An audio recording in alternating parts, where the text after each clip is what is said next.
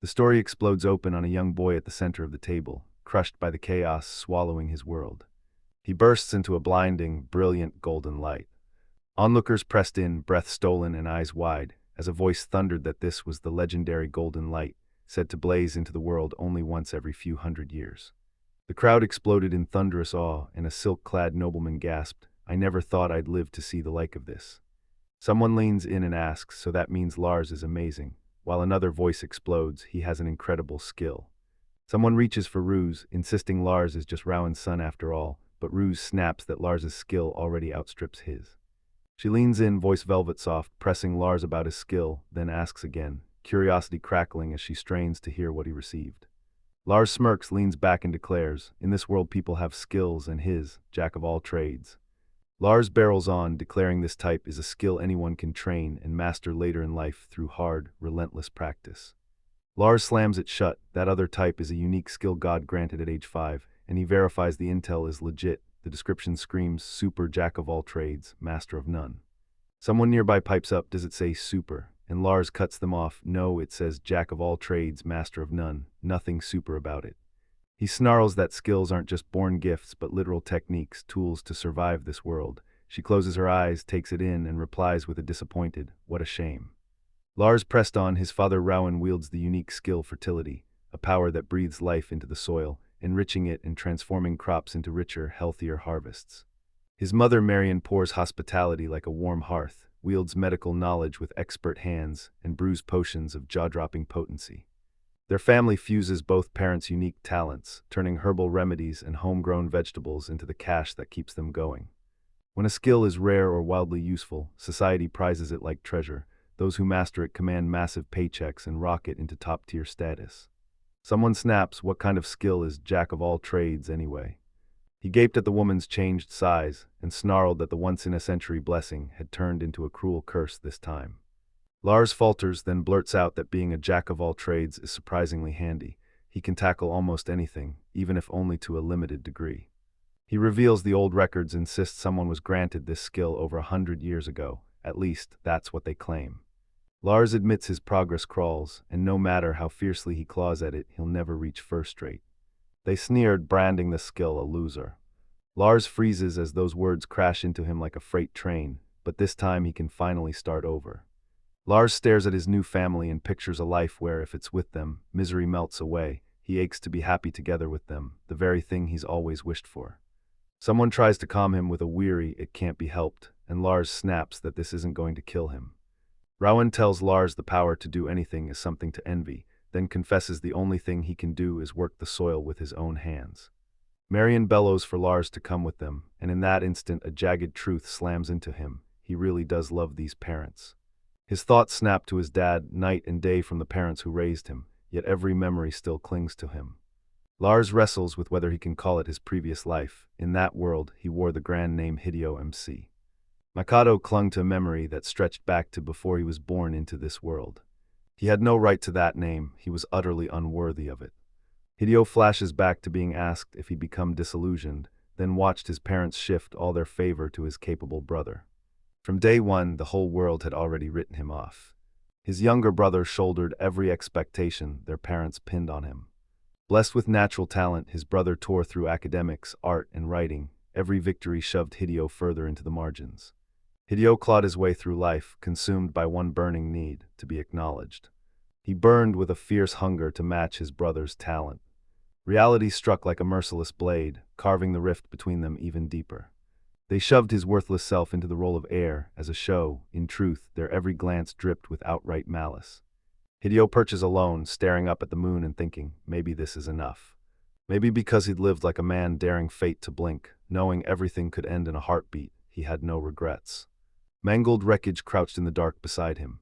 He could already picture his parents and little brother grinning as they counted the insurance payout if he died. That was the kind of family they were. He craved a single scrap of recognition from his parents, plunging into anything to snatch their praise. He scoured every corner for something, anything he could do, turning video games into battlefield drills just to finally beat his brother. When the smoke cleared, every case he built collapsed. He couldn't prove a single thing to them. A hand clawed at empty air, relief surged through Hideo. The torment of his old life was finally over. Obliterate that like button and slam subscribe. Crave more hidden manga gems? Now I dare you to. Comment, I'm loving it, I bet most of you are hooked too. If you won't do it, fine, I'll take over, alright, let's continue. The scene explodes into light as everyone rushes to Marion, cheering. She's just delivered a healthy, beautiful baby boy. Rowan scoops the baby into his arms beside Marion, declaring they're theirs at last, and the older child, dead 8, lights up with excitement as someone tells him to look at his little brother. Marion beams, declaring the baby has her hair and his dad's face, then throws her head back laughing as she pictures the wild, rowdy future of raising 2 boys. Lars bursts into his new life, and as days blur by, Hideo's eyes snap open with cold clarity. He finally grasps the situation. His new parents are nothing like his old ones. He'd never met them before, but peace floods through him whenever they're near. Everyone swore he was dead, but he came back to life as the Irving family's second son, and someone cries out for baby Lars. Marion scoops up baby Lars and gushes that he's unbearably, heart-meltingly cute. Dead 8 lunges to hold him too, and someone scoffs, so you're trying to be the proper big brother now. They'll tell him maybe when he's a little older. Lars grins, pointing out his big brother can't resist patting his head. Bombarded by pats every day, he's terrified his already thin hair will fall out. He craves just one day of peace. When someone shouts, "Where's Nina?" a fierce warmth floods Lars, scarred by a brutal past, and even as a baby that question fills him with joy. Every time he looks at their faces, their smiles hit him like a burst of sunlight. What a happy family. Nina's heading back to her parents' home today and blurts out, "Is anyone heading out?" The moment Lars was born, Rowan's gut clenched. He knew he'd have to slash the wages.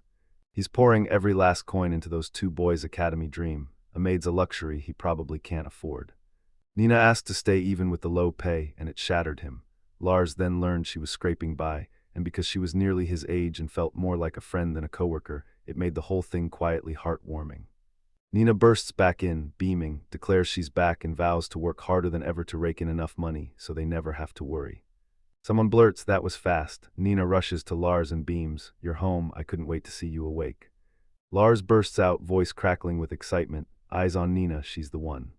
8 comments erupt, declaring Lars wildly popular, and someone even gushes that he's adorable. Now the whole household stands united. Father Rowan, Mother Marion, older brother Dead 8, Lars, and their maid Nina, the 5 who are the Irving family. They scrape and stretch every coin, but shower the kids with relentless, all-out love. Lars's heart blazes for his new family. 3 years later, when Dead 8 turns 5, the church imbues him with the charisma skill. Lars calls after his big brother, "Wait up," and Dead 8 calls back.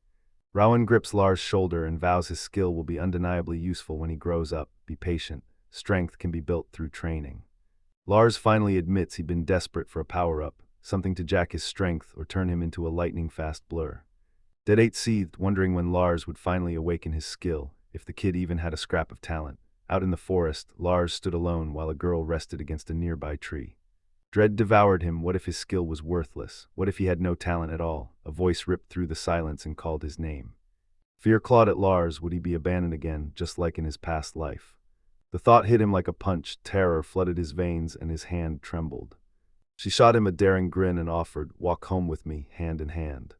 They clung to each other, refusing to be torn apart. Her words poured warmth and reassurance, but the girl's instincts prickled and she cried out, "Lars." He blurted an apology and swore he was okay. She brushed it off. "It's fine," she said. Lars nodded and they set off home together.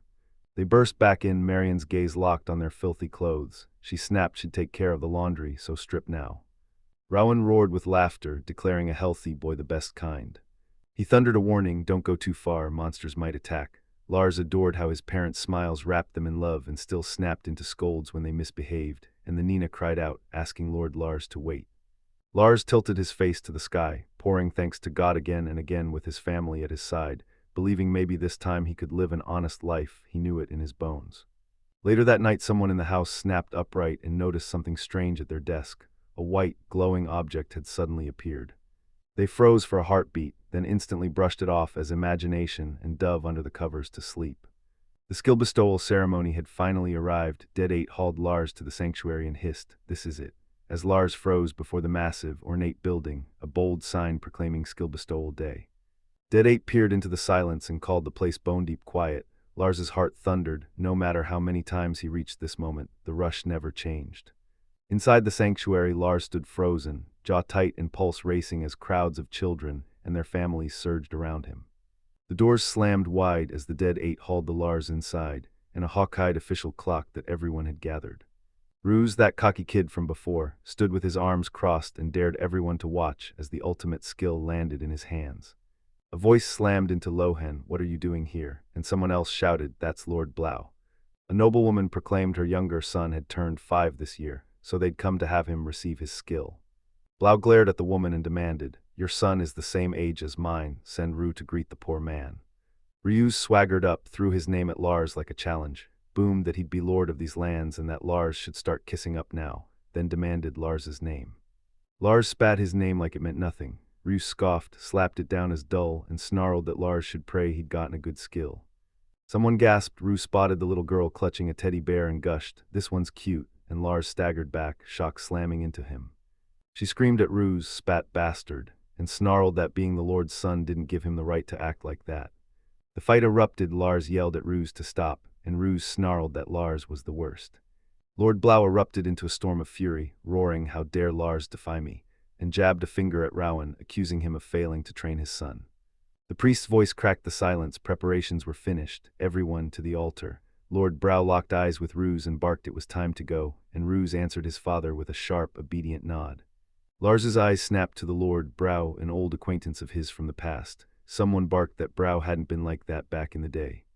Lars's thoughts snapped back to his father. The girl clutching a teddy bear shot Lars a grateful smile and thanked him for earlier. Then the blonde strode forward and declared herself Lucio.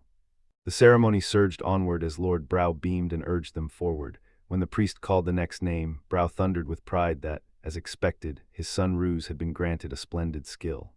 Dead Eight snapped at Lars, "Time to go," and Lucio flung a last, aching wave as they climbed upward. The ceremony surged forward as the priest intoned, commanding Lars to place his hand on the ornate altar plate. The ritual exploded into motion as priests beseeched the god to pour divine power into the new child, and Lars felt a skill spark to life inside him. Lars unlocked the unique skill, Jack of all trades. Someone hollered Rowan's name, and Lars was hit by a rush of recognition. This was the same man he'd been in his previous life. A voice sliced through the air, cackling that they'd heard Jack of all trades was a worthless skill, and that Lars deserved it for defying them. Mockery rained down as they jeered that Ryuz's magic swordsman's skill was nothing but inheritance, like parent, like child.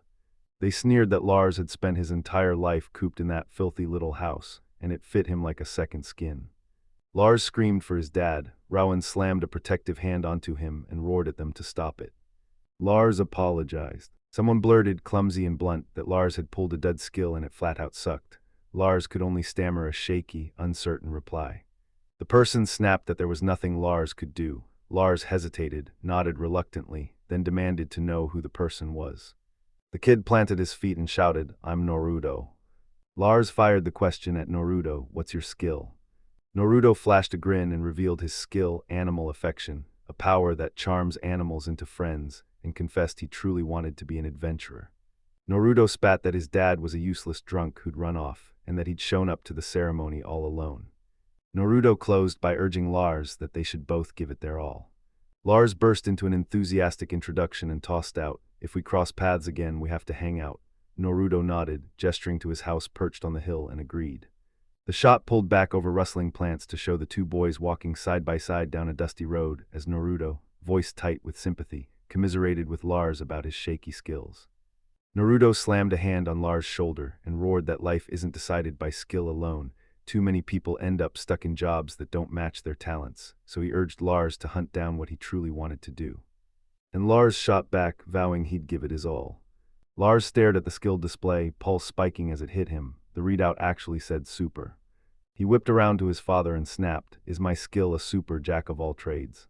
Lars wrestled with whether the solitary super he alone could see meant anything. Norudo barked, "From my vantage, there's no super on it." Meanwhile, Lars bellowed, "I'm home," shrugged off the doubt, and vowed he'd live strong with his family even if his skill was useless. Lars faced the man he used to be back then, memories roaring in his chest. He still hadn't grasped just how game-changing that odd skill, jack of all trades, truly was. A memory of his family slammed into him. At the doorway, Nina and the other girl welcomed Lars back. They swarmed him, breathless and clamoring to know how it went, urging him to spill it now, while Lars stood rooted, his eyes sparkling with raw emotion. Lars scoffed, revealing it was just one of those dud skills the so-called jack-of-all-trades had. Inside the house, someone called out, "What kind of skill is that?" and Rowan plunged into an explanation. Lars plastered a brave grin and insisted it wasn't some skill holding him back. He could pick his jobs, so he was fine. Someone nearby murmured sympathy for Lord Lars. Lars latched onto Nina, trembling and spilling his heart out, while Nina stood frozen, eyes wide at his reaction. The unnamed girl fretted aloud that people would stare if they discovered her skill was useless. Nina shot Lars a nod, "You're right," and warned that people secretly judged others by skill behind the scenes, as Rowan silently slipped away from the group. Later outside, Nina and the unnamed girl flanked Lars as someone bowed, calling him young master and my lord and saying skills didn't matter after all, and Lars let the words wash over him until, suddenly, everything clicked. He finally understood the situation. A bolt of truth hit him. His family was kinder than he'd ever imagined. Rowan vowed he'd grind day and night to push Lars and the others into the academy, telling him money would be the last thing to worry about. Lars answered, hope bright in his voice, that he just wanted to find some kind of job. He thanked his father with bright enthusiasm. Lars' mind leapt to the future, picturing himself acing the academy and snagging a great job, and he forced himself not to worry about money. A buzzing doubt clawed at him. Would they lash out if he secretly took a part-time job in town? He told himself Dad was doing his best, extra money would be welcome, and they were holding steady. He stalled, putting off his trip to town, while Lars burned with curiosity about that Lord Guy, Brow, because his father had clearly refused to stand up to him. Facing 5 years of relentless training before he could enter the academy, Lars slammed into one brutal truth. He had to master his super all-around mediocrity skill right now. He swore he'd give it his all starting tomorrow. Later that night, footsteps thundered through the house. Dusk crept up the staircase and across the exterior, wrapping the house in hush while Lars lay in bed, eyes glued to the ceiling. Out of nowhere, a dark-haired stranger materialized and coolly greeted Lars, smirking that he'd actually made it here properly. Lars jolted upright, shock ripping through him as he barked, "Who are you?" The figure smirked, scoffing they weren't suspicious because Lars had answered them before. Lars' breath caught as that same dull voice he'd heard outside his window back, then sliced through the air. Lars demanded, "Who are you?" The figure bristled and spat, "You're rude." The crowd buzzed, no one could tell if Lars was a man or a woman, and whispers swelled that he might be a god. Lars snapped back, bristling, daring them, "Which part of me even looks like a guy?" The figure snapped a fierce denial, then unleashed a razor-sharp explanation of their reasoning. Lars wore a suit with trousers, his short, messy hair tousled, and he somehow looked oddly neat. Lars blurted an apology, saying he hadn't expected Regalo to be that shocked. The mysterious figure froze, then reconsidered, smiled, and decided that reaction suited her just fine. Panic slammed into Lars the moment she appeared. The dark-haired visitor announced, "Regalo," then pierced the silence with one clear declaration. She was a woman. Regalo plunged back into her explanation and dropped the bomb. She confessed she had reincarnated Lars into this other world. Lars froze, eyes locked on her as the revelation slammed into him, shock ripping across his face. Regalo said she'd figured Lars would believe her the moment she shoved the proof right under his nose. Lars's eyes shot to every familiar detail and memories slammed into him. This was his room from his previous life. A grin spread as he admitted everything was going great, and he thanked her for the reincarnation. Lars blurted, "So she's a god." Regalo snapped back, "No, she's the exact opposite, a demon." Lars staggered back, eyes wide, when Regalo admitted she was a demon, but she flashed a grin and brushed it off. She wasn't after his soul, she just wanted to walk him through his skills. Regalo leaned in with a fierce grin and asked Lars if he wanted to know about the super jack-of-all-trades skill she had granted him. Lars scoffed that 5 years had already passed since his reincarnation and snapped, "Aren't you a little late to show up?" Then demanded, "What exactly is this super jack-of-all-trades thing?" Regalo grinned. The skill was exactly what it sounded like, a jack-of-all-trades. If Lars put his mind to it, he could tackle any task and pull it off at a steady, average level.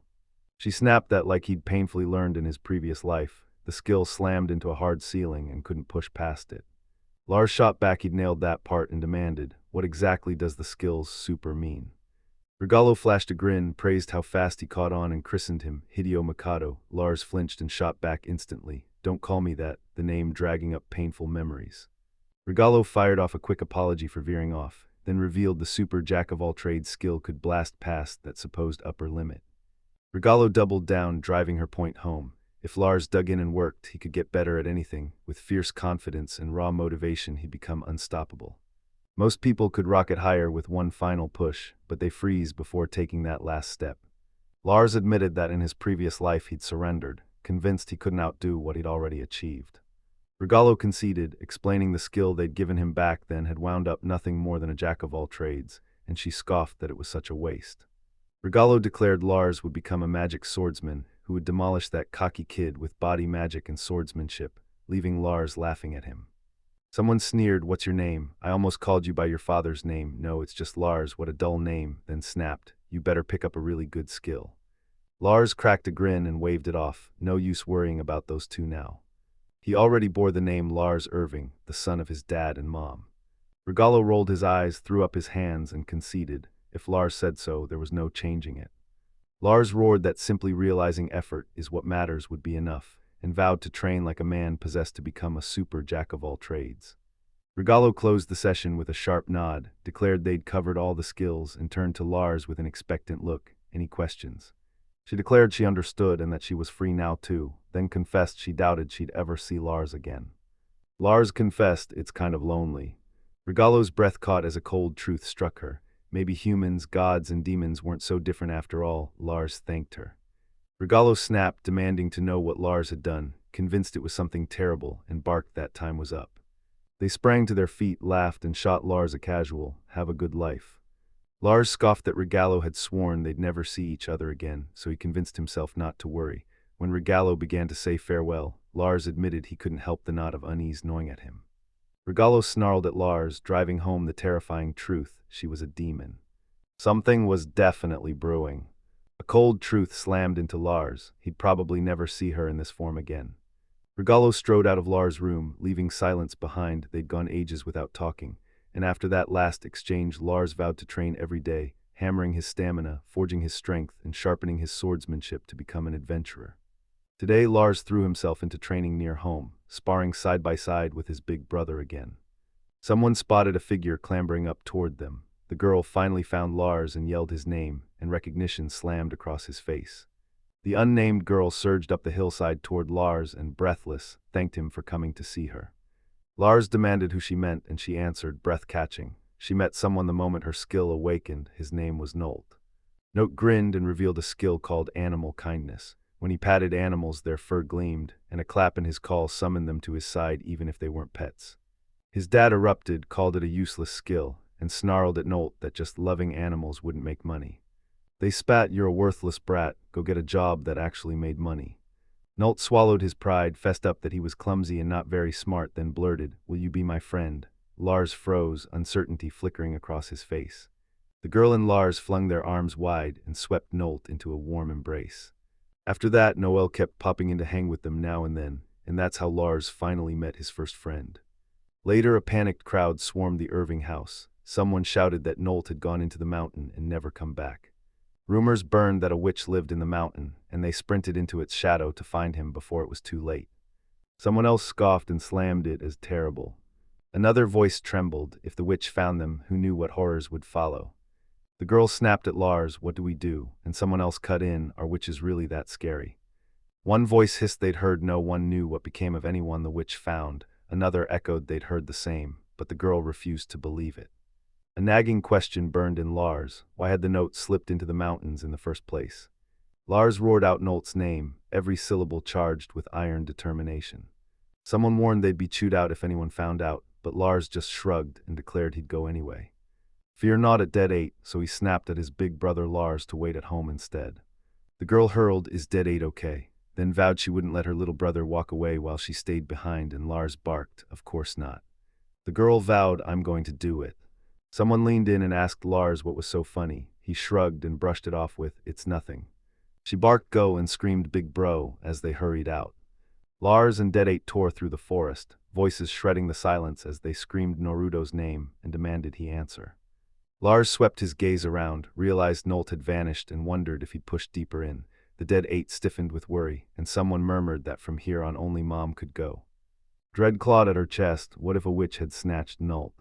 She snapped that if they pushed on they'd earn a furious scolding and dive straight into danger. A colossal bear burst into view before them, unleashing a bone-rattling, menacing roar. Her eyes locked onto the beast and she screamed, "Big brother."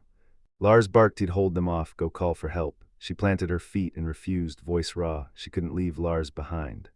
Lars barked for her to go, to hurry. She dug in her heels and swore she'd protect him instead.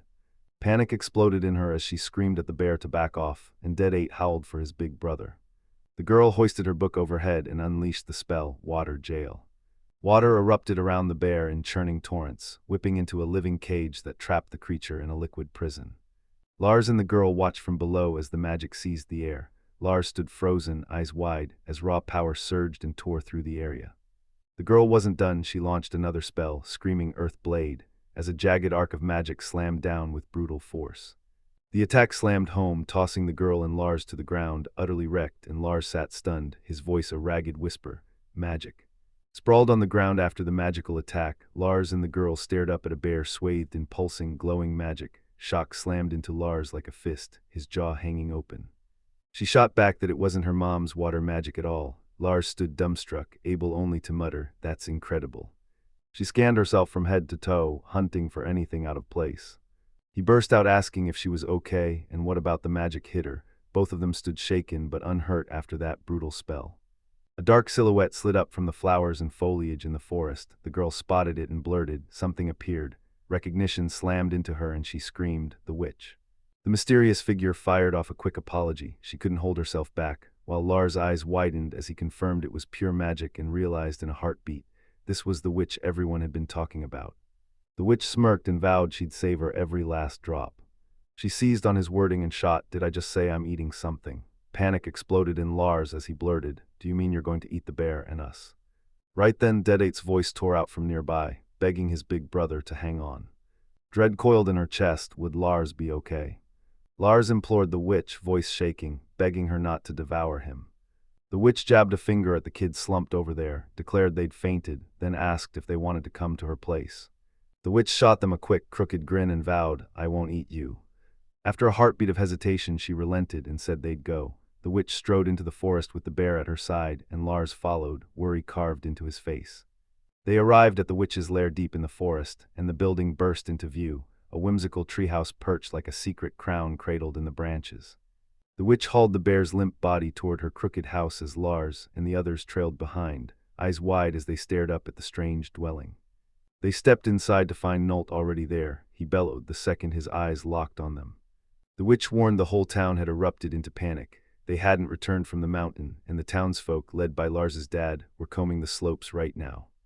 Nolt blurted that Ms. Berna had hauled him out when a hurt leg left him rooted to the spot, and the witch shrugged, saying she'd only come to gather herbs. Lars's voice cracked with gratitude as he thanked her for caring for Nolt. The witch's apology tumbled out as she gathered Nolt into a soft, protective hug. Lars froze, pulse stuttering, then forced the words out, "Is Ms. Berna really a witch?" He swallowed hard, voice trembling, and choked out whether the rumors that witches snatched and devoured children were true. The witch's smile widened as she said she was a woman who wields magic, so the label fit her perfectly. Her body quivered as she whispered that the witch terrified her. Panic ripped through her as she shrieked, "What do we do if the witch attacks us?" Lars' panic exploded beside her and he barked the same question. The witch burst into laughter, shrugging it off as baseless rumor and snapping, "Do you really think I'd ever do something that awful?" She cut through the chatter, explaining the townspeople's whispers about a witch were nothing more than a misunderstanding. A bolt of insight exploded through Lars. He snapped his head up and shouted about the magic from earlier. The witch confessed she was strongest in attack magic and didn't mind teaching them. Lars exploded with excitement and said that was fine, he'd appreciate something more practical. He leaned in and asked her name. She replied, "Belna."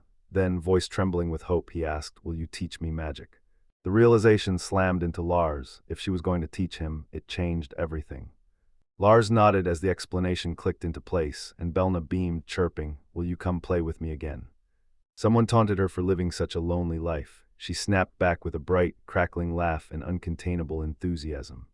She swore she'd learned to defend herself beyond mere skill, and when Lars stepped forward and asked to join, she grinned and told him he was more than welcome. Meanwhile, someone blinked in disbelief and demanded why a rumor like that would latch onto Belna. She laughed brightly, cheerfully declaring she was overjoyed because today had been an amazing day. Worry blazing in her eyes, the girl asked if Lars was okay and yelled for him to run. then suddenly fell silent as confusion stole her voice. Belna snapped she had to cook the bear properly before it spoiled. Later that evening, when they safely returned to the village, Lars's dad hauled off and pummeled them, and the narration confirmed they definitely felt his fists. She screamed for her big brother as a second voice ripped through the air, bellowing, "Dai Pato."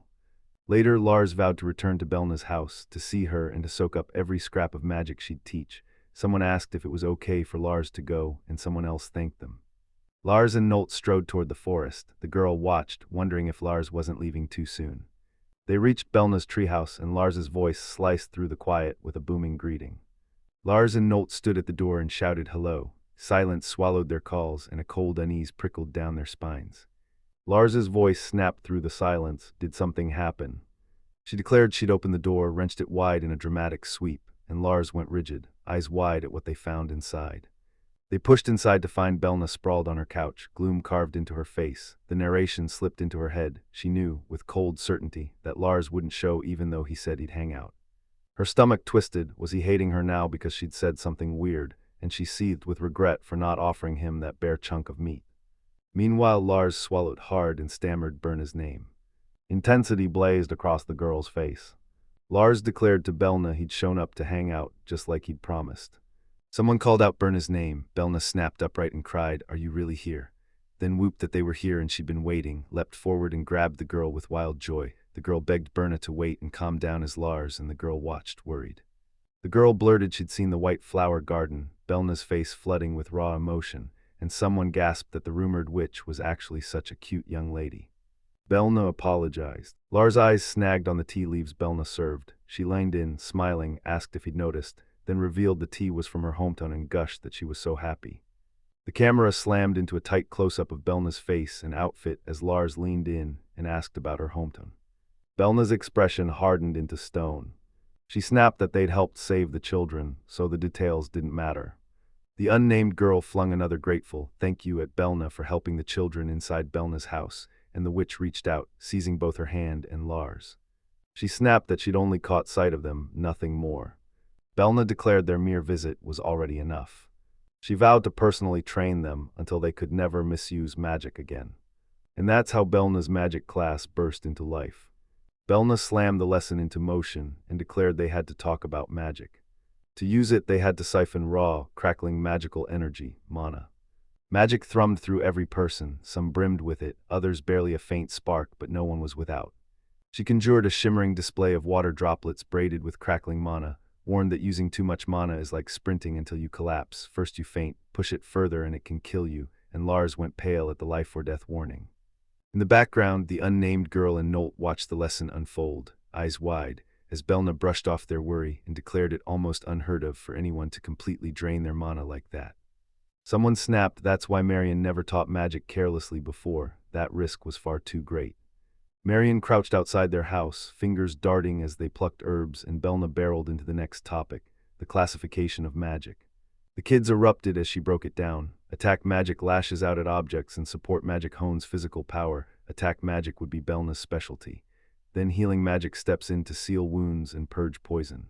They capped it off with life magic, the power to conjure medicine or call up clear drinking water. Someone piped up that Lars's mom was a master at it.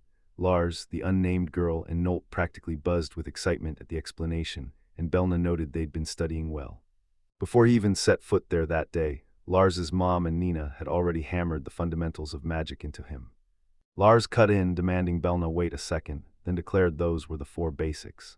Confusion flared across someone's face when Lars asked if those were just the basics. Did that mean there were other types too? Belna slammed his palm down and announced it. He was right. They revealed a kind of magic called ancient magic that mimics skills, and some spells even let you soar. The 3 kids exploded with excitement. Nolt blurted, "It's just like magic." The girl snapped, "No, what we're learning is magic," and Lars chimed in, "It's amazing, like a skill."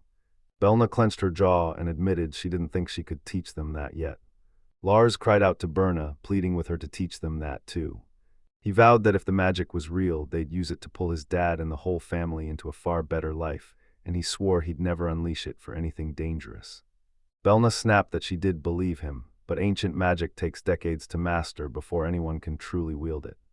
Belna swallowed a hard truth. People grow at their own speed, and she couldn't say how long learning would take. Lars snapped that, for now, the basics were the only thing that mattered.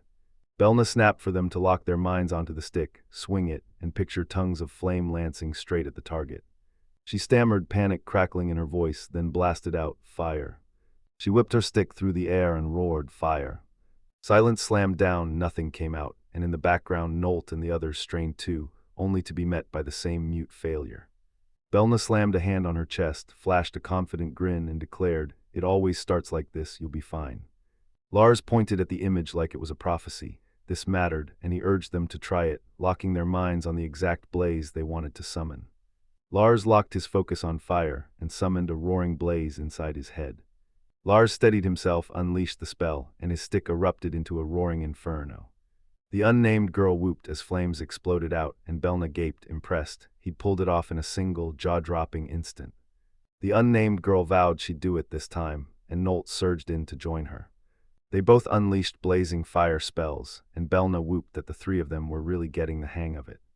Lars' jaw set with fierce determination as he vowed the next one would be bigger and stronger. He bellowed, "Fire." Again, then paused and told the other two they were getting the hang of it.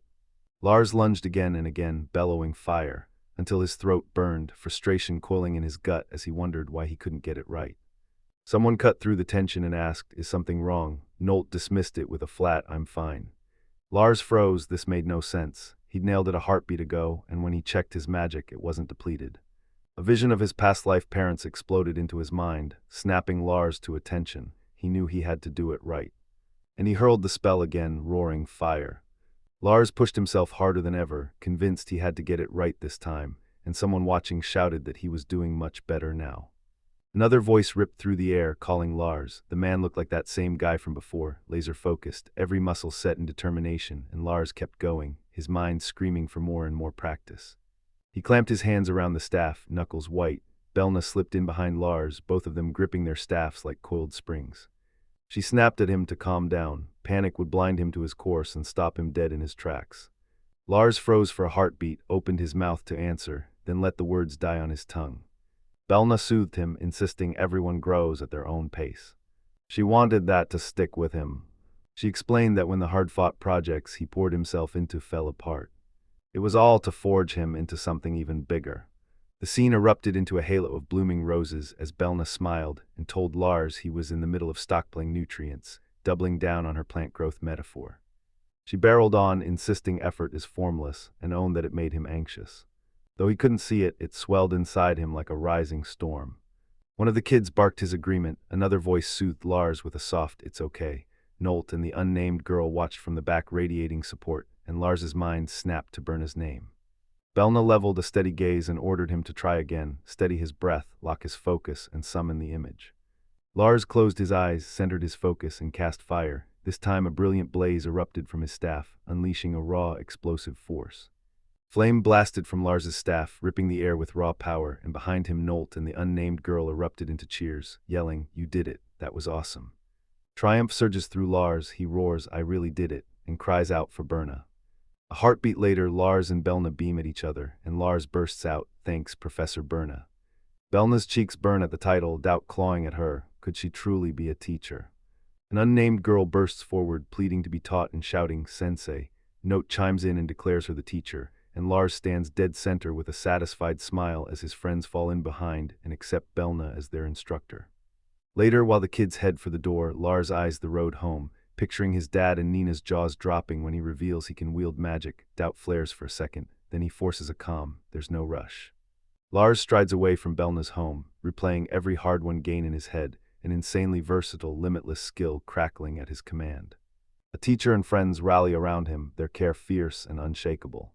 Inside the house, Belna plants herself at the window, eyes locked on him as he walks away. Lars lets a private grin spread, his chest swelling with the simple truth he's got a family. Back home, Nina zipped through her maid chores, cradling something in her hands as a bright, cheerful grin lit her face. Lars spins to her, eyes blazing, and snaps, "Tell me, how are Roan and the others holding up?" During another practice session, the unnamed girl and Nolt lingered at the back, eyes locked on Lars as he stood alone in the distance, and Lars barked, "Watch me." Lars thrust his hand up as a glowing magic circle blossomed in his palm. Eyes ablaze with focus, he shouted, "Fire," and flames exploded from his staff in a roaring, searing blast. Minutes melted away since Professor Berna's magic class kicked off. Lars stood like a pillar of confidence as the unnamed girl and Nolt gaped, all blazing in their eyes while they voiced stunned admiration for how far he'd come. In just 2 weeks, Lars mastered fire magic, blasting razor-precise torrents of flame from his staff with brutal force. She watched, eyes locked, and knew a big part of his progress came from Professor Berna's razor-precise instruction. The unnamed girl and Nolt plunged back into brutal training at Lars' side. Even compared to the two others learning with him, after just 2 weeks Lars had already blasted past them. His jack-of-all-trades talent made those results undeniable. Lars stood there, grin widening as a wild thought hit him. This wasn't a dud, it could be an incredible skill. The trio strode side by side through the forest, leaves crunching under their feet. The unnamed girl flashed a grin and said she was already looking forward to it, and Lars snapped, "What do you mean?" The unnamed girl proclaimed, "It's the Harvest Festival." Lars blurted, "Where should we start?" They wove through a town bursting with festival decorations, food stalls crowding every corner. One of them blurted out they were dying to tear into the yakitori. Lars blurted, "Are you eating?" And his dad answered, "I'll eat later." Someone in town spotted Rowan and his son and called out, "Is that Mr. Rowan?" Rowan beamed and said his youngest had finally grown up, so he'd brought them to the Harvest Festival. Rowan barreled into Marion, who asked him for a little extra of that same medicine. He said he didn't mind but pressed, "Are you sure?" And Marion said she'd ask for vegetables next time, that she was on his side and she'd pay the market price. Rowan flashed a grin and vowed he'd deliver it later. His son always dodged trips into town, so suspicion flared in him, but it was just his worry running wild. Suddenly a woman snapped at Rowan, asking if he was really going to splurge like that, and a dark-haired woman in a vest sneered that he had 2 kids and no money yet strutted around like he was better than everyone. Someone asked if he just said he was out of money. Rowan snapped that he wasn't broke, he was saving because he had to send his sons to the academy and already had some put aside. Someone dared to mention his eldest son. Lars snapped, exploding into a furious yell at them. He spat "bastard" at them, swore his sons had nothing to do with this, and snapped for them to shut up. Someone tossed out the idea that they should get out of there. Dead 8 yanked Lars back, growling that people that nasty lurked out there, and he refused to let the kids go near the city on their own, and Lars whispered, "Dad." He dismissed the academy. Professor Berna was already training him in magic, but worries about money gnawed at him. The state's most important military service loomed like a thundercloud. The state of the state shuddered, and Dead 8 snarled in frustration. The nameless girl urged they play a bit longer before heading home, branding the people they just met a nasty lot, and Lars shouted for his mom. The scene snapped, and the girl caught someone recognizing that it was Nina. Lars yelped as someone cried, "AI, wait up," then hurriedly apologized, admitted they were about to burst, begged for a quick bathroom break, and swore they'd be right back. Lars tore through the streets, heart hammering as he hunted desperately for the right direction.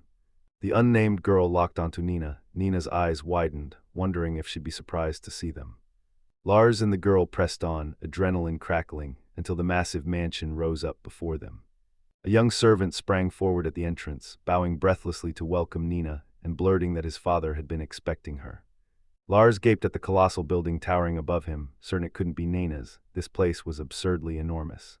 Recognition slammed into him, the greeter's true identity hit home, and he knew without doubt this was the Lord's mansion. Lars planted himself outside, craning his neck toward the mansion, mind racing. What was Nina even doing in a place like this? Nina strode through the door, nothing but confidence in her full-made outfit. Lars melted into the garden bushes, watching with a hunter's focus. Hiding in the mansion's shadows, Lord Brow murmured that Rowan and the others were barely holding on, and a servant shot him a grim nod in agreement. A cruel grin ripped across the Lord's face as he crowed that driving them out of town like this would be a thrill. Nina stormed up to the Lord, distress carved across her face as she demanded, "Are you satisfied now that you're the Lord?"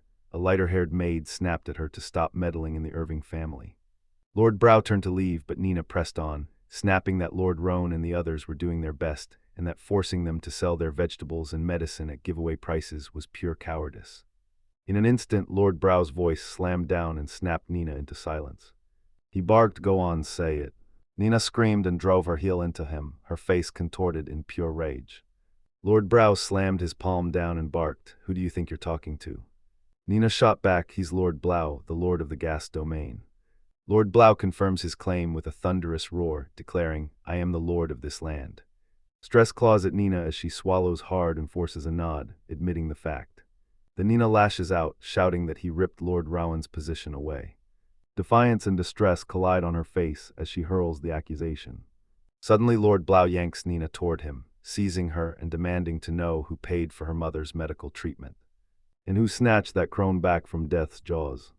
Nina's face crumpled in raw distress at his words. Lord Blau barreled on, revealing he'd later learned her true talent was a masterful knowledge of herbs. He snaps, was she behind that too? Whispers claimed Nina's own mother was writhing from herbal poisoning, and the trail led straight to Nina's actions. Nina fires back, "You've got no proof." Lord Blau snaps at Nina, "You were the one who swore you'd do anything to repay that monstrous debt. That's why we've been shadowing Lone and Marion, watching their every move." Nina snarls, "Coward," points to how he ripped Lord Lohan from his lordship, then accuses him of forcing 2-year-old Lord Deadite to drink poison. Lord Brow spun his advice as the steady words of a devoted servant and lifelong friend to Rowan, and not a soul suspected a thing. He flashed a wicked grin and detailed his scheme. He'd forced Deadite to drink the poison he'd concocted, then had the doctor in their pocket demand an exorbitant treatment fee to drive Rowan out of his lordship. They wrote him off their one fatal mistake. The kid survived. Nina snapped, "Of course the Deadite survived." She pushed past exhaustion, risking her life to brew the medicine while carrying her unborn child. That kind of effort would pull him through, no doubt about it. Lars hovered nearby, gut twisting as the sick truth hit him. Even he who'd been tucked inside Marion's womb at that time could have been lost. She teetered on the brink of losing the baby. Lord Brow loomed over Nina and sneered, "Should I tell Rowan? Say yes, and your mother will be dragged off on a trumped-up charge." Shock slammed into me at his words. Lord Brow barked for her to quit resisting and be his already, sneering that they'd known each other since her servant days, while Nina bucked and thrashed, screaming for him to let go of her. Lord Brow grabbed Nina from behind and barked, "What is there to refuse? A lord brimming with wealth and status." Nina stared him down, defiance burning in her eyes, and spat, "Do you know people call you a shitty lord who can't even govern properly?" Lord Brow slammed her to the ground and sneered that the phrase, "out of your leg," had been made just for her.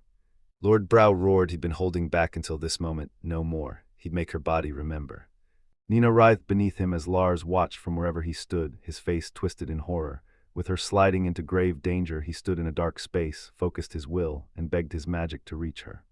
He bellowed, commanding flames to burst forth.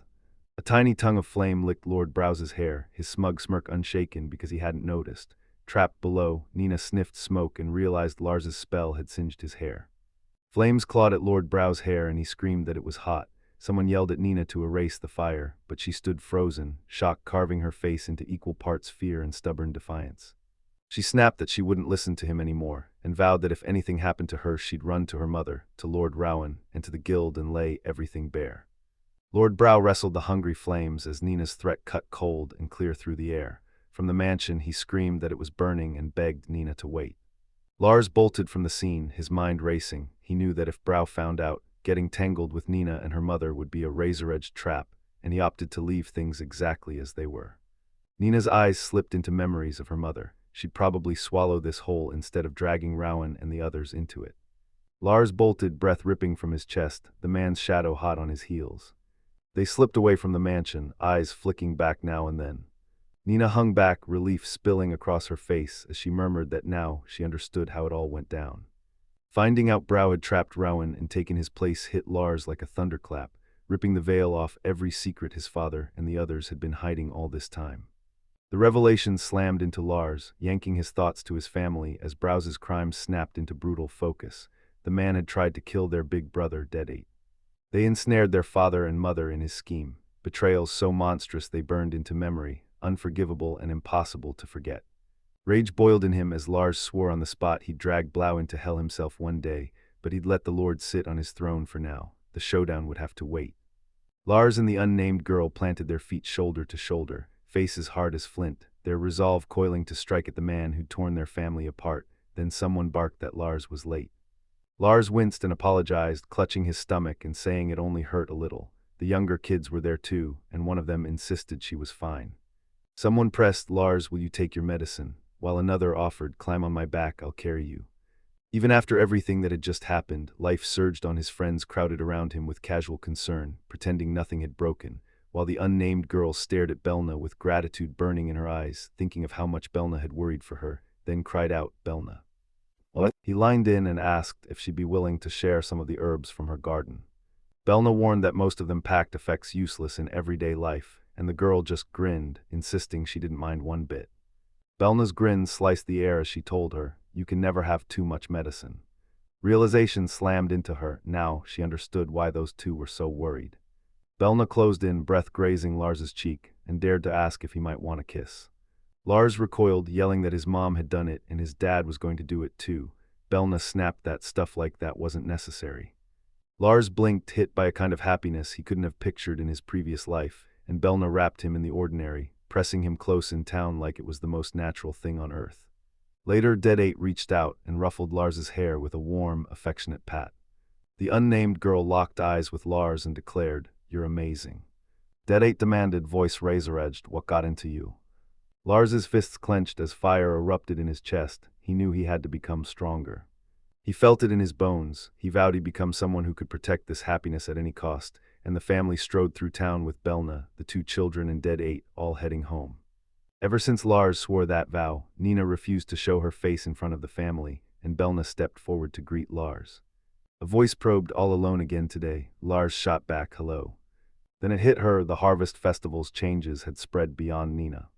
Lars said his big brother was holed up at home, nose buried in books since Nord wasn't around to pull him out. Nord's father stirred up trouble and landed behind bars, so Nord was shipped off to the orphanage. Nord started disappearing from their play sessions, and Dead 8 slumped under a sadness you couldn't miss. Lars swallowed and confessed he couldn't flash his best side like this, and Belna asked if it was still a bit too early for him. Lars revealed he'd come alone today for a reason. He had to cut straight to the point.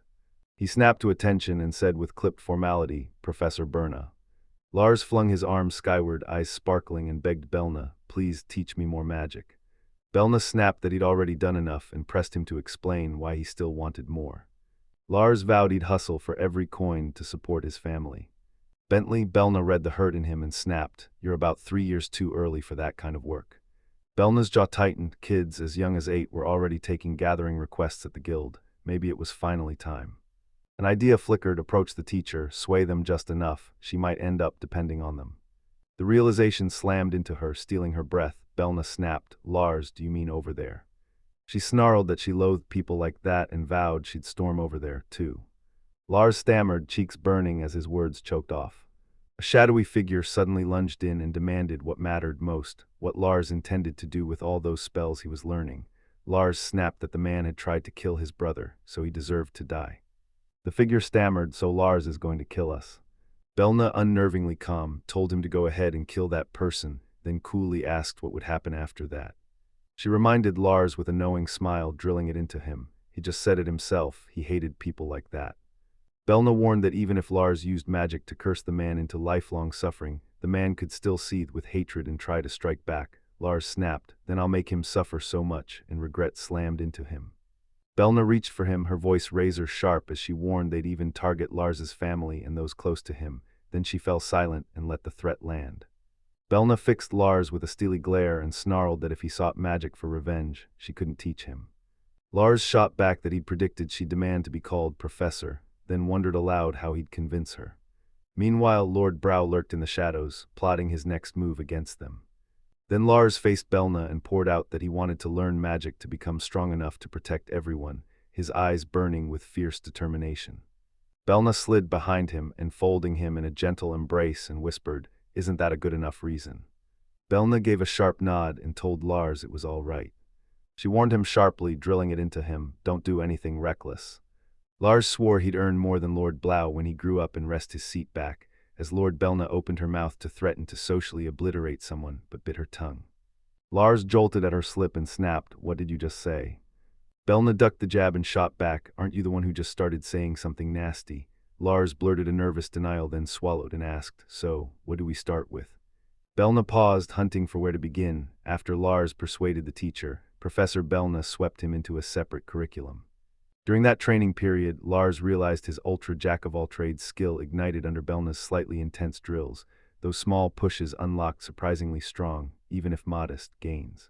With that hope burning in his chest, Lars threw himself into the same sharp routine, running the drills again and again, believing even the tiniest specks of dust could someday snowball into a world-changing force. Lars locked into a brutal solo regimen and trained almost entirely on his own. Dedit's drive crumbled and his visits to Belna dried up. Nolt plunged headfirst into the orphanage's work, and every task there pulled him farther from the training group. Lars slammed into relentless magic training, repeating to himself like a mantra, "Slow down, don't rush." He swore to rebuild his strength, grinding it out inch by inch. 3 years later, outside a towering hall, someone gasped. 3 brutal years had burned away since Lars swore he'd bring Blau crashing down. Dead planted himself in the town square, clad in his academy uniform, every feature sharpened by a sudden, undeniable maturity. Lars blurted that his big brother looked insanely cool, and his brother flushed, mumbling a bashful thanks. Their mother shot Dead a sharp question: had he forgotten anything? He shrugged and promised he'd be fine. When Nolt stopped coming, Dead threw himself into merciless training. A full year before the academy, he pushed his body to the limit, swearing he'd never be the pathetic older brother.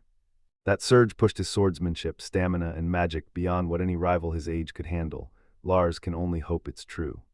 Lars watched Marion, his mother, push herself past the breaking point.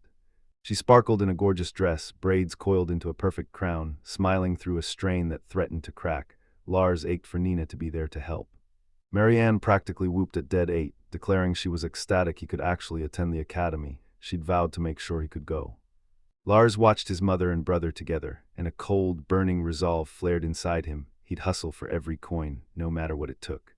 Lars and Dead planted themselves outside the Grand Academy building, their new uniform razor-crisp and impossible to ignore. Lars barked that Dead had to rush inside before the entrance ceremony kicked off. Then a familiar voice split the air and called out to Dead. The unnamed girl from their childhood burst in, spitting frantic apologies for being late while gasping, cheeks flushed and clearly flustered.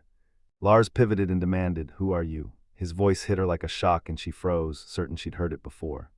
She cried out to Nort, ecstatic and overjoyed he'd come, while Lars froze in disbelief, his mind racing to catch up. Meanwhile, the girl planted herself before him. The narration ripped the mask off. The cute girl standing right in front of Lars was Nort. Nolt roared Lars' name. Lars froze, eyes wide, pure confusion plastered across his face. His brain short-circuited as he stared at the cute girl standing before him. Her name was Nord.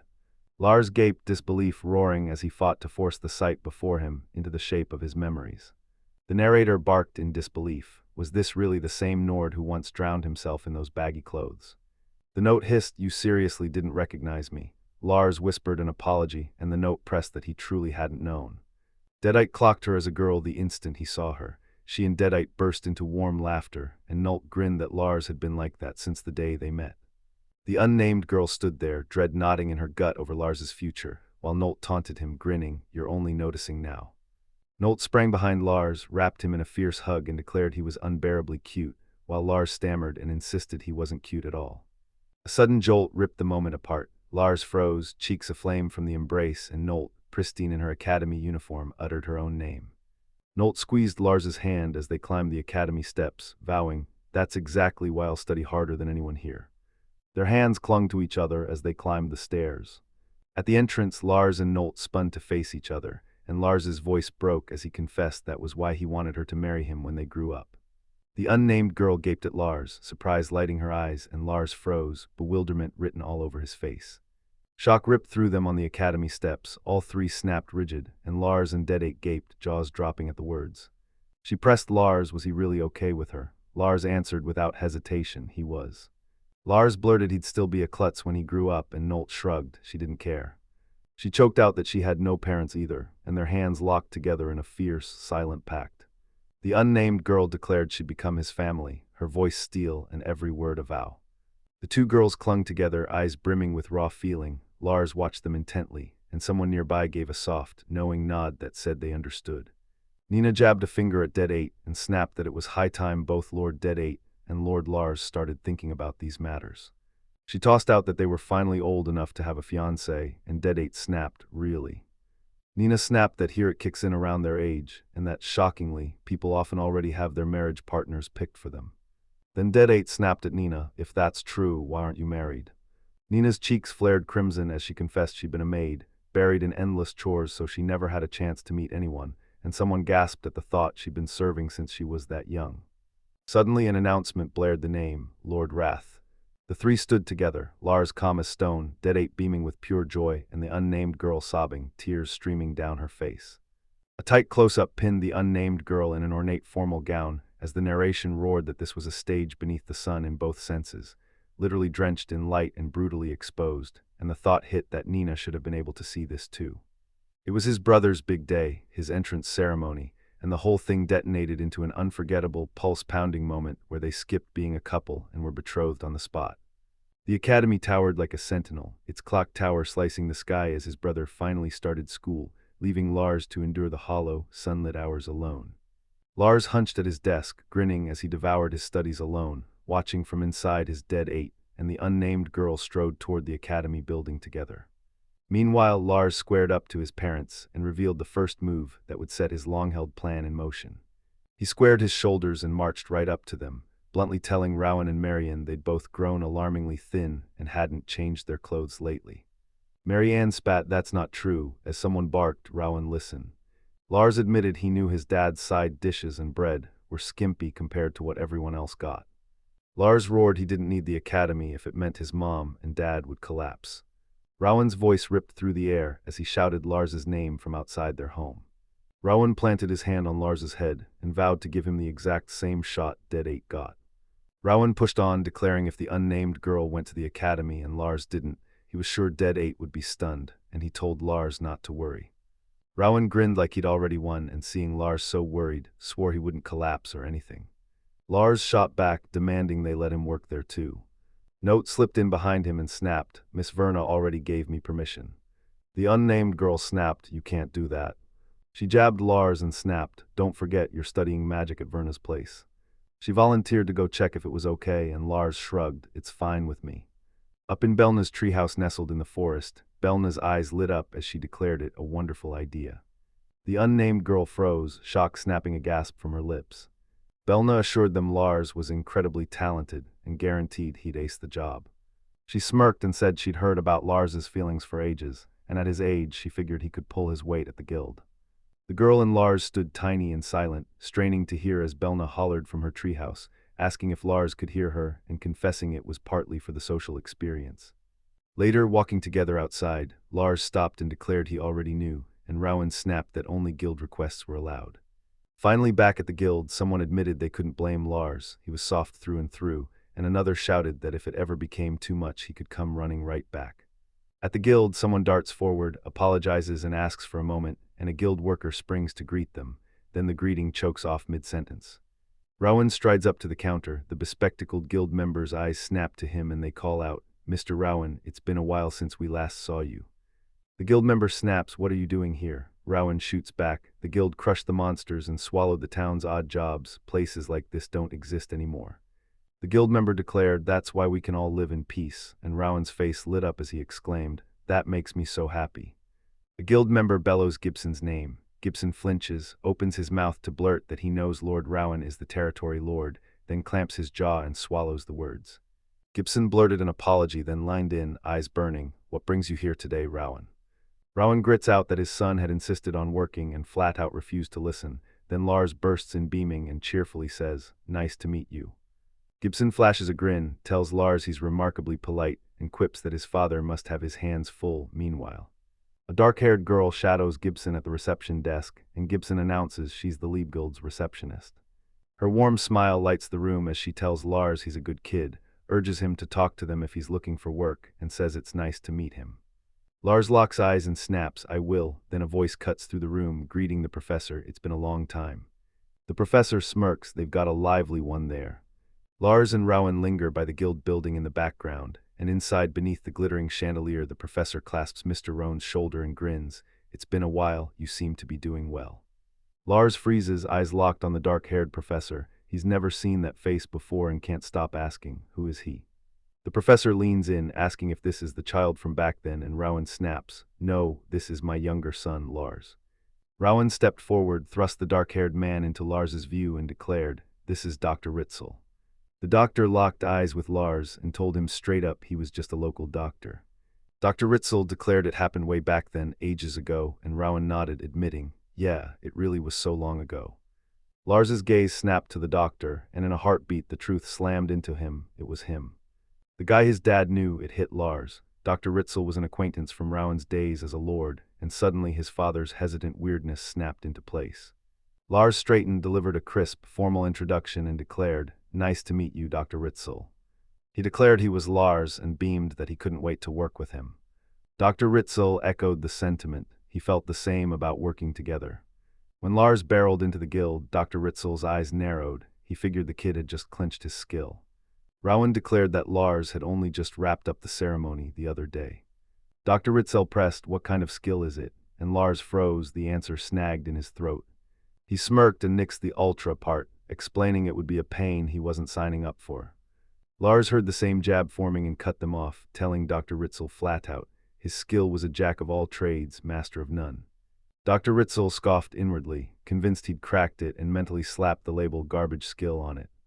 The doctor conceded Lars was right, exactly as he'd said, and Lars snapped that his next moves would depend on how he used it, so he had to give it everything he had. Dr. Ritzel pressed his hand to Lars's head and urged him to give his all, admitting it might be beyond their power to fix, but still insisting they try. Lars fired off another "thank you." Dr. Ritzel said he was off. After the doctor strode away, the guild buzzed. He was an exceptional teacher who always watched over the townspeople. Rowan declared he'd join Lars on today's quest, and Gibson barked, "You've got it." The receptionist yanked an old document from the drawer, saying she'd finally dug it out. It slammed her back to the night Rowan got injured hunting monsters, and she warned that, without relentless training, even abundant skill couldn't bring those beasts down. Rowan swallowed his pride and admitted it wasn't for him.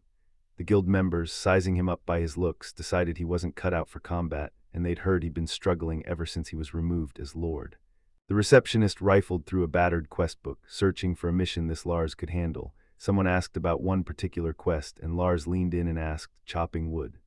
Lars declared he could unleash magic, so he'd tackle far flashier requests.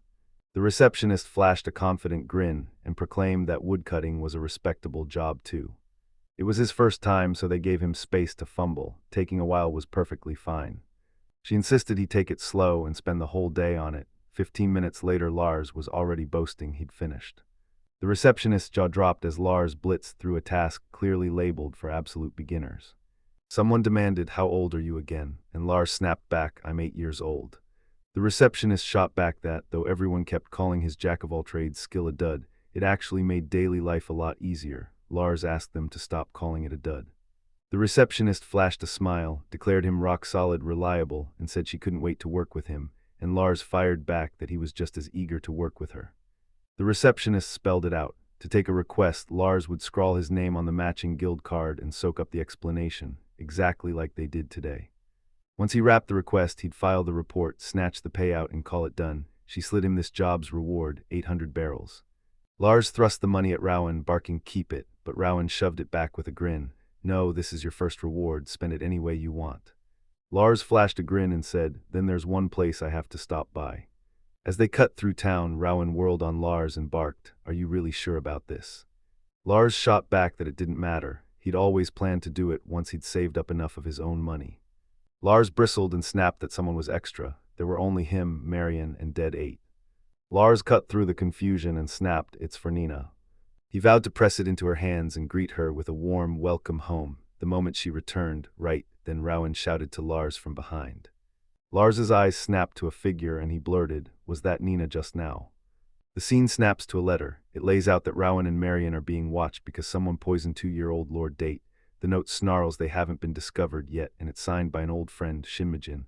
Lars's blood ran cold as he realized that if Nina vanished over this, she would never want his dad to find out. Rowan's shout cut through the air to Lars. Lars waved his father off, saying he'd get home by himself and to go on ahead, then blurted a hurried apology for bolting. Rowan's shout sliced the air, "Don't stay out too late," and Lars didn't hesitate, bolting through town. Lungs burning, he sprinted madly, desperate to find where Nina had vanished and where she could be. He scanned the doorway, snapping, "Where is she?" then burst into the courtyard, bellowing, "Nina." At last Lars found her. He locked onto Nina's shape in the distance and roared her name. Nina spun to face him, planted on the stairs as Lars closed in and the townspeople crowded the background. Nena's gaze burned into Lars as she snapped, "Are you Lord Wrath?" Lars shouted, "I've finally found you." He slammed the brakes on his words. He'd reacted too fast. Lars knew that approach would corner Nina. Lars bellowed Nina's name again, voice raw, I've been searching for you this whole time." Nina pleaded, "Please go home." Nina blurted, "I'm a woman who doesn't deserve such kindness." Her jaw hit the floor. Lord Lars was actually worrying about her like this. Lars whispered her name, the soft syllables cutting through the hush. A voice yelled for Nina to come home. She stared at Lars through tear-blurred eyes and choked out, "What am I supposed to say when even you, my big brother, are saying this?" Nina's voice cracked as she admitted everyone was waiting. She had no idea how to reveal the truth about what had happened. Nina lunged into an explanation, telling Lars that just the other day, his big brother, Dead 8, snagged a spot at the academy. She demanded they all witness it together, celebrate the Dead 8 becoming so distinguished as a family, yet Nina's emotions churned as she questioned what any of this even meant. Lars promised Nina he'd bite back his questions for now. She'd tell him when she was ready. Nina realized with cold clarity she already knew what was happening, but knowing the truth didn't make any of this easier. Lars vowed he wouldn't let anyone claim Nina wasn't qualified to be part of their family. Lars slammed his fist and thundered that no certificate, test, or rule could make someone family. He chose who belonged. Nina pulled him into the truth of what it means to be a real family in this world. Then Lars declared to Nina she was included, precious family to him. Tears stung Nina's eyes as she tilted her face up, clutching her hands to her chest and crying out to Lars with a quivering voice. She spilled every detail of that day. She conquered her first guild quest and used the reward to buy gifts for her family, but Lars told Nina money and mansions didn't matter. Lars' voice cracked as he hissed, "None of this means anything if our whole family isn't together," and Nina bent down to crush him in a tight embrace, tears streaming down her face. Tears blurred her vision as Nina forced Lars's title out in a ragged whisper. "Step into her domain." Nina's voice sliced through the air as she bellowed Lars's name from outside the house. She burst through the door, bellowing she was home and clutching souvenirs for everyone. An unnamed girl demanded to know where Lars had been, then Dead 8 roared for Nina. Inside, Nina clung to Lars and vowed she'd hustle day and night to give him a proper salary, even if it was tiny, but Lars waved it off and told her not to worry about the money. Nina's voice tore through the silence as she bellowed, "Lord Dead 8. When the unnamed girl snaps, "Where have you been?" Nina whips around to Lord Dead 8 and snaps, "I have so much to tell all of you." Lars reveals the actual gift, thrusting a pair of gloves toward Dead 8. Nina thanks Lars for everything. A voice slices the silence, "Lord Lars." Nina thanks him again, voice cracking as she says his kindness rescued her. She brushes it off as no grand feat, she only wants to cherish her family. Lars drops a bombshell on Nina, he's engaged. Nina drops a bombshell, she's engaged too. The unnamed girl snapped at Nina, "Repeat what you just said." The nameless girl blurts that the guy is null, then snaps at Nina, "Would you still congratulate her?" And reels, stunned this is unfolding at Lord Dead 8's age. Nina's voice stammers, "Of course I'll congratulate her." Then she gasps, "Did I really just say Noel's name?" As Lars moves in, trying to calm her down. "I declared, not having a boyfriend doesn't mean you can't get one, you chose not to." Nina drops into a deep bow, her voice a blade as she snaps, "His kindness stings." Someone snaps, Nina's gone again, while the unnamed girl stands in the background, a silent shadow watching. "She's coming back any second, I'm coming back soon, I'm coming back soon." Lars grins and says she should be back soon this time. "You." The shot snaps back to show the Irving house from outside as Lars, pulse racing, thinks she'll probably return soon. Lars barked that they had to go and she shot back, daring him to watch her. Lars drops into a crouch, fires up his invisibility skill, and melts cleanly out of sight. The unnamed girl showered Lars with praise, jaw dropped and breathless at how much he'd already pulled off while invisible. Lars smirked, showed the skill again, and snapped out of sight right in front of her. A sharp gasp ripped from her as he remained utterly unseen. She told Lars it was unbelievable that he'd actually made himself disappear like that. Lars insisted he could pull it off, but she cut in, asking why he sounded so unsure, pointing out he'd burned through a lot of mana and suggesting they take the day off, and Lars admitted the whole thing had left him dizzy. She whooped, thrilled by it all, and teased, "You're seriously gonna stay in that outfit while invisible?" When things finally calmed and Nina returned home, Lars snapped back to reality. He swallowed his fear, hunted down Professor Belna, and dared to ask her to teach him ancient magic. He swallowed hard and admitted he'd braced himself, convinced she'd flat-out turn him down. Belna warned it would take ages before he could use it properly. Lars grinned, perfect, that only fueled his drive to start training immediately. Belna conceded the magic was brutally hard to master, and Lars felt the truth of it. He was in that exact struggle right then. He was nowhere near powerful enough, and Nina's fate hammered his resolve into one brutal promise. He'd get revenge on Blau, no matter the cost. Back in the present, the unnamed girl squeezed Lars' hand and vowed he'd be fine, and Lars confessed he wanted to master ancient magic so he could bend it to countless new uses. She fired a sharp question, is that really okay? Warning him that some magic could erupt into terrifyingly unpredictable consequences. At last the verdict hit. Lars would be trained in the newly rediscovered ancient magic. At Belna's house she slammed a vow on him, never use it alone, not without supervision, and Lars, jaw clenched, agreed to her terms. The unnamed girl blurted to Lars that it was already miraculous he'd nailed even a single spell. Lars cursed, furious he'd only just begun to master levitation. He spat that invisibility was siphoning a monstrous chunk of his mana, and the girl grinned, saying they'd made it brutally draining, because true invisibility would be absurdly overpowered. She hissed that he could use it to slip into someone's house or spy on them in the bath, exactly why it was made painfully hard to use. The girl declared they'd return to standard training after the break. Lars agreed, but a fierce question clawed at him. Why was only half his training devoted to ancient magic? Opportunities to learn ancient magic sprang up only as rare Larses. He hammered standard magic into reflex, hoarding ancient rites for the rare scraps of time and mana he could spare. Mid-training, someone snapped at him not to lose focus. Lars tore through training like a man possessed, his mana bleeding out until only a faint spark remained. Someone barked for more power. Lars's muscles screamed as he pushed on, knowing attack magic and lifestyle magic demanded relentless force. Exhaustion wrung Lars into a shriveled husk, barely holding himself together, and the unnamed girl leaned in and asked, "Are you doing okay?" Lars finally owned up that he wasn't okay, and she shot back that he was mercilessly punishing himself. She barked at him to hold the spell next time, warning that in magic keeping a spell anchored is far harder than simply firing it. Then she spun on her heel and walked away. She snapped at Lars to swing his wooden sword with his right hand, while the fire spell thrummed in his palm, warning flatly that botching the containment would leave him burned. She barked, "Fill the bucket next." Lars plunged into fire training, flames scorching his palm as he battled the stubborn waterspell task. He kept managing only a single cup, nowhere near filling the whole bucket. She grinned brightly and told Lars to fill it up. He exhaled, nodded stiffly, and agreed, grudgingly. Her voice was sugar and her vibe was fluff, but Belna ran a Spartan classroom. She barked at Lars to whip up wind magic to gather the fallen leaves and torch them with a fierce flame lance. She screamed, "Extinguish the blaze with aqua bullet." Lars weakly protested. He couldn't hear her, and pointed out those were all intermediate class spells. Lars crumpled to the ground, certain he was dying, and the girl snapped that it was impossible for his mana to drop to life-threatening levels. She revealed that by driving his magic to the absolute limit, Lars could force his total mana capacity to swell.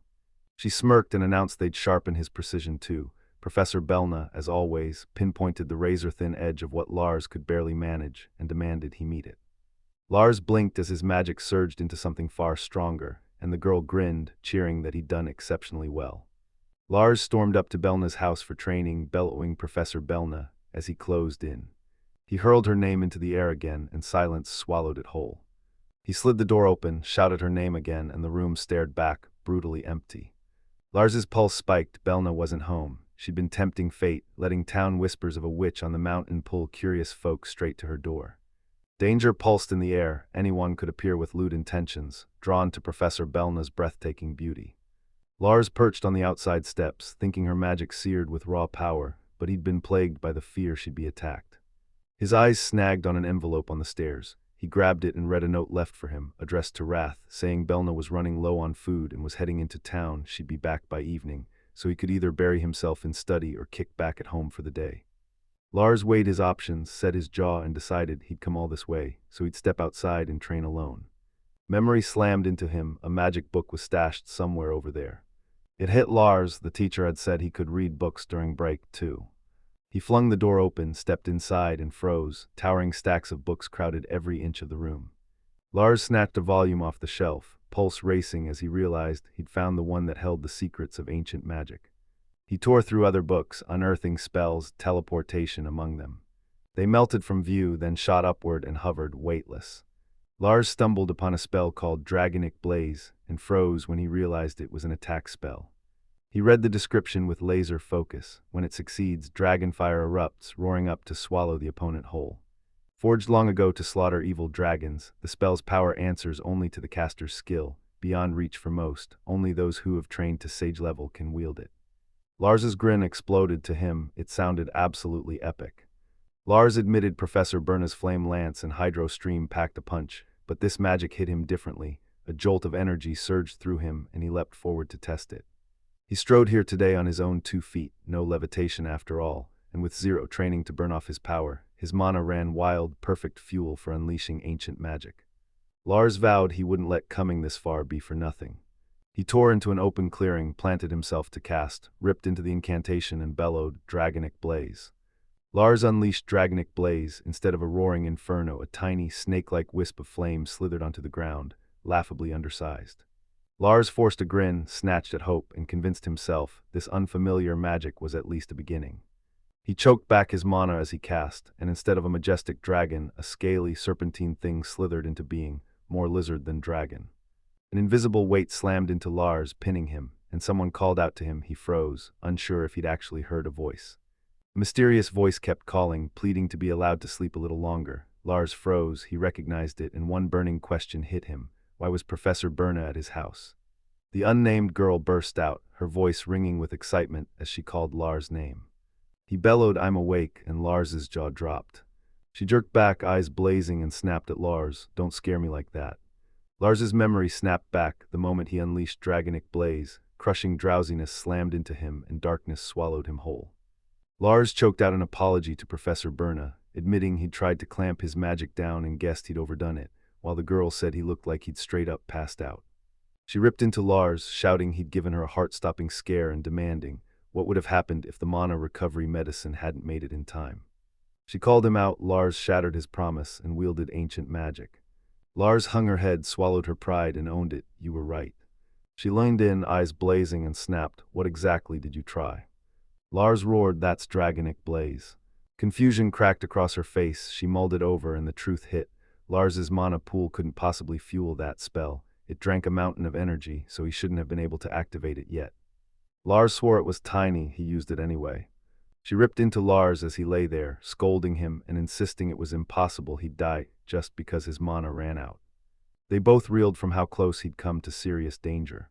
The girl's face flipped into a sunny grin as she invited Lars to stay the night, adding she'd have to tell Marion later. Lars froze, confusion blazing across his face. He barked, "Wait," even as he turned to head home. She leaned in, mischief dancing in her eyes, and teased, "Don't you want to stay over at their house?" Lars admitted it was his fault, exhaustion dragging every word, and said he was going to bed now, so he'd just crash on the sofa. She snapped, "You won't sleep a wink on that sofa." Then she materialized in nightwear and snapped, "You're sleeping with me tonight." Panic slammed into Lars, and he shot back that being a guy made it okay. He even napped outside sometimes, convinced he'd be fine.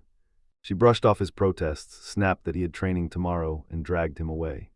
She yanked Lars toward her room as he pleaded for her to wait, and someone gasped, marveling at her raw strength. At the doorway the girl halted, leaned in, and whispered good night, so soft it stole his breath. In the dead of night, Lars shot awake as something velvety grazed his face.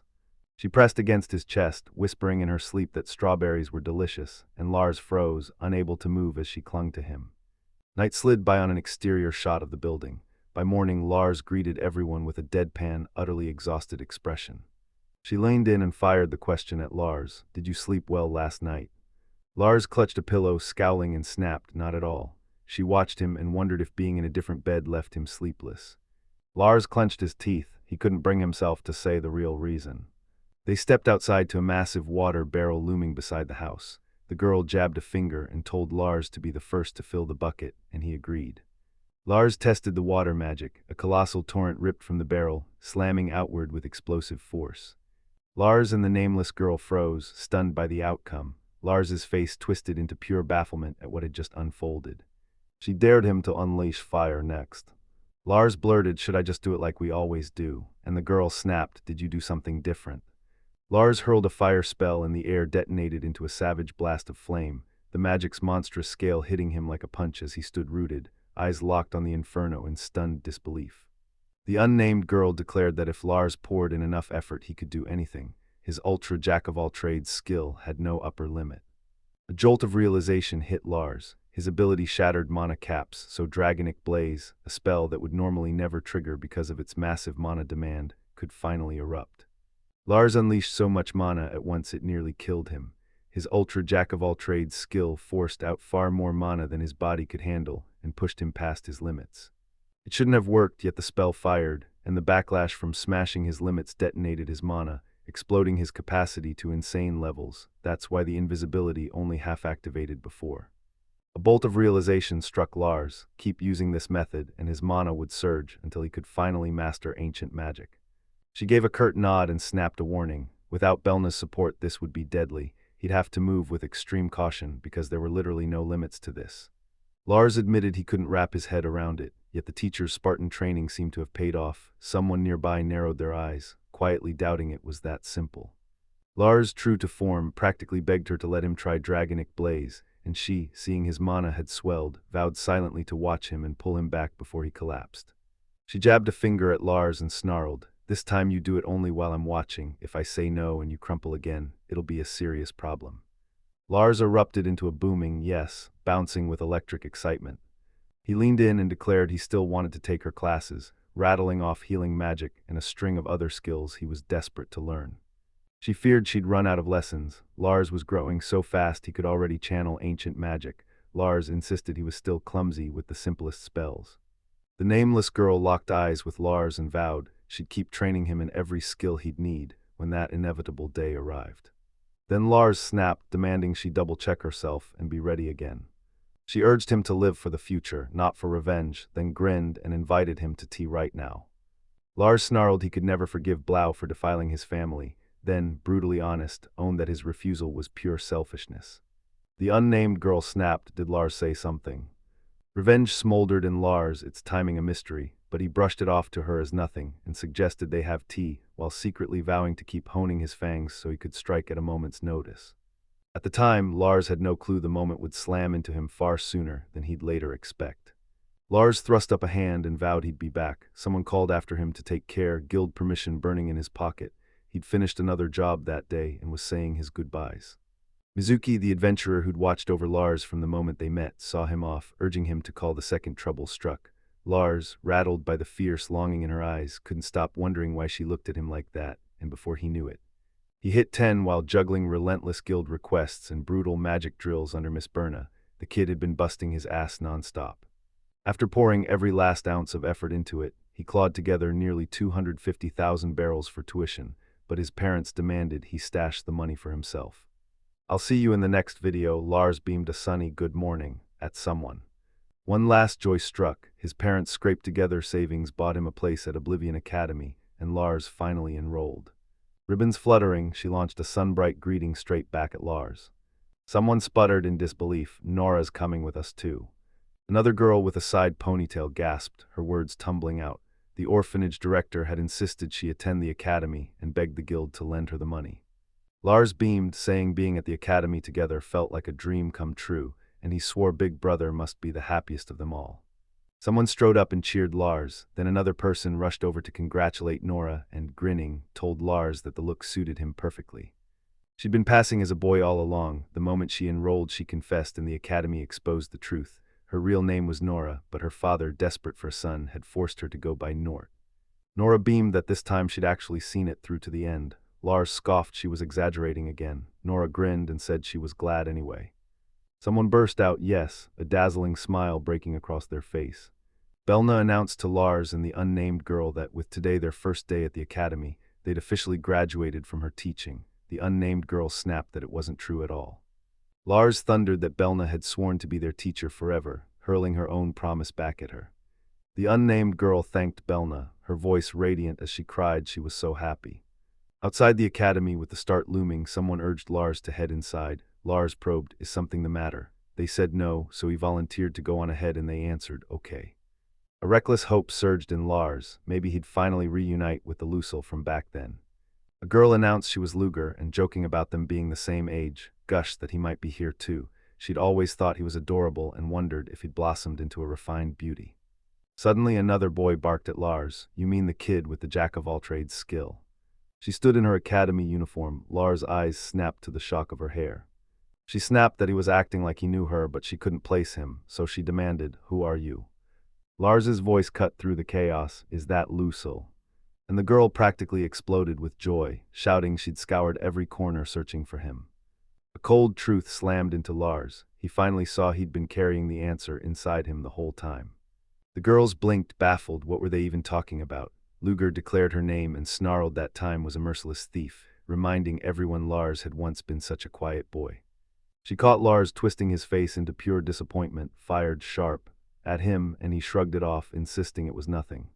Lucille leaned in and demanded, "Who's she?" Then smirked, "She's one of Lars' friends, and a cute one." Luger bursts in with a sunny grin and chirps, "I'm Nora, I'd be thrilled if you'd be my friend." The unnamed girl glances at Lars and smirks, "He's a cutie." Lars spits out a few words, and the unnamed girl whirls to Luger and snaps, "What am I to Lars?" Luger gapes, confusion blazing. Her words leave him utterly baffled. Lars fires off a correction. Luger might be misreading things, but his friend, who isn't Nora Luger, replies that she understands and bursts out, "Thank goodness." Lars warns that if he dared call Nora his girlfriend, his brother would erupt. He even names him Deadite, and the second that word leaves his mouth, Luger snaps to attention. Deadite barks, "Everyone over there is waiting for Lars and Nora, they're expected." Luger locks eyes with Lars and snaps, "Why did you say earlier you already had a fiancé?" Deadite storms up to Lars, breathless, claiming a girl had just stopped him, and Luger snaps, "Is she an acquaintance?" The unnamed girl freezes, eyes wide, shock cracking through her as the situation plays out before her.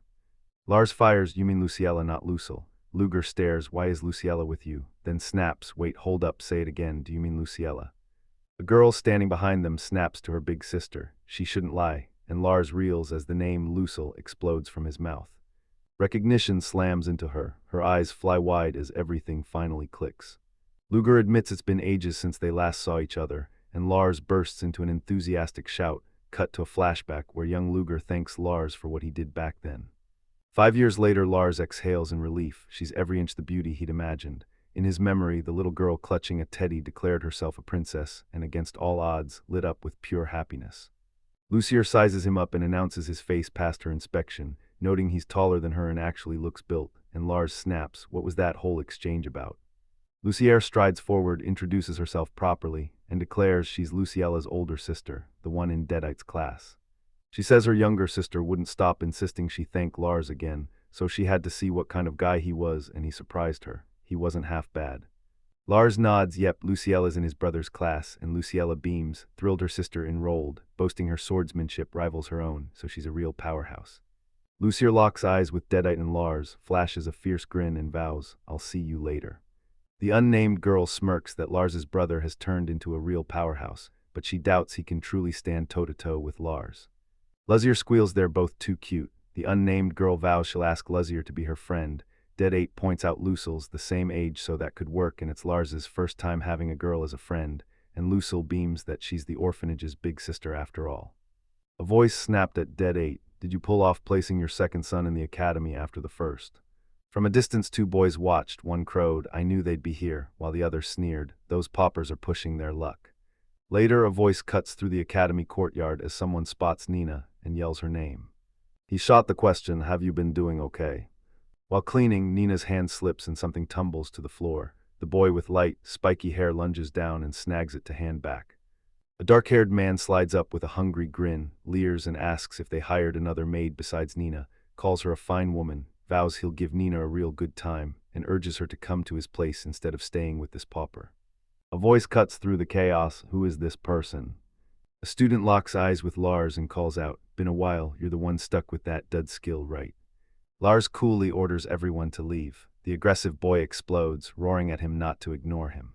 "Scared of my magic swordsman's skill, Lars? Fall in line and I might even press you into service as one of my lackeys."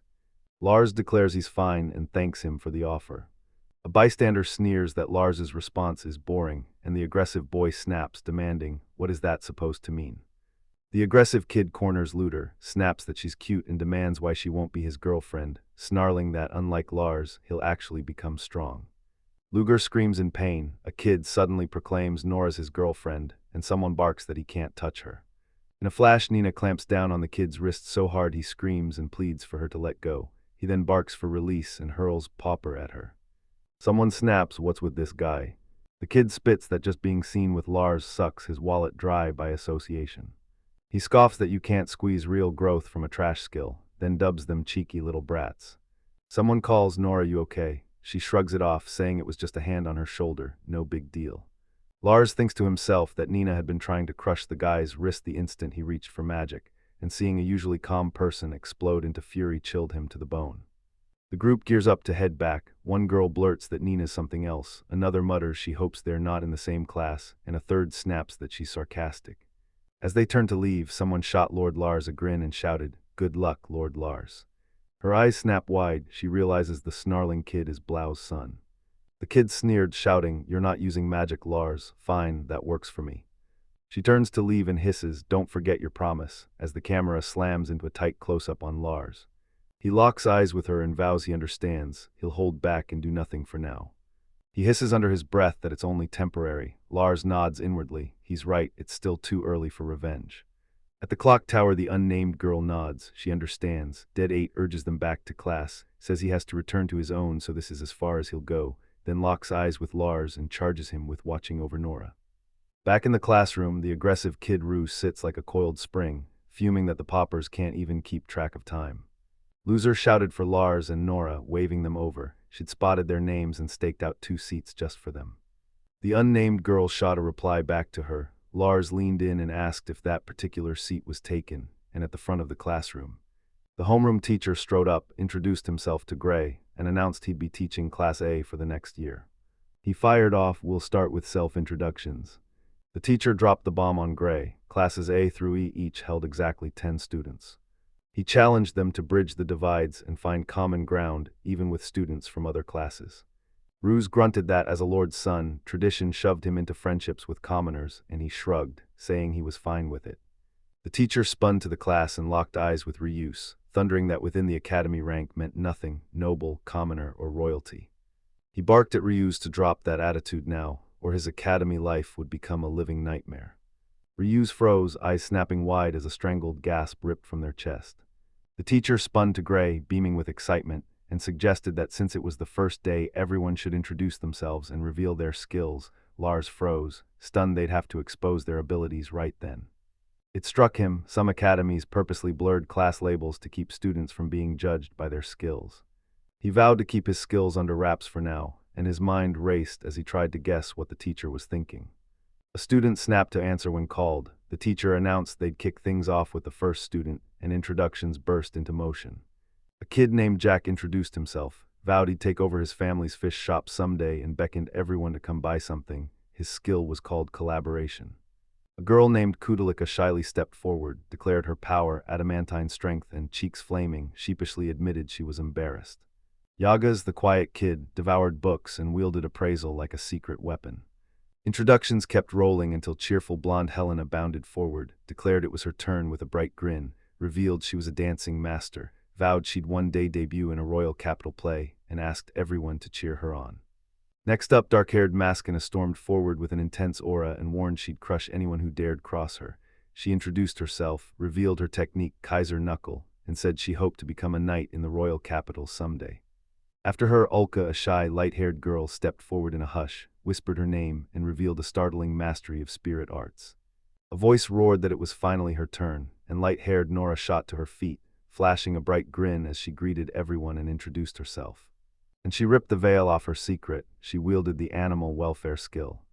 After that, Ryu swaggered in and proudly declared he was Ryu's glute, bragging he wielded the rare magic swordsman skill and grinning, "Pretty amazing, right?" He kept proclaiming he'd be the next lord of the domain, sneering that he might even let everyone serve as his underling. They snarled that he still didn't get it. Fists would do the talking. Lucille, the blonde girl, strode forward and declared her family ran a trading business. She unveiled her jewel master skill. She could pinpoint hidden ore veins and forge raw rock into refined gems. Lars couldn't deny it, she really was cute after all. Someone snarled at the popper, "It's your turn now," and Ryu snapped, "What are you laughing at?" Lars sprang to his feet, blurted, "I'm Lars Irving," and confessed he'd meant to keep it a secret. The other students watched, rapt, as he pressed on, and someone murmured that they'd branded his skill a dud jack of all trades.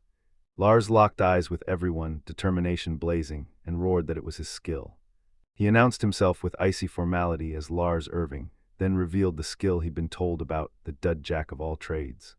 He fessed up that his skill was a dud and he might end up needing everyone's help, yet he still begged them to get along. He implored them to stand by him when the time came, declaring, "I'm counting on you." Ryus blurted, "You can't spend a long life alone. Lars, sooner or later you'll have to rely on someone." Lucille's eyes widened and she exclaimed, stunned that Lars was already thinking about that. Ryu locked eyes with Lars, confidence blazing in his stare, and declared he would be worth the training. Meanwhile, with every introduction and skill laid bare, Tigray strode forward and addressed the class. He was convinced everyone, himself included, had already sized up the kinds of people packed into the class, and he was about to press. Jack shot his hand up and called to the teacher, "I've got a quick question." Day 2 of school slammed into the halls. That morning's brutal physicals and magic drills had already kicked up chaos. Maskina, usually unstoppable in athletic feats, slipped, slammed to the floor, and a nosebleed left her completely wiped out. During magic practice, one kid grinned, dared his terrified friend to watch, then unleashed his true power, searing, crackling fire magic erupting from his hands. The kid hoisted his arms skyward and whooped, roaring with pride after nailing his fire magic demonstration. But then a light-haired girl with a hair bow bounded forward, shouting that it was her turn, and she erupted into a towering inferno of fire magic that blew everyone's expectations to ash. Afterward, worry creased her brow and she choked out, "Did I do something wrong again?" Students melted into the background, worry carved on their faces, and someone hissed that Belna was brutally strict. Magic barely had room to be learned outside school, so skill gaps were inevitable. Then the next name cut through the air. Machina. Students grumbled the morning was brutal. One scoffed that Ryu's, as the Lord's son, should have at least had a private tutor. Lars knew it was his turn. If he didn't clamp down hard on his power, he'd blaze out of hiding, Maskina's surprise flashing behind him. During history class, Lars sits glued to his chair as the teacher rips into the harrowing tale of the Great Famine and says that's exactly why the 23rd king became the first to order a massive surge in food production. Over 200 years ago, a savage famine ripped the lands apart, and the leaders of that age crawled through fire and blood to hammer every territory into the prosperous places we live in today. Lars' eyes darken. He remembers his old life, when he force-fed himself facts just to chase better grades. Now he dives into history with real purpose, rips the veil off the past, finally sees the raw struggles the people lived through, and he's totally hooked. Lars sat in class, stunned he'd come to enjoy lessons at his age, when the teacher barked for everyone to stand and bow. Amid the scramble, Maskina bolted off, and someone shouted she was playing dirty. Later, a girl snarled that the battle for bread at the school store had turned savage, and someone else snapped that Jack the fishmonger barging in was one thing, but even Ruse was elbowing through the crowd for a loaf. Lars couldn't stop thinking about his packed lunch. Money at home was razor-thin. Even the bakeries and diners were struggling, yet Nina poured her heart into making it, so how could he not be counting the minutes? Loser hollered Nora's name, waving her over with an eager invite to eat together. Someone hailed Deadite as Lars' brother. Deadite met it head-on, nodded, and declared his name. The talk snapped to donations collapsing since the new lord took over, choking the town dry and leaving everyone scrambling. Then someone shouted that there were still mountains of vegetables stacked up. Nora declared she'd take one of the lunches, and someone demanded to know which one was hers. Lars locked onto his missing lunch the moment he caught someone devouring it with wild, hungry glee. One person practically swooned at how delicious it was, someone else hurriedly apologized for their older sister's behavior, and students in the background buzzed that the sisters looked exactly alike but were total opposites in personality. The bell freed them from a quietly uneventful class, and the students exploded into excited chatter about what they'd do next. One piped up they'd snag a snack at the school store before heading home, while others debated racing off to the royal capital or rushing back to help out at home. The machine declared she was eager for club activities and vowed to personally scout the club building. Lars jabbed the question at Lucille. Was she joining a club too? She hadn't even thought about one yet. She realized maybe it was time to learn arithmetic. Her skills were useless around the house. She caught wind of the Holy Knights Club and resolved that if it lived up to the hype, she'd sign up and throw herself into training. Maskina asked if Lars's family ran a business. Ludger practically leaped with excitement, shouting that marrying Lucille would make someone rich. Lucille called for Mona to hurry. Luger went betread and denied it, and Lars pointed out his family was broke, so that person wouldn't be a good match anyway. Ruse burst in laughing, jeered Pauper at Lars, and crowed that he understood perfectly. One girl stood visibly upset. Nora snapped at Lucille, asking what she was doing and reminding her she was supposed to be waiting for her brother, and Lucille said she planned to go home with her sister, who should arrive any minute. Someone volunteered to head back first. Ruse roared for the pauper to look over there while the others argued about heading to the guild. Without warning, Ruse snatched someone, swore he'd be nice to them, and barked that they must at least answer him. They confessed they'd been grinding at the guild for months, taking every job to pile up coin. The other gave a quick, acknowledging nod, and a nearby girl recoiled, visibly uncomfortable and distressed. Ruse snapped, demanding to know why she was ignoring him, rage boiling as he barked for her to cut it out. Ruse's face split into a smug grin the instant he realized she was finally looking his way. Lars whipped around from behind and snapped at Ruse, "You're the one who needs to cut it out." Lars snapped that he'd already drawn a line about Ruse and refused to get along with anyone who crossed it. Ruse's eyes popped wide and he demanded, "What do you mean by rules?" Lars held his ground and said, "You don't have to explain." Lars closed in, locked eyes with Ruse, and cut straight to the chase. "Do you hate me?" Ruse scrambled, denying he'd ever said it, and demanded of Lars, "Why are you saying I don't want to get along with you?" Rage flared in Lars as his voice snapped. He barked for Ryu to say it outright. Lars barked at Rius, "Go ask your proud, lordly father about it." Confusion exploded across Ruse's face and he snapped, "Why are you dragging my father into this?" Dead H stormed in, declaring he'd been waiting, scoffing that they hadn't gotten far and asking if everyone should head out. Lucier called to Lars and Nora, breathless as she apologized for keeping them waiting, then told Luger they had to get home now. The chores weren't going to do themselves. Nora hesitated and asked if she could leave Ruse there. Ruse shrugged, grinned, and said, "It's fine by me." Lars's jaw locked and he swore he wouldn't bend on this, even if Luger ended up hating him for it.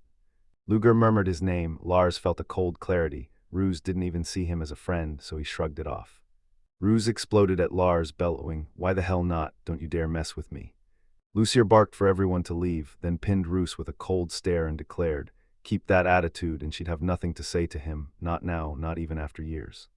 Luger practically exploded with excitement, shouting there was a fight and begging to jump in.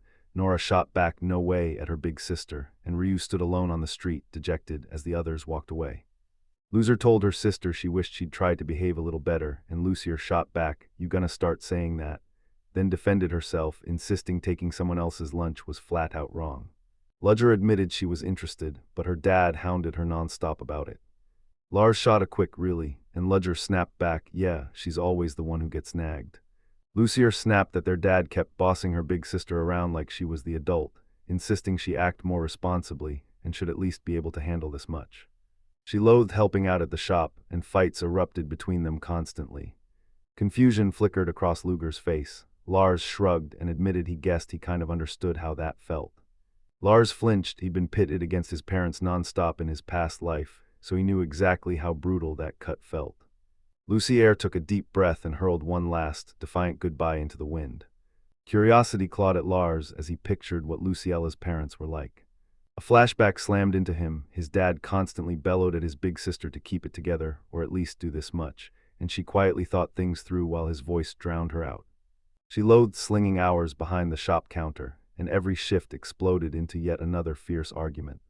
Lars slammed into the truth. He wasn't close to uncovering it. Maybe he simply didn't know Luciella or Lucille well enough yet. The group surged onward down the street, steadily pulling away. Behind them, Ryu exploded, snarling at Lars to stop screwing with him and bellowing, "Why the hell is this happening?" Meanwhile, Lars's mind gnawed on the rule he'd imposed on Ruse. He made it clear the rule kicked in whenever Ryu spat lines like "poor people" or hurled other degrading insults at others. When Lars stepped in to handle him, it blew up. Lars snapped and turned vicious, so we all learned to look the other way. Lars had sat through Ruse all day today, as Ruse unleashed arrogant jabs aimed squarely at him. Ruse's bad attitude wasn't born in him, his parents forged it into his bones. Brow leaned in and hissed a secret into his ear, must have been since he was the son of that father. Lars shoved the memory into a locked box. He didn't want to remember it, but he knew people like that came in two kinds. He was the kind who, like his little brother in a past life, sneered at everyone because he believed himself nearly flawless. The other knew they were weak and hid it behind cruelty, preying on anyone softer. Brow was unmistakably that type. Everything now came down to this. Ruse's future, whether he'd turn out that way, would be carved by every choice he made from this moment on. Lars lingered under the streetlight, mind racing. Could Ruse realize it on his own? There was one more reason Lars flat out refused to call Ruse a friend. If fate had already doomed Lars to drag Brow into hell someday, He'd choose being hated from the start over letting Ruse ever believe he'd betrayed him after they'd become friends. Lars cursed his weak magic, and a dark-haired classmate shrugged, admitting he had no idea who the guy even was. Lars smirked. They were even. Ruse knew nothing about him either. Out of nowhere, a student blurted to the teacher, "I've got a question." Lars's mind raced as he clawed for answers. Why had the teacher done that? A dark-haired student flashed a wicked grin, sneered that Lars's skill was a dud after all, and dared him to say it out loud. A voice ripped through the quiet and yanked Ruse's attention. Someone was shouting to him. Lars couldn't stop replaying how the teacher had cornered Ruse and forced him to explain his skill. Everything snapped into focus. Gray was told that knowing about skills would be the guidepost for walking through life. Fear clung to some, while others coldly judged and discarded people based solely on their skill. But most of it sprang from blinding ignorance. Gray pressed on with his lesson, declaring that skills were the very essence of individuality. Even when people were handed different skills, the way they wielded them forged the lives they lived. People had to study others, swallow scholarship whole, and hone skills to a razor edge. They had to learn them inside out. The academy was built for exactly that. He demanded they kick things off by getting to know their classmates. Lars leaned in, eyes blazing, and snapped, "Does that answer the question?" Gray declared to the class that from now on the 10 of them would push each other to improve. A student shot back they'd give it their all. Later, Lars stood outside the building, jaw clenched as his past life replayed, and he asked himself if he could honestly say he knew his little brother or his parents, the word ignorant slamming into him. Lars ripped open his past, haunted by the thought that if he'd known then what he knows now, everything could have ended differently, so he shoved those doubts aside. All of that was swallowed by the past now. This time in his new life, he swore to his family he'd extract the lessons from every mistake and charge forward. Later, a sharp knock echoed through the academy as a girl cracked the door and peered out to see who stood there. A dark-haired male student planted himself there and called out, "Is Bureau around?" Lars burst into the guild, beaming, and greeted everyone with infectious, booming cheer.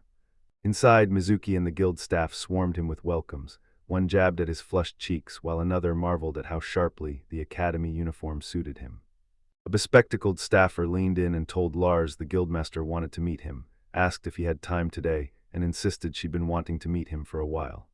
Confusion slammed into Lars, dread prickling at his skin. Had he messed up? Why would someone as important as the guild master want to see him? Lars shot them a quick, grateful thanks. Someone chirped that was good, and they admitted with a rueful smile that it was painfully sad they'd been coming and going so often yet still somehow missed each other for a whole year. A maid swept Lars through the building, promising she'd show him the room at the back. She bellowed that she'd brought Lars, and a voice from inside cried out, beckoning him to step inside. A blond man with facial hair strode in and instantly commanded the room.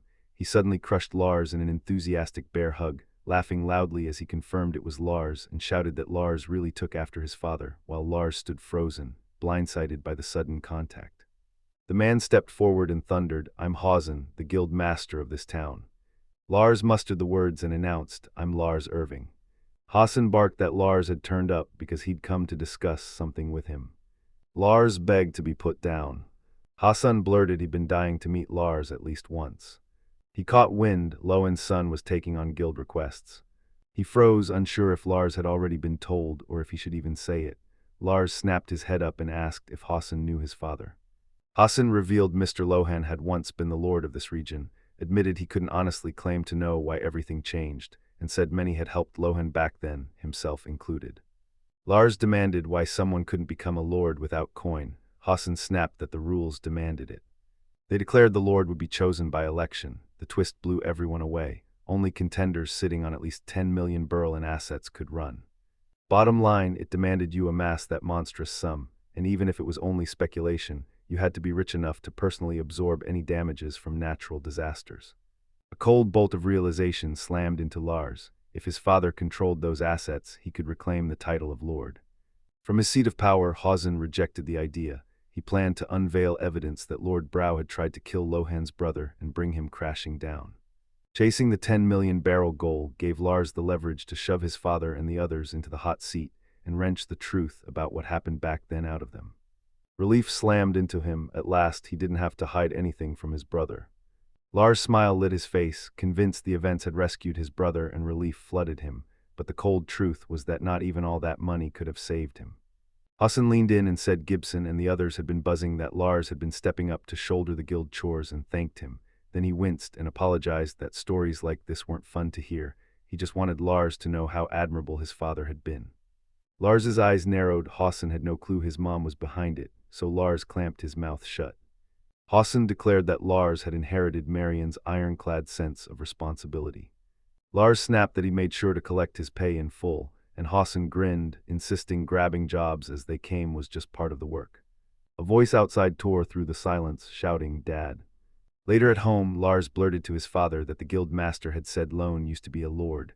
Nor went pale and demanded to know if it was true, while someone scoffed that it was kind of gross. Rowan snarled under his breath that Hassan was telling his son whatever he pleased. Lars' voice sliced through the doubt. He confirmed it was true. Nora cut in, declaring it explained why Nina had shown up even though they were flat broke. That question had haunted her forever. Nina agreed, pointing out Hassan's clear respect for Rowan after all, and Nora nodded. That's definitely true. Nina confessed that long ago someone had shown her kindness, and now she had pledged herself to serve the master and mistress. Rowan shoved the past at Lars, demanding he picture his father as a lord once, then snapped that even if that had been true, things were different now. Rowan snapped at Lars, "If you ever mess up, don't go parading around like some ex-noble. I love the free life I have now." Lars felt it like a punch. He wasn't alone. A loving family had his back, and Rowan, Nora, Nina, and Dead 8 sat together at the table.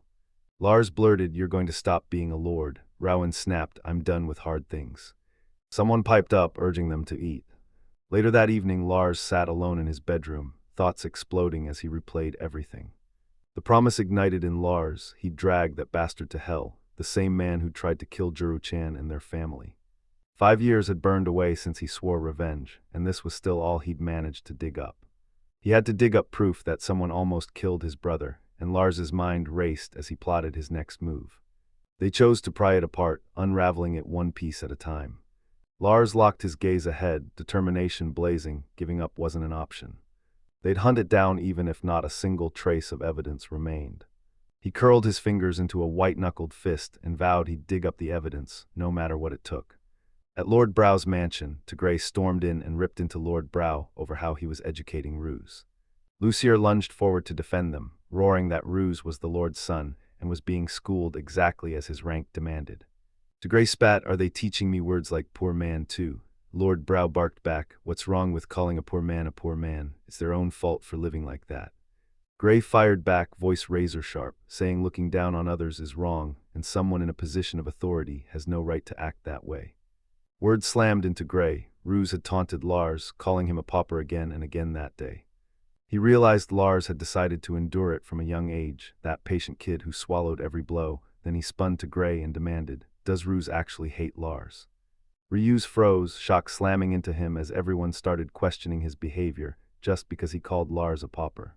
Lucier snapped at Tigray to stay out of their methods, reminding him their father had said to make paupers understand with words. He slid to Grace's side, promising he'd take it easy since it was the first day, but there was no helping it.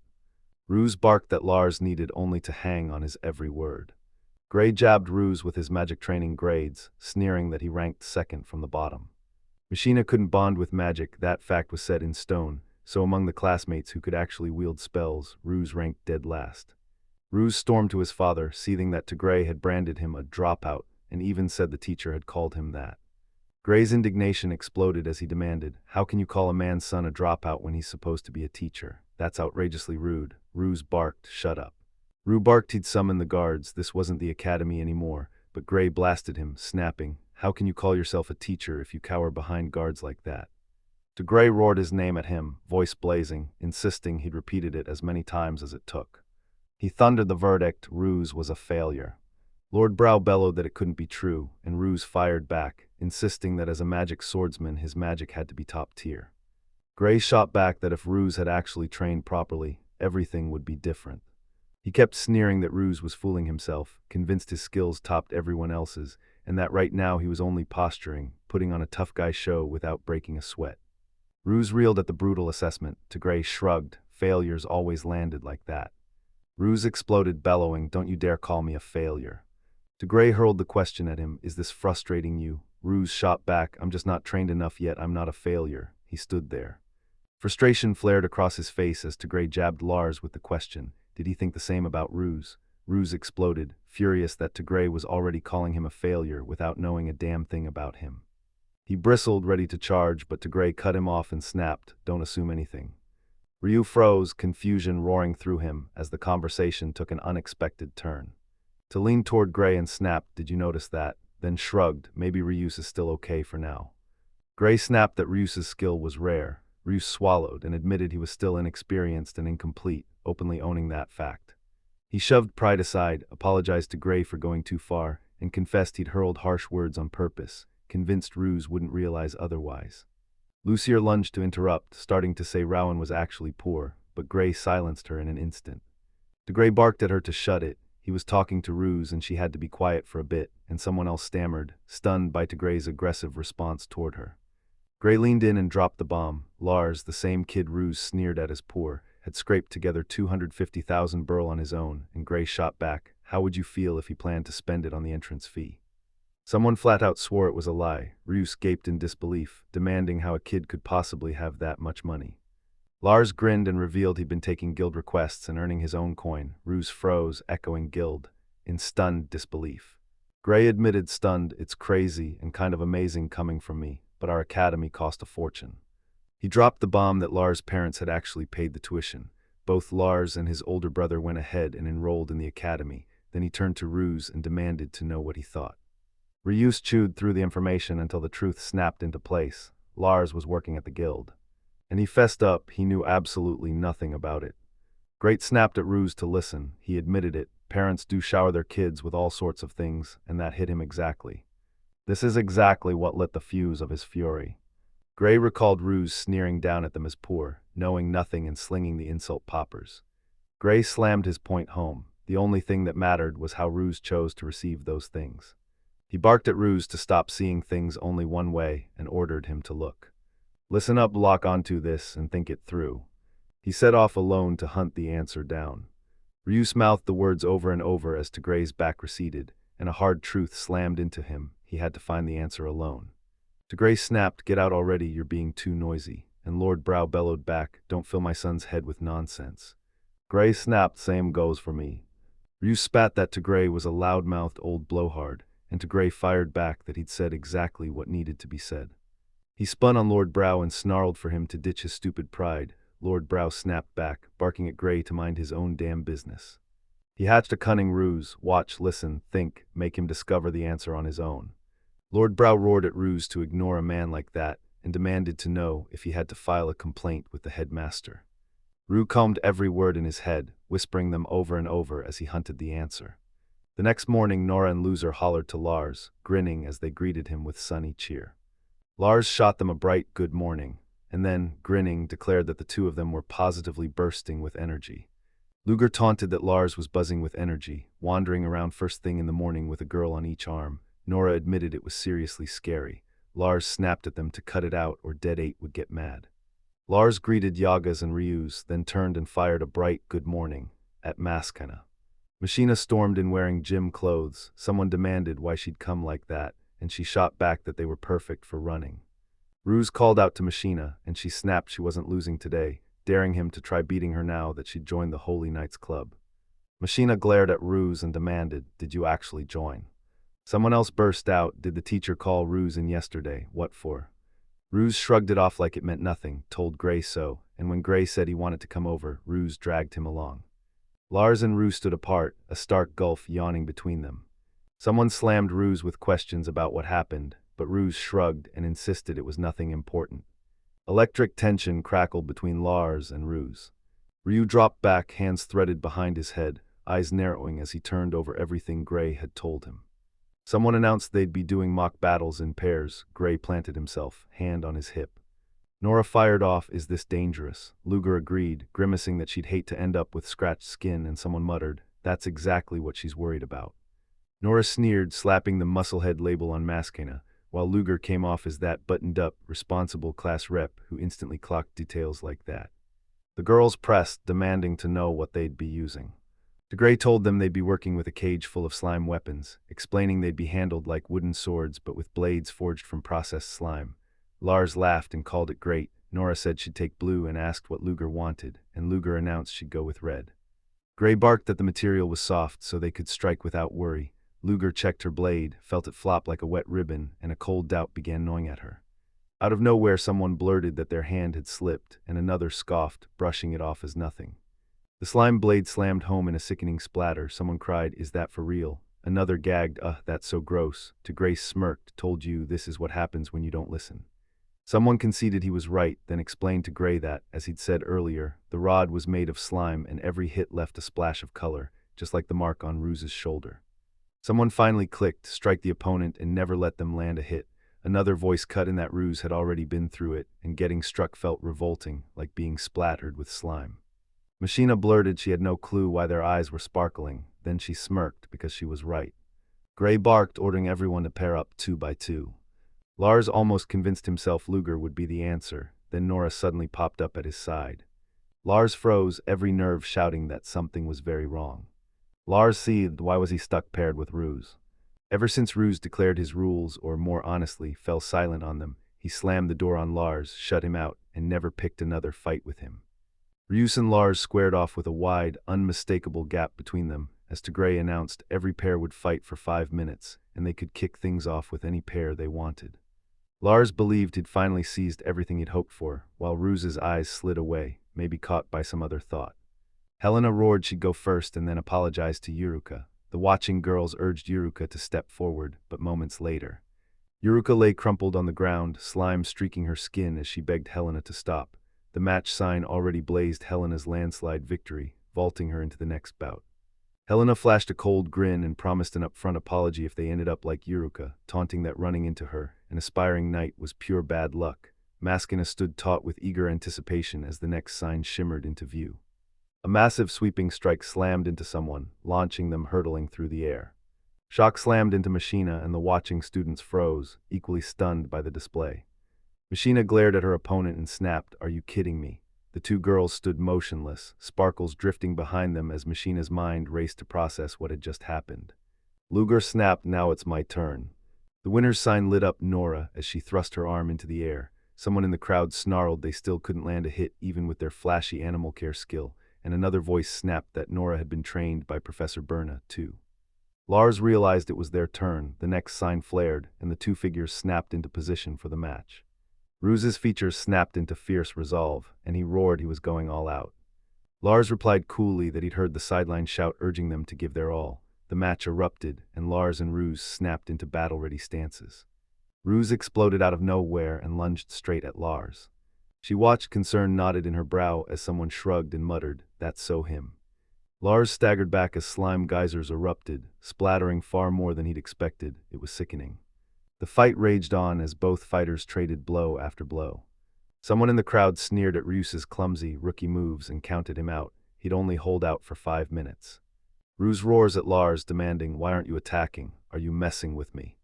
Lars stands like a stone in the center, unnervingly calm, while Ruse keeps blowing up, yelling and cursing, snarling that Lars is a poor bastard who can't even fight back. 3 tight close-up panels lock on Lars's face as comprehension crashes over him. His face flickered with every shot. Lars suddenly shouted to the teacher and flat-out declared, "He's lost." Someone watching from the side screams, "Lars." Shock rips through their voice. Lars seized Ruse's arm and threw in the towel, conceding the match on the spot. An onlooker gapes, heart pounding as they watch sparks fly between them. Ruse snaps at Lars, ordering him to step aside. He's blocking the way.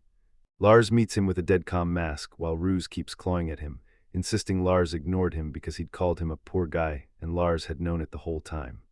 Silence drags on, then Lars chokes out an apology to Ruse. Ruse brushed it off, saying he figured Lars must have had a reason for snubbing him, and Lars admitted he'd lain awake all night, tormented by the thought that his silence had been nothing but contempt for the poor. The two boys planted themselves on the field, the empty space between them crackling with tension. A voice ripped through the silence. Someone shouted for their teacher. Gray urged the class to keep moving and slipped away for a quick word with Ruse. Lars barked that he should call the moment anything happened. Gray and Ruse tore away from the training area, slipping into the shadows to talk in private. Ruse finally admitted his magic was a total failure. The teacher had told him that when she came for the home visit yesterday. She told him to think for himself. He did, and it hit him hard. Calling Lars a poor man was an insult too. Ruse admitted that despite a rare gift, his magic was exactly what they'd said, a failure. He figured Lars would likely shrug it off, but if Lars found out and branded him a failure too, it would shatter him. It would confirm everything. Gray lined in and said he'd heard Ruse slipping in and out of the guild to earn his own money, then pressed him. Was he doing it to work hard for his family? Ruse snapped, fury lacing his words as he accused Gray of knowing nothing and smugly tossing out assumptions while looking down on him. Meanwhile, Lars swallowed his pride and blurted a desperate apology to Ruse. Lars admitted it, he was genuinely stunned.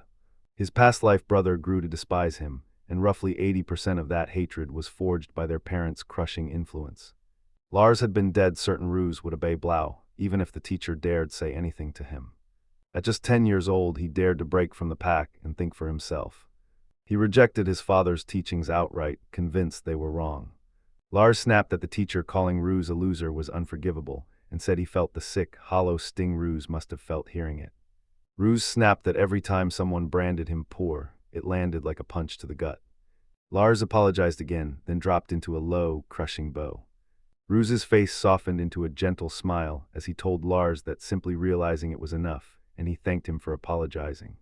Ruse vowed he'd never call Lars a poor guy again and asked, "Can we be friends starting today?" He urged them to rush back to class. Lars agreed without hesitation. Ruse flinched as the truth hit. He'd never played with friends while living in the mansion. He made it his mission to be friends with every single person in the class. Ruse snapped, voice razor sharp, strutting like he owned the world won't fly, not even if his father commands it, and he'd end that act. He grinned so brightly his eyes sparkled and blurted he'd love to try going to a guild or something with Lars. Lars narrowed his eyes, figuring Ruse probably never actually said that last bit about the guild. It smelled like a lie. Ruse thundered that everyone had to accept him as he is now, and Lars flashed a grin, saying he agreed and would cheer him on. A grin cracked across Ruse's face as he shot back, "I'm glad to hear that." The air went ice cold as Lars locked eyes with Ruse and declared he couldn't be his friend. Lars stood stone-cold calm and Ryu froze, jaw slack, eyes wide, as his mind refused to accept what he'd just heard. Lars's inner thoughts ripped the veil off the truth. He was plotting revenge on Rias's father, Lord Brow. That blew up any chance he'd ever have of being friends with Ruse. Ruse froze, bewilderment stamped across his face as the sudden declaration slammed into him. Ruse sprinted after Lars along the path, shouting, "What's wrong? Why are you saying we can't be friends?" Lars kept insisting he didn't want to be friends with Ruse, and Ruse snapped back that Lars could hate him if he wanted. That was Ruse's own choice. Ryu snaps at Lars, demanding to know why he'd say that and reminding everyone he'd apologized earlier. Lars blurted out a raw, grateful "thank you." Ryus realizes if Lars truly hated him, he never would have dared say something like that. Ruse whooped, telling Lars he'd discovered Lars was working, and called it amazing. Lars fired back that their classmates were cleanly completing guild requests no one else could even handle yet. Lars admitted he burned to use his skills to hunt monsters, and his father exploded in fury at the idea. Ruse pointed out everyone had been telling Lars he'd one day become the Lord. Lars warns they need to hurry back before the teacher loses it, and Ruse scoffs, "Not my problem."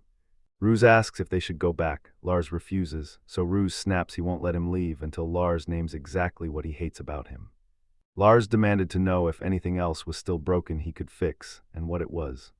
Ruse owns up to being thick-headed, admitting he completely missed it. Lars owns up, just like he already said, it was nothing but his selfishness. Ruse falters and Lars snaps there was no reason, he just doesn't like Ruse for some reason. Out of nowhere a violent impact slams into him and Lars screams, pain ripping through his body. Ruse yanks Lars close, bellows that wasn't a reason, and forces him to say it. Lars cut him off, insisting it was okay if he wasn't Ruse's friend. Ruse vowed he'd never ignore Lars again. Lars snaps shut up, but Ruse snarls and demands he tell him the truth.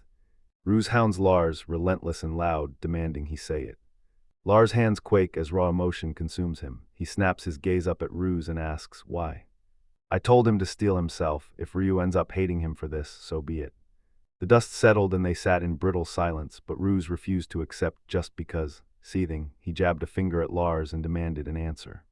Later, Lars lies sprawled, completely alone, and he whispers his mom's name, a tiny, desperate call swallowed by the hush. Meanwhile, Ruse storms up to Lars, rips into the pain that's been eating him, demands why Lars only ever calls someone else a good kid, then, raw and furious, asks if Lars actually hates him. Lars stalls, words dying in his throat as Ryuz stands with his back turned, waiting. Then Lars finally admits it. Ryuz just doesn't feel like a good kid, and that verdict etches itself across his face. A voice rips through the chaos, screaming for them to stop. Lars goes rigid as cold recognition slices through him. It's the exact same scene he lived with his past life family. Ryuz leaned in, vowed to finally explain why they couldn't be friends, and Lars agreed. Ryu promised they'd talk when it was just the two of them so Lars wouldn't break down. Concern etched across his face as he spoke.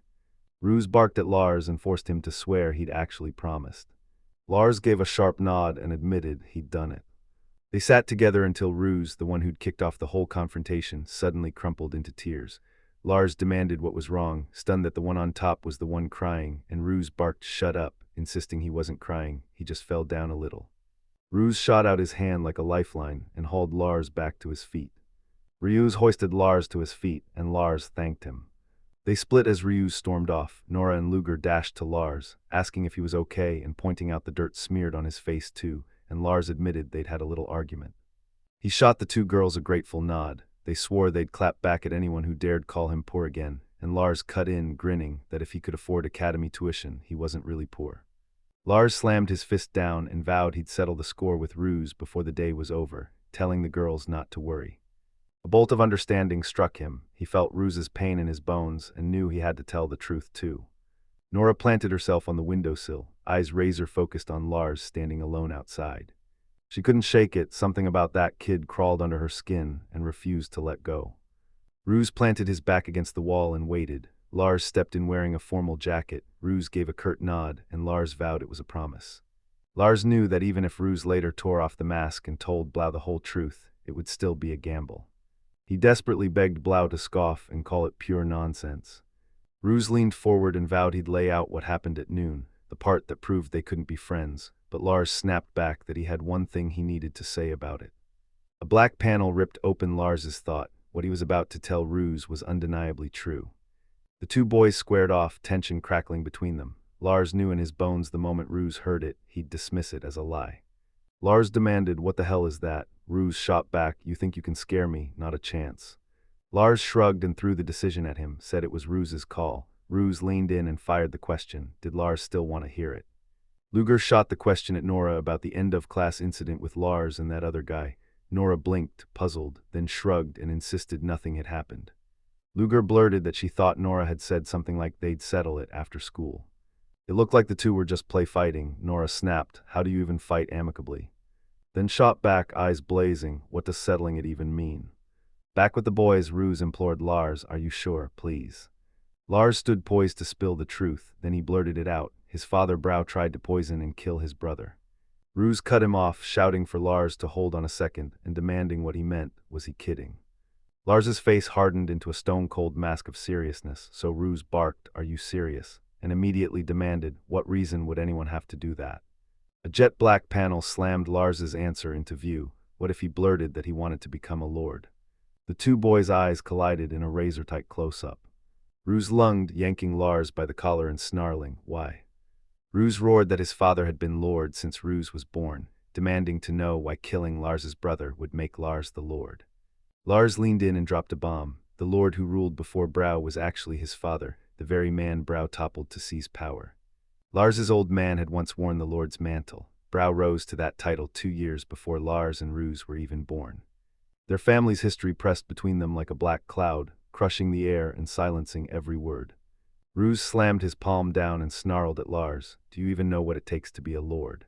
He said his dad never stopped preaching about money, and when he demanded to know why, his old man laid it out bluntly: the people's support and a certain amount of wealth. Lars froze as realization hit, confessing he'd only just learned it and had assumed Ryuz was already in the loop. Ryuz kept hammering that Lars' father was hardly beloved, so even if he became lord he'd struggle to rally any real support. Lars winced, admitted it stung, and had no comeback. Then Lars dropped a bombshell. What if the lord lost his qualification?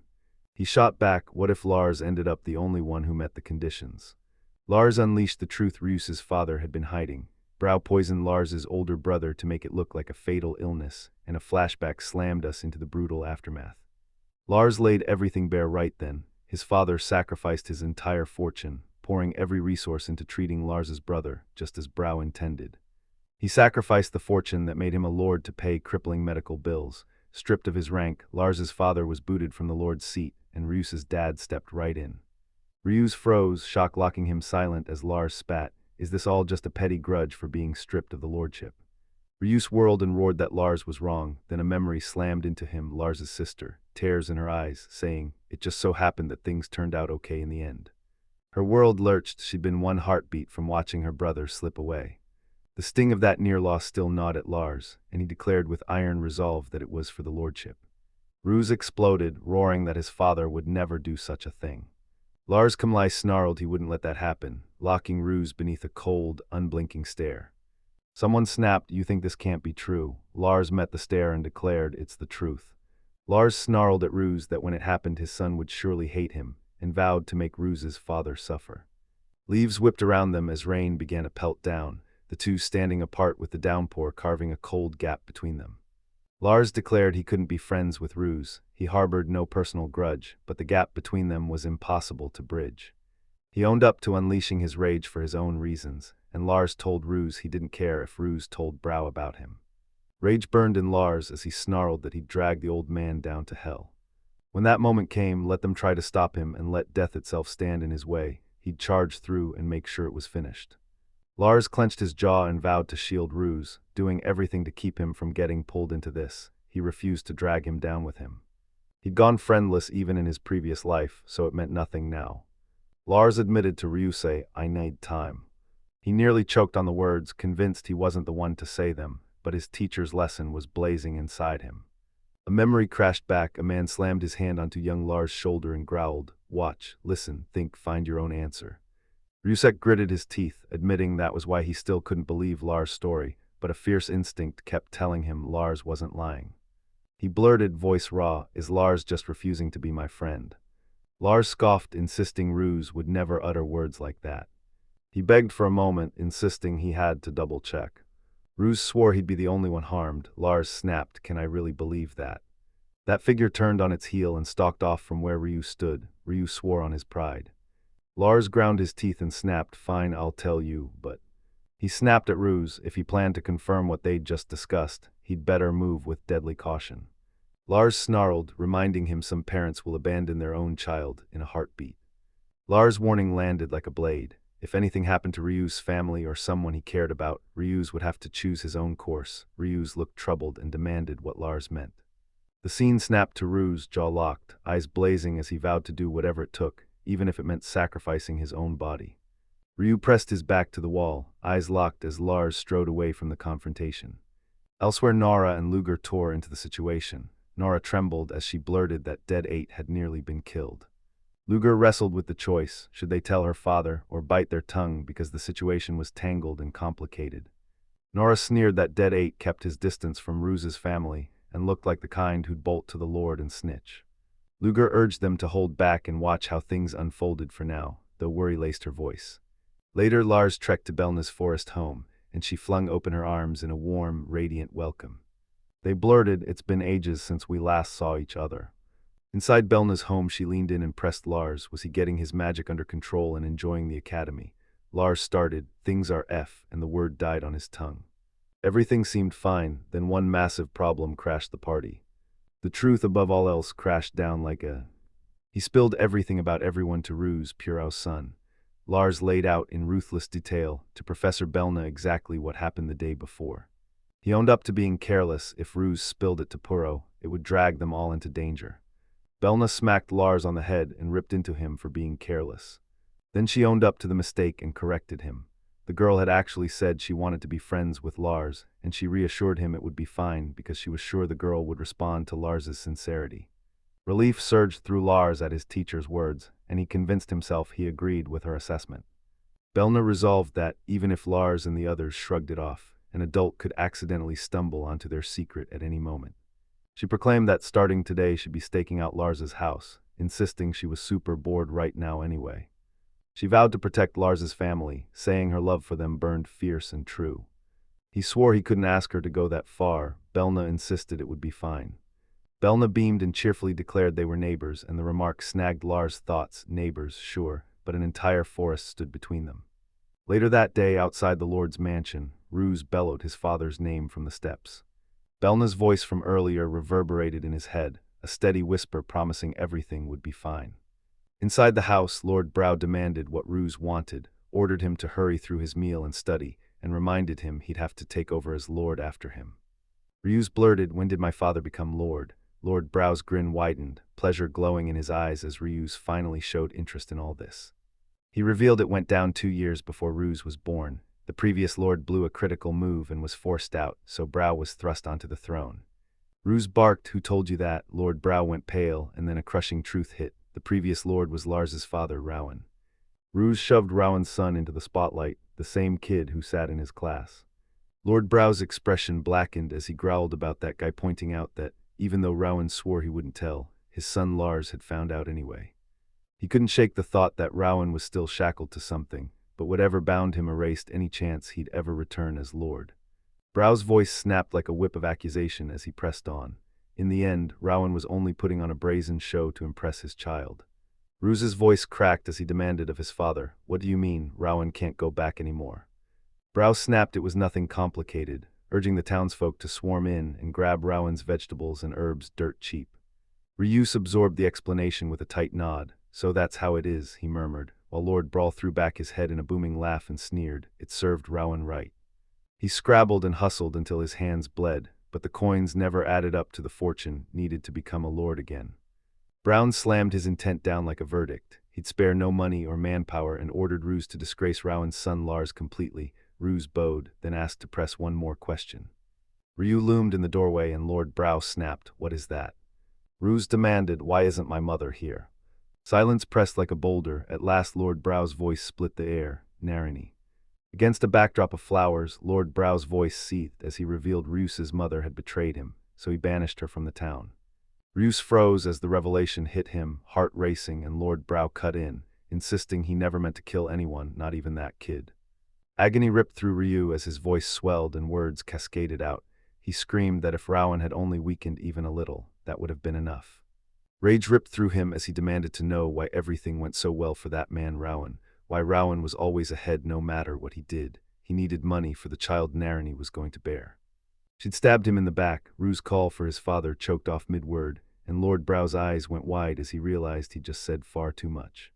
Ryu's world tilted as he grappled with the truth that he was the son of a murderer, crushed by the idea of facing his classmates, and he snarled at his father, demanding why he'd been so desperate to become Lord.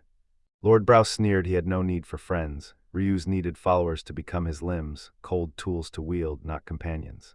He scoffed, questioning whether Ruse could honestly call them friends, and snapping that the eldest son was still alive. Ruse recoiled at the revelation that someone had been killed. Lord Brow slammed the truth down. Lars was right, they hadn't died in the end. Lord Brow forced out an apology to Ruse. "I shouldn't have hit you." Bruised and sprawled on the ground, Ruse forced out a reply, but his father snapped, "What did you just say?" And Brow jumped in, brushing it off as nothing. He snapped at them to say nothing and forget Narin's mother, swearing Ruse hadn't heard a thing. The realization slammed into them, they'd known it all along. Lord Brow thundered at Ruse, "Back to your room, get some sleep." Ruse barreled through the streets, mind racing, only Nina, the professor, and he knew about the attempted poisoning. He couldn't imagine the professor who hatched the plan betraying it. Nina would never spill a word, she wouldn't put her mother in danger, but somehow Rowan's son, Lars, had caught wind of it. Ruse clenched his jaw, he knew they had to sit down and hammer out their next move. Nora and Luger prowled the streets, Nora's thoughts snapping to Ruse, what was he doing right now? Luger grinned, meeting like this mid-walk was the last thing they'd expected, and the girls watched Lord Brow stride into a building that looked unmistakably like a hospital. The girls peered from behind cover, keeping a cautious distance, while Luger explained that a true friend seizes what's useful and repays you by offering help. Nora burst out, "Shouldn't we just tell Lars instead of going it alone?" And Luger snapped, "Don't be stupid, if we tell him he'll know the girls were eavesdropping back then." They zeroed in this was Ruse's dad. Nora's gaze snapped to the hospital sign and she blurted, "Is he sick?" Luger dared to believe Ruse's dad hadn't breathed a word about their conversation yesterday. Disappointment exploded from Nora as she snapped that she'd been hoping for a secret meeting in a hidden warehouse. Luger squeezed her hand, voice steady, promising that if nothing was going on, that was fine. Ruse strode down the street, stretching as he went. Ludger suspected Ruse was investigating alone, his voice tight as he hoped they were both okay, then dropped that another investigation was already underway. That morning Helena burst in, all bright grin, and jabbed at Ruse's cheek. What happened? Yorica winced at the bruise and muttered it looked painful, while Ruse just shrugged and insisted he'd only taken a little tumble. Helena stared in disbelief. A simple fall couldn't possibly have puffed his cheeks out like that. Ruse returned their greeting with a booming, cheerful shout for Helena and Yorica. The next morning at school, a classmate called out to Lucille and her sister. Lucille whirled to Ruse and said she'd seen him in front of the hospital yesterday, and Ruse demanded to know what they were doing there. Ruse gasped when Lucier confirmed she'd seen it, then Lucier said they'd been out walking with Lucille. In that exchange, someone called out that Ruse was shadowing his dad, and another demanded to know why he didn't go into the hospital with his father. Ruse thrust his swollen cheek into view, insisting he was there for treatment for his injuries. Lucier blasted Ruse as the one tailing his father. Ruse flared up, yelling for her to stop sneaking around and trailing him and calling her seriously creepy. He exploded. He sprinted out of the dorm for the hospital. They chased him down and beat him there, so he dove into hiding, shouting that he'd just been scolded and hit by his old man. Lars froze, reeling as Ruse's sudden outburst blindsided him. Lucier slipped into the background, vanishing from sight. Later, Lars hovered outside the hospital, torn between walking through the front doors or fading into invisibility to scout ahead. He pegged this as the town's main hospital when people said hospital, but spotting Ruse clad in Blau family colors lit a fuse inside him. He moved to investigate. Inside the hospital, Lars paces the hallway, heart hammering, bracing for whatever's about to happen. A nurse steps forward and asks if he's here for a checkup and where his parents are. Lars admits he's alone and begs to be seen, saying he's been completely wiped out lately. The doctor beckons Lars forward, jabbing at the chair and urging him to sit. Glasses perched, Dr. Ritzel greeted Lars, said, "It's been a long time," then cross-checked the chart to confirm he had the right patient as the nurse called for the next patient. Dr. Ritzel roars that Lars is giving it his all, pointing out even grown adults falter at the brutal requests he's tackling. The doctor says it's nothing short of remarkable. "That's jaw-dropping. Are you worried Lars is pushing himself to the breaking point with all that guild work? I've heard he tires easily." Lars admits he might be lugging a tight knot of worry over what's happening at home. Dr. Ritzel leans in and urges Lars to open up, saying talking could lift some of the weight crushing him. In that instant, Lars's gut roared. Something was terribly wrong. Lars grins and on a whim decides he'll try shaking things up a little. He starts to open up, confessing that if he'd stayed a noble his life might not have ended up like this, and grudgingly reveals they're now nearly broke, scraping by. Then Lars explodes with a confession, insisting he uncovered that his father had once been a lord. Dr. Ritzel nodded at Lars and brushed his words off as history, and in that instant Lars's eyes snapped wide as he caught the doctor's true nature. The doctor finally conceded, "Maybe you were right," and Lars exhaled like a weight had been lifted, saying he felt lighter now. Dr. Ritzel insisted that living meant accepting things like that, and their only choice was to keep doing what they can, right now. Lars leaned in, pressing the conversation with Dr. Ritzel. He'd heard his older brother was brought to this hospital years ago, and asked if the doctor knew anything about it. Dr. Ritzel flinched, then nodded grimly, and confirmed that something like that happened about 10 years ago. He choked out that his brother had been snatched back from the brink, relief crashing over him like a tidal wave. Lars zeroed in on the doctor. This was the guy.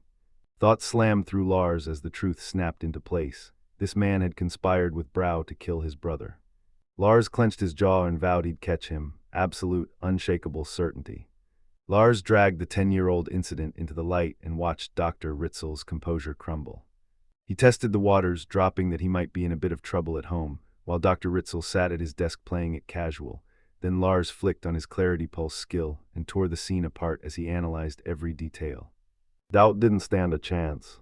Dr. Ritzel engineered the assassination attempt on Dead 8. Dr. Ritzel burst into view at the hospital window, a grin splitting his face. Meanwhile, Lars strode away from the hospital, snapping a hard glance back at the doctor in the window. He vowed he'd grab its tail somehow. That need burned. He had to grab its tail somehow. He slipped around the corner, melted into the shadows, and started tailing the doctor. Lars pressed himself to the wall and peered around the corner, his gaze pinned to the target. A maid slid into the doorway, and the moment Lars spotted her approaching, his body snapped taut like a drawn bow. Shock slammed into Lars. He realized someone might have spotted him. Inside the hospital, someone jabbed a finger and barked. That's Lars, the Irving family's second son. Dr. Ritzel's gaze snapped to him. He confirmed it was him and sized Lars up as a sharp, quick-witted kid. Nina burst into view, worry carved across her face and panic clawing at her as she feared Lars had found out about her and the professor, and dreaded he'd shown up for that very reason.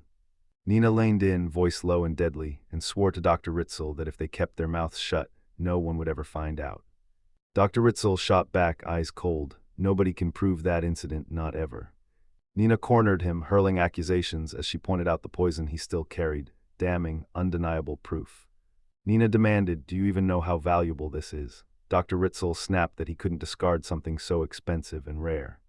They tore through the case and every autopsy stubbornly read natural causes. The toxin worked like a ghost, erasing any sign it had ever been poison. Shock slammed into Nina like a punch. This wasn't just poison, it was lethal, and she'd never imagined that. Dr. Ritzel brushed off her concerns, scoffing they'd always been half-hearted.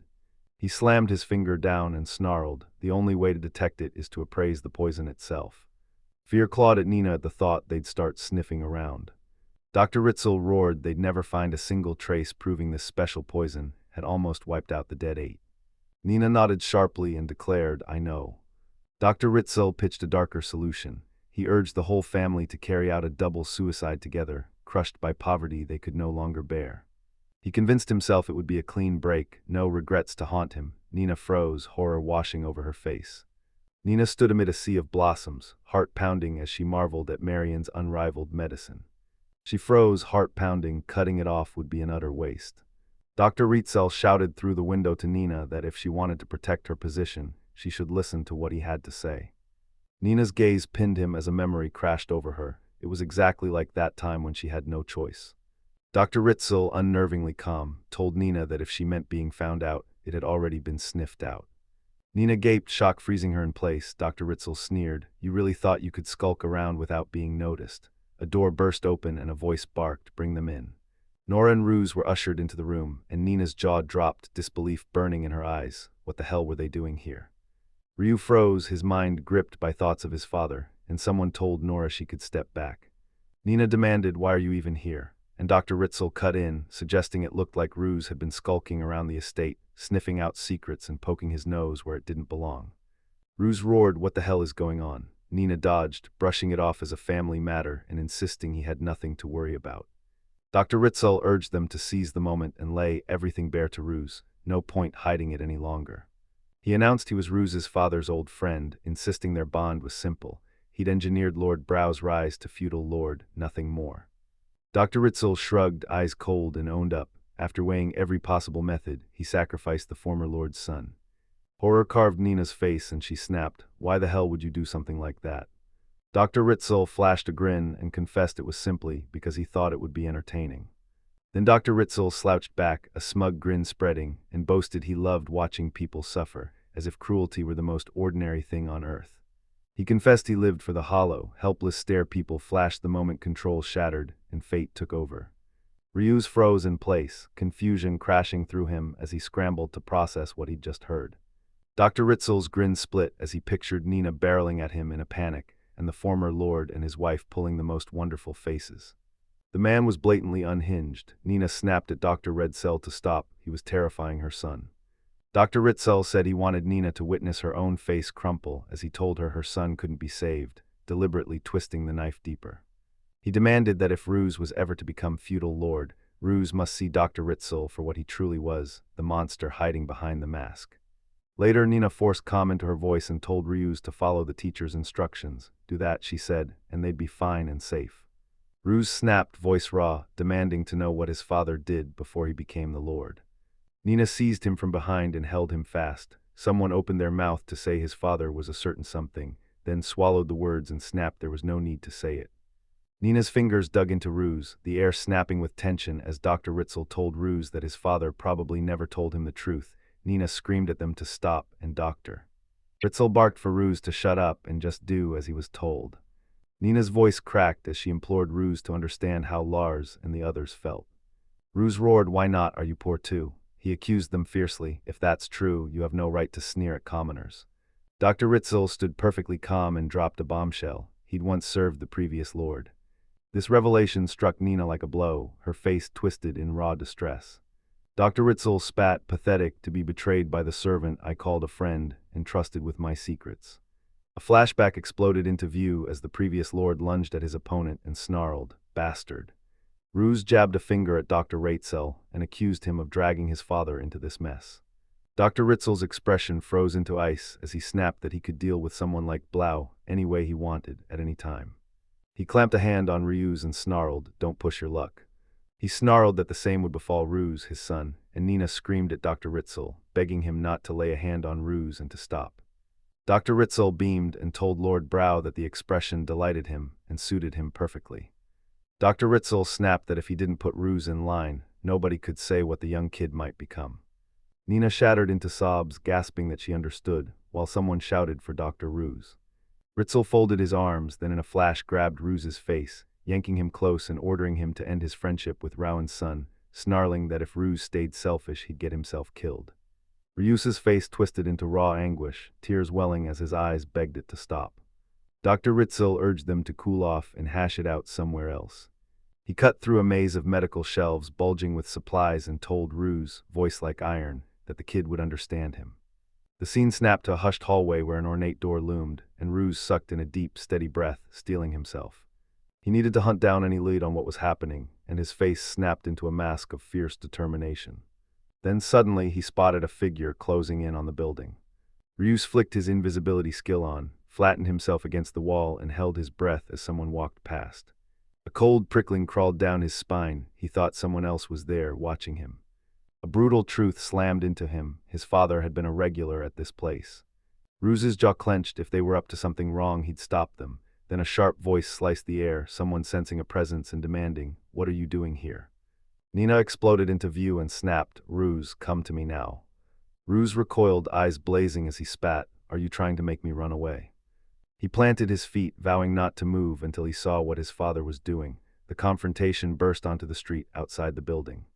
Ryu's grin cracked, perfect, vanished, tail them unseen, and finally slip inside to scout every inch of the building. Someone inside screamed his name and snarled, "Did you really think we'd never find out?" A second voice cut in, demanding why they were there and spitting out his father's name. Invisible, Lars's breath hitched as the truth slammed into him. Ruse cared for him far more fiercely than he'd ever imagined. Lars's eyes narrowed as the clues snapped into place. Ritzel and Blau were linked, after all. Ryu's eyes locked onto a tiny vial in the room. In a heartbeat, he realized he'd found the key evidence. It hit him. This world had no instruments capable of capturing a single sound. The snag wrecked his plan to gather proof. Ryu's hand darted to the vials on the shelf as his brain raced. Grab that poison, get Yagas to appraise it, that could be the evidence he needed. He clutched the evidence, but doubt coiled in his gut. Would this be enough to prove they'd tried to kill his brother? Lars ghosted into the doorway, unseen and watching, while Rias's jaw clenched. He knew they couldn't stay there long. He swore they'd sort the recovery after they escaped, as tension snapped in the air and the seconds sprinted away. The scene snaps to Dr. Ritzel reclining in his office with Nina, a pale shape in the background, as he lets out a wry laugh and asks, "Has it really been 10 years? Time vanished in a heartbeat." He barked that Ruse was the biggest nuisance, always charging in with that pointless, self-righteous sense of justice. A long-haired woman suddenly stormed in, sneering that Brow was nothing but an inconsiderate man, and demanded, "Should we take control of this town soon?" She dared to propose something far more elaborate. Dr. Ritzel's eyes sparked. With the king apparently set to attend this year's harvest festival, it was the perfect stage. A voice cut through the noise, "Isn't that Ruse? What are you doing in a place like this?" Dead Ape barreled in, demanding to know if Ruse had patched things up with Lars yet, and a man propped in the doorway shrugged it off, coolly saying boys will have their fights. Outside, Nina crumpled, voice cracking as she told her teacher she had no idea what to do anymore. Someone nearby stepped forward, asked what had happened, and offered to hear her out. Lars watched from afar, his gaze razor-sharp as he tracked every move. Nina reeled from the brutal truth thrown at her. Serving as a maid, warring loyalties tore her apart. Lars noticed that since that day Ruse had started to freeze him out, and that cold wedge tangled everything between them. In the classroom, the teacher declared that next month's long-awaited harvest festival was coming, but this year was different, so they'd have to go over some precautions. Half listening, Lars replayed his plight. He'd grabbed the poison, yet was completely stuck on how to use it. He'd asked Jorgis about it earlier, and Jorgis had said he couldn't appraise it in detail, a reply that burned with frustration. Lars's heart leapt. It's that time of year again, and since his very first visit at 5, he'd waited for the harvest festival with the same hungry excitement as anyone. The teacher snapped that the king himself was coming. He'd sweep down the main street to inspect it, then hold court at the Lord's manor. It was a huge deal, and students would be kept off the parade route, so they'd better keep their distance and not rile the soldiers. The teacher swore they'd be fine, but vowed to clamp down the moment anyone stepped out of line. Someone muttered it was safest to just stay far away. Later, 2 male students huddled in the hallway. One asked if Lars had heard about the king meeting with the Lord, and the other blurted that the king was actually set to stay the night at the Lord's very own house. A nearby student let out a stunned whistle, eyes wide with admiration. Lars absorbed it, mind sparking as he pictured how to fold that detail into the plan he'd been crafting. Lars knew bone deep Nina's testimony was the linchpin of his plan, so he tore through every possibility in his head and realized he had to win her over before the harvest festival. Everything else boiled down to naming the poison and securing an audience with the king. Lars planted himself before a towering building, his gut roaring that the end might finally be within reach. Inside the guild, Dead 8 hoisted the poison vial into the light and snarled, "This is the real deal." Lars blurted that a classmate swore he could get a detailed appraisal at the guild. Dead 8 snapped that the guild always kept at least one appraiser on staff, so they'd handle it. Lars stared into the inky liquid in the bottle, his mind racing. He'd been suspicious of Brow's dodgy behavior for a while now, and the idea that even the teacher was an accomplice slammed into him. Everything just jumped to a whole other level. At the guild, Lars thrust the poison into Gibson's hands as Yaga readied his appraisal skill. His eyes erupted into a blazing glow as arcing magic roared around him, unlocking the eyes of the essence. Instantly, appraisal data exploded onto the feed, pouring in like a tidal wave. The original toxin was a twisted brew of kaya leaves fused with bulbs from a rare plant that, in high doses, slammed hearts into sudden failure. Now the Poison Valley Master had begun crafting a second, deadlier poison. Lars drank in every detail as Yagas finished his appraisal, then froze, bewilderment blazing across his face and spurring Dead 8 to bark, "What's wrong?" Lars shrugged it off like it meant nothing, but inside shock ripped through him as appraisal data poured straight into his head. Yagas ripped the veil off the secret and revealed how the poison was synthesized from the rare plant's leaves and bulbs. A jolt hit Lars. The result matched the flash that had just raced through his mind, and a cold doubt gnawed at him. Had he unknowingly appraised it himself?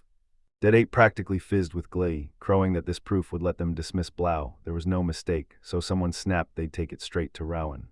Lars warned that canceling the festival would crush everyone's spirits. He declared he'd speak to their father once the harvest festival wound down, and Lars nodded, eyes steady. He understood. Dead 8 growled at Lars that his part was over, stepped back, the adults would take care of the rest. Lars flashed a grin at his brother and declared he couldn't wait to work with him. They smashed the poison bottle in half to make 2 pieces of evidence, and Lars warned a guild member might be tied to Ritzel after all. This should buy them a little time, Lars told himself, admitting it was selfish. He burned to settle this with his own hands. A voice blasted out to Lars, urging them to consult Nina next, and Lars' gaze snapped to a figure charging toward them. Recognition slammed into him the moment Ruse's shout cut through the chaos. Ryu planted himself in front of him, jaw set like iron, and implored Lars to help.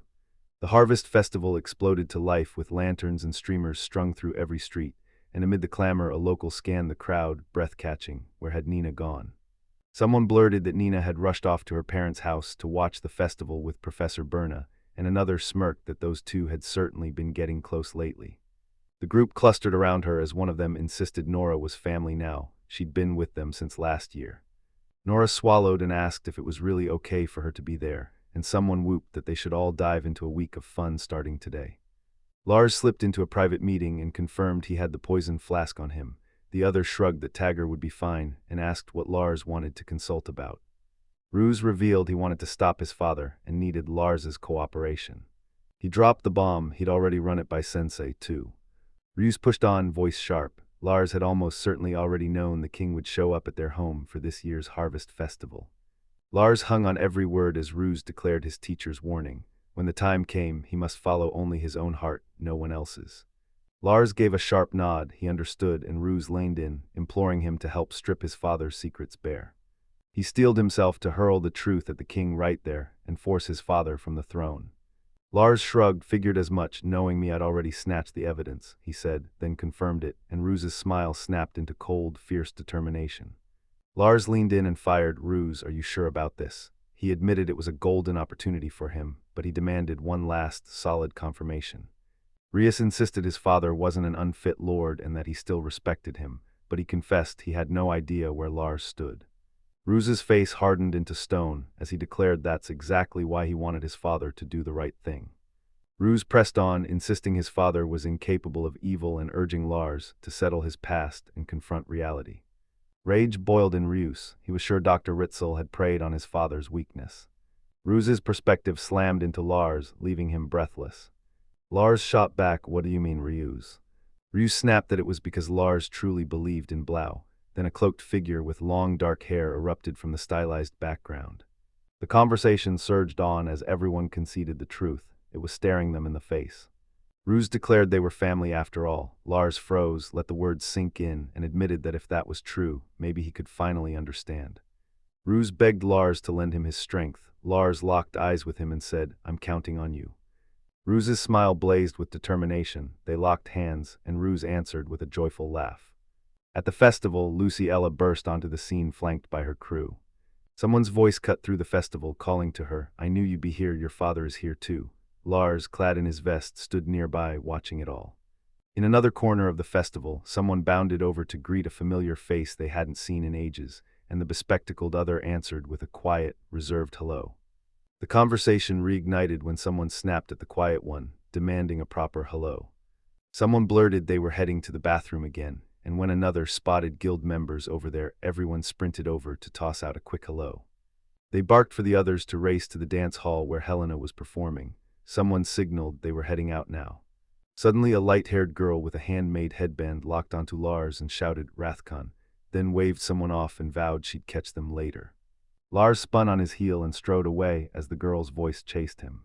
Two girls stood shoulder to shoulder, waiting. The one in a maid outfit flashed a sly grin and called, We've been waiting for you.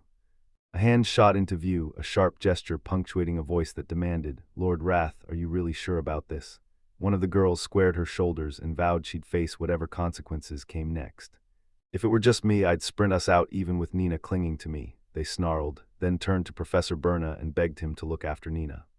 The maid blurts an apology, fretting she's been dragging secrets from him, and Lars waves her off with a calm grin, telling her not to worry about him. Lars snapped that he'd be fine, then two others burst into a heated debate, angrily questioning whether Blau had any right to let a traitor into the king's presence. Someone bellows that the banquets are about to begin, demanding they hurry. Lars booms that he'd been waiting for them. Ruse flashed a grin at Lars and his companion, and proclaimed he'd already told the others they were his friend and companion. Lars gave a quiet nod and Ruse snapped a warning, tread carefully, his father had invited the doctor to dinner too. Down by the ornate staircase, a tide of people surged past as someone boasted they'd run into them at exactly the right moment. He scoffed, sure the other was a complete fool. Then another voice cut in, snapping that he was the fool too. Ryu vowed he'd give it everything, then warned that, per reports, the public works projects were grinding to a halt.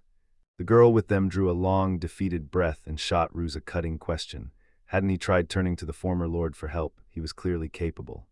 Ruse clenched his jaw and grudgingly told his father he'd take it like that, even if it wasn't his style, and the girl declared she'd be coming along. Later, Lord Brau thundered, demanding to know where Ruse had been. Ruse whipped around to face his father and snapped that he'd been out picking up a friend. Ruse swept Lars up to the king and declared, he's my classmate, the son of the former lord we were just discussing. He turned to the king and proclaimed their connection had forged a friendship, then dared to ask if Lars could join them at the table. The king snapped, is Lars close to Alden's age? A nearby voice agreed, and the king tossed out that Lars was Rowan's son as if everyone ought to have known. Suddenly a young man bounded forward, grinning ear to ear as he blurted, I'm Olden Bartfeet, it's so nice to meet you, Lars. The king shrugged and said it was fine, and Olden beamed, confessing this was his first time meeting kids from outside the Royal Academy, and he was dying to talk with them. Lars dropped into a crisp, courteous bow and told the prince, it's a pleasure to meet you. Then someone warned there was no telling what Lars might do, calling him a wild card, and Lord Brau fumbled nervously, protesting, yeah, he might be the former lord's son, but he's a commoner now, so there's that. The king snapped, are you objecting to my decision, and silenced Brau on the spot. The king slammed his fist and barked at Olden to hold back. Brau was only speaking out of concern. The king declared Ruse couldn't carry a conversation alone, so this arrangement was fine. Brow agreed on the spot, probably just desperate to slip out of the spotlight. Dr. Ritzel greeted Lars like he'd been expecting him. It's been a while, and Lars, sure Ruse hadn't said a word, realized the doctor already knew why he was there. Dr. Ritzel leaned in, concern flaring, and asked how Lars was feeling. Lars tossed out a grateful thanks and added, "I've been sleeping like a rock every night." Dr. Ritzel beamed, said he was glad to hear it and couldn't wait for their dinner, but Lars' smile sent a cold prickle through him, and he swallowed the unease. Then someone hollered, "Lars." Lars implored them to let Nina, the maid his family employed, join them. She tended him every day, and he got rattled if she wasn't by his side at meals. Someone snapped at Lars to look at who was speaking. Meanwhile, someone else piped up about the girl and shrugged, "I don't mind." Fear clenched Lars at the thought of facing the king, so he dragged a friend along to steady him. He admitted Belna was his magic teacher and that she and Nina were friends, and he'd brought her purely out of selfishness. A warm smile spread across the king's face at their thought for the maid, and with a grand sweep of his hand, he ordered them to feast together. Olden slammed his voice into Flugel, snapping, "Think about the one guarding you." Someone shot the question at Lars, was his name really Lars? Nina snapped that all she had was an old nanny, while someone else's beautiful teacher ignited a fierce jealousy in her. Olden scoffed at Lars's formalities and snapped, "Don't bother with honorifics, I'm going to be king anyway." He slammed the question at Lars, did he feel the struggle, trapped beneath all that stiff, suffocating formality. Then one student piped up, saying he'd been treated like an outcast in class 2, and the room plunged into a heavy, depressing silence. Olden begged for nothing more than to interact normally with people his age while he still could. Another student shot back that he'd actually been treated pretty normally. A dark-haired student shouted Lars' name, and Olden sneered that the Lord's son in their class walked around with an enormous ego. Elsewhere, Dr. Ritzel sat with his hands clasped, his face honed into a cold, calculating mask. Back with the others, someone pointed out that Ryu and Dr. Ritzel had slipped away earlier and demanded to know what lay in the direction they'd headed, and another voice barked, "The restroom." But then someone else's eyes went wide and they shouted, "That's the kitchen." A sudden blaze tore through the kitchen. Lars loosed a fire arrow to snuff it out, hissing a curse under his breath. Olden roared at Lars, "Spat bastard," and demanded to know what he was doing, accusing him of ruining the formal dinner just like Rowan's son would, while Lars froze in the kitchen doorway, panic etched across his face. Then Lars snapped his appraisal skill to life and a reading blazed before him. The corn soup was poisoned. He bellowed, "Don't touch the food, it's poisoned." Behind him, bewildered voices erupted, crying out for Lord Lars as confusion swept the crowd. Lars barreled into the dining hall, jabbing a finger and screaming that the food was poisoned. In the background, Olden and the others hunched around the table as Lord Brow stammered, asking what Lars meant, and Lars warned Blau that he'd almost died too. Olden snapped at Lars, "What on earth is going on?" Someone leaned in, peered at the dishes, and their widening eyes proved it was true. Dr. Ritzel's voice cracked as he admitted he'd never expected the Irving family's second son to see right through his plan. He jabbed a finger at Lars and demanded, "Did you do this knowing the poison would be found?" A man with a goatee stormed in, demanding to know Dr. Ritzel's true objective. He'd heard Ritzel was supposed to be a friend of Lord Brow. Dr. Ritzel had counted on it ending the moment the food was tasted, but the king's party was shockingly careless, and he kept circling the idea of slipping poison into the meal, even though he knew it would be detected. Lars snarled that it was exactly that. He'd gone out of his way to lace it with poison, knowing he'd get caught, and a text box noted that if Dr. Ritzel hadn't spoken up just now, no one would have even realized he was the culprit. Dr. Ritzel scoffed that the whole farce had bored him, confessing he'd only meant to help young Wrath finally claim his long-cherished ambition. A desperate voice tore into the chamber, begging the bearded official to listen. He barked back, demanding to know what had just been said. The narrator ripped the mask off. Blau was a criminal who tried to murder the previous lord's 2-year-old to seize the lordship. Her long, wavy hair framing her face, she planted herself before the court as the accusation crashed down. She choked out frantic denials, syllables dying in her throat, then Lord Brow roared, spitting "bastard" at her. Someone lay on the floor, frozen and barely able to react, as someone else snapped that this was about that matter, and Dr. Ritzel grinned, owning up to being the one who'd lent a helping hand. Lars barked at Dr. Ritzel, "Do you have the evidence?" Then grinned, saying proof and a confession in one strike would be the perfect finish, and just like that, the whole case snapped shut. Dr. Ritzel snapped that today's poison was the exact same toxin, and demanded they comb through every trace until the match was undeniable. Dr. Ritzel pinned Lars with a razor stare and snapped, "Are you satisfied now?" He admitted he wanted Lars to feel even a little happier about the whole mess. A voice barked, "What the hell is Dr. Ritzel plotting?" And Dr. Ritzel merely shrugged, smirking that it was nothing in particular. Dr. Ritzel barked, "Did Lars get his revenge?" The narrator declared Blau's career finished, and Dr. Ritzel sauntered away from the scene as if nothing had happened. The feed Dr. Ritzel would demand flashed into their head, and in a heartbeat they knew something monstrous was wrong with this man. Someone snapped that Dr. Ritzel wasn't an ordinary doctor. Dr. Ritzel replied, voice cold as ice, that every life here would be his payment. Surgical instruments littered the area beside Dr. Ritzel's position, and in the next instant Lars and a dark-haired figure whipped out their weapons in perfect sync. A guard thundered, lashing out a fierce curse at them for daring to level a blade at the king. Combat explodes and a guard is knocked down in the chaos as Lars snaps at the professor to get Nina and Rue outside. A girl answers she'll be right back, but Rue yells, struggling against the hands pulling him. He's staying too. Nina storms into another part of the building, slams the passage shut and declares, "This way's closed," then stares at the professor and asks, "Should we kill them all?" Dr. Ritzel snaps back, then demands she show him their faces, contorted in raw terror. A maid lunges into the doorway, slamming a hand out and snarling, "I won't let you pass." An armored figure hurls a crackling aqua bullet. Nina bats the spell aside and snaps, "I wasn't told there would be a mage here." The room snapped to attention when someone shouted the plan had shifted. Dr. Ritzel shrugged and tossed that part to them. Attackers descended on them, and battle exploded as the knights clashed with their foes, someone sneering that knightly quality had plummeted. Lars stumbled backward, screaming for Dr. Ritzel to get away, and Dr. Ritzel only smiled, calm as ice, agreeing they might kill the prince and his guard, leave the king to wallow in despair, and save Lars' group for the very end. Without warning, Lars unleashed a roaring hydro-stream attack, water magic surging like a tidal blade and carving a path straight through the hall. From the next area over, an onlooker froze in stunned silence. Could Lars really wield powers like that? Dr. Ritzel's eyes flashed. He'd heard Lars' skill was jack of all trades. Someone else snapped, suspicion flaring. Maybe it wasn't this skill at all, but a different one, judging by that and the earlier appraisal. Lars stood there as someone sized up his abilities. It was undeniably a jack-of-all-trades skill. The catch, he was a jack-of-all-trades, master of none, yet he'd poured every ounce of sweat into it.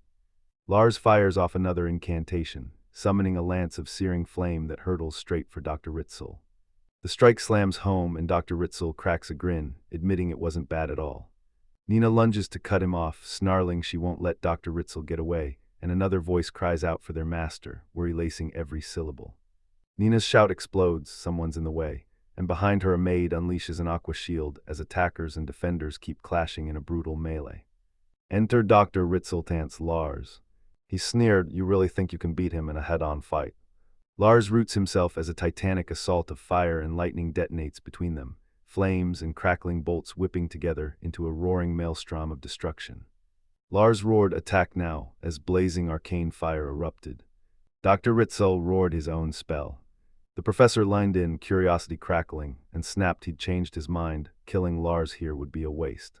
He's bent on slaughtering everyone else, sparing only Lars so he can watch despair rip across his face. Lars snaps, "Then I'll defeat Dr. Ritzel first," and conjures Flame Lance, launching a searing spear of fire straight at him. Dr. Ritzel snaps at Lars, "What do you think will happen? Should we get serious now?" Dr. Ritzel explodes forward like lightning, obliterating the gap to Lars in a single heartbeat. The strike erupts in a heartbeat, and before anyone can react, a blade is slammed against Nina's throat. Dr. Ritzel jams his weapon against Nina's neck, cold steel biting as the number 19 glares from the frame. Lars freezes, shock slamming into him, eyes gaping with terror at what just happened to Nina. Dr. Ritzel's smirk is a razor-cold confidence dripping from his grin as he leans in and tells Lars, "First, there's one thing you need to understand." Dr. Ritzel snapped at Lars to look, and most importantly, he forced his gaze onto his dear friend, the very man he'd once looked down on, now sprawled at death's door. The scene slammed into view. Rue sprawled across the checkered floor, badly injured and bleeding, with someone kneeling over him as he fought to choke out words. Every week Ruse apologized, insisting they'd had him admitted. He couldn't see them at all. Lars froze, eyes locked on his hand as dark corruption snaked across his skin, horror ripping through him. He lunged at Ruse, palm erupting with light as healing magic poured forth while.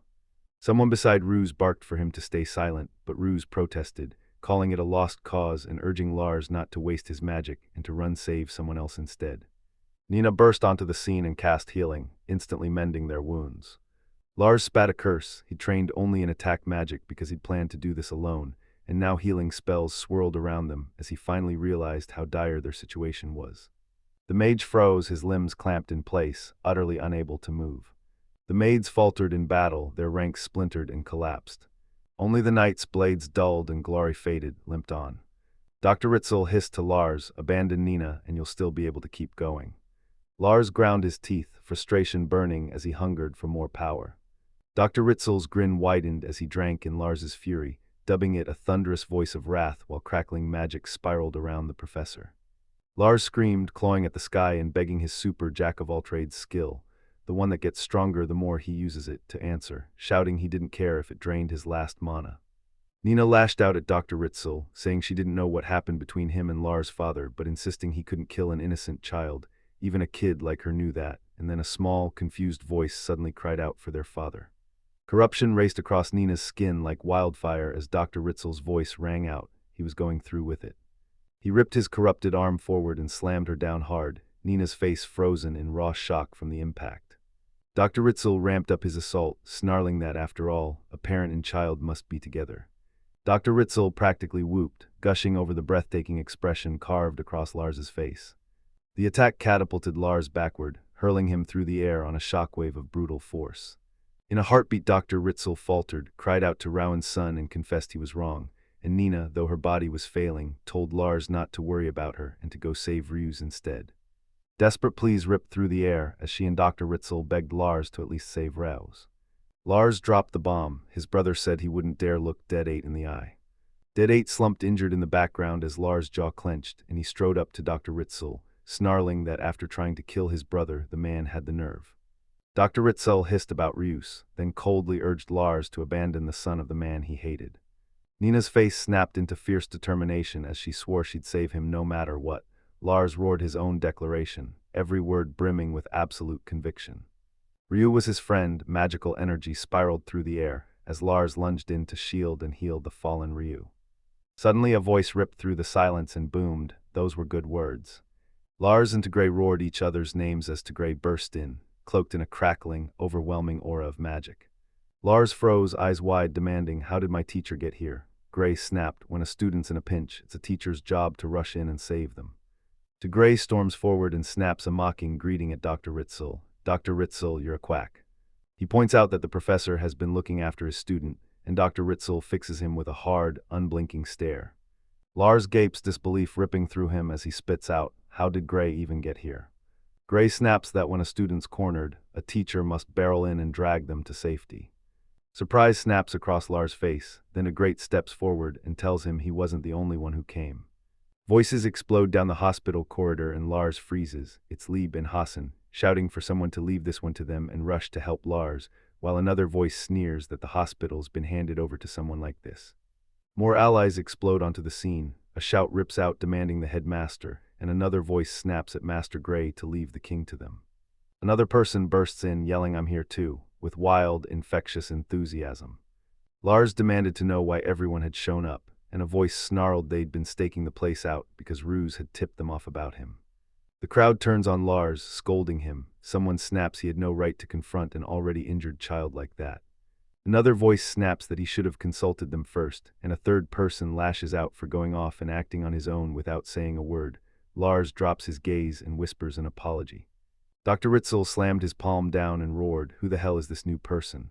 Belna, clad in a maid outfit, lifted her chin and declared she was Lars's magic teacher. Dr. Ritzel conceded with a sharp nod, declaring a teacher signaled they shared the same goals, and Belna fired back a confirming nod. Gray and Belna spun to face Dr. Ritzel, eyes blazing with fierce resolve, and roared in unison that they would protect their student. Someone snapped that Belna was still getting a lecture later. Belna bristled, insisting she wasn't in the wrong, and the other shot back that even so, consequences were coming. Dr. Ritzel boasted he'd prevail no matter how many came when a voice cut in, "Is the farce over yet?" Belna screamed a spell, summoning a water jail that slammed into him and sealed Dr. Ritzel inside a churning prison of water. A savage water prison spell barreled into Dr. Ritzel like a tidal battering ram, engulfing him and leaving him utterly overwhelmed. Tigray loomed over the bound Dr. Ritzel, voice snapping like a whip, "You're going to tell us everything." Dr. Ritzel lay pinned and defeated in the magical bindings, then a cold, dangerous spark flickered across his face. A bolt of realization flashed behind Gray's eyes as he let out a tiny, stunned sound. The perspective snapped around, Gray looking down from above while Dr. Ritzel stared up at him. Lars' voice tore through the chaos as he barked, "How's Ruse doing?" Lars grabbed Blau's arm and said Ruse would pull through. The bleeding had stopped and the wound was fine, but Blau probably didn't have enough blood left. Nina lay sprawled when Lars unleashed a water bullet that slammed into her, the healing magic pouring into her wounds, and he told her to swing by Miss Marion later for medicine to replenish her blood. Elsewhere in the hospital, Lucier exploded at the knights, rage boiling in his voice as he demanded what the hell they thought they were doing and how they could dare call themselves knights if they weren't protecting civilians.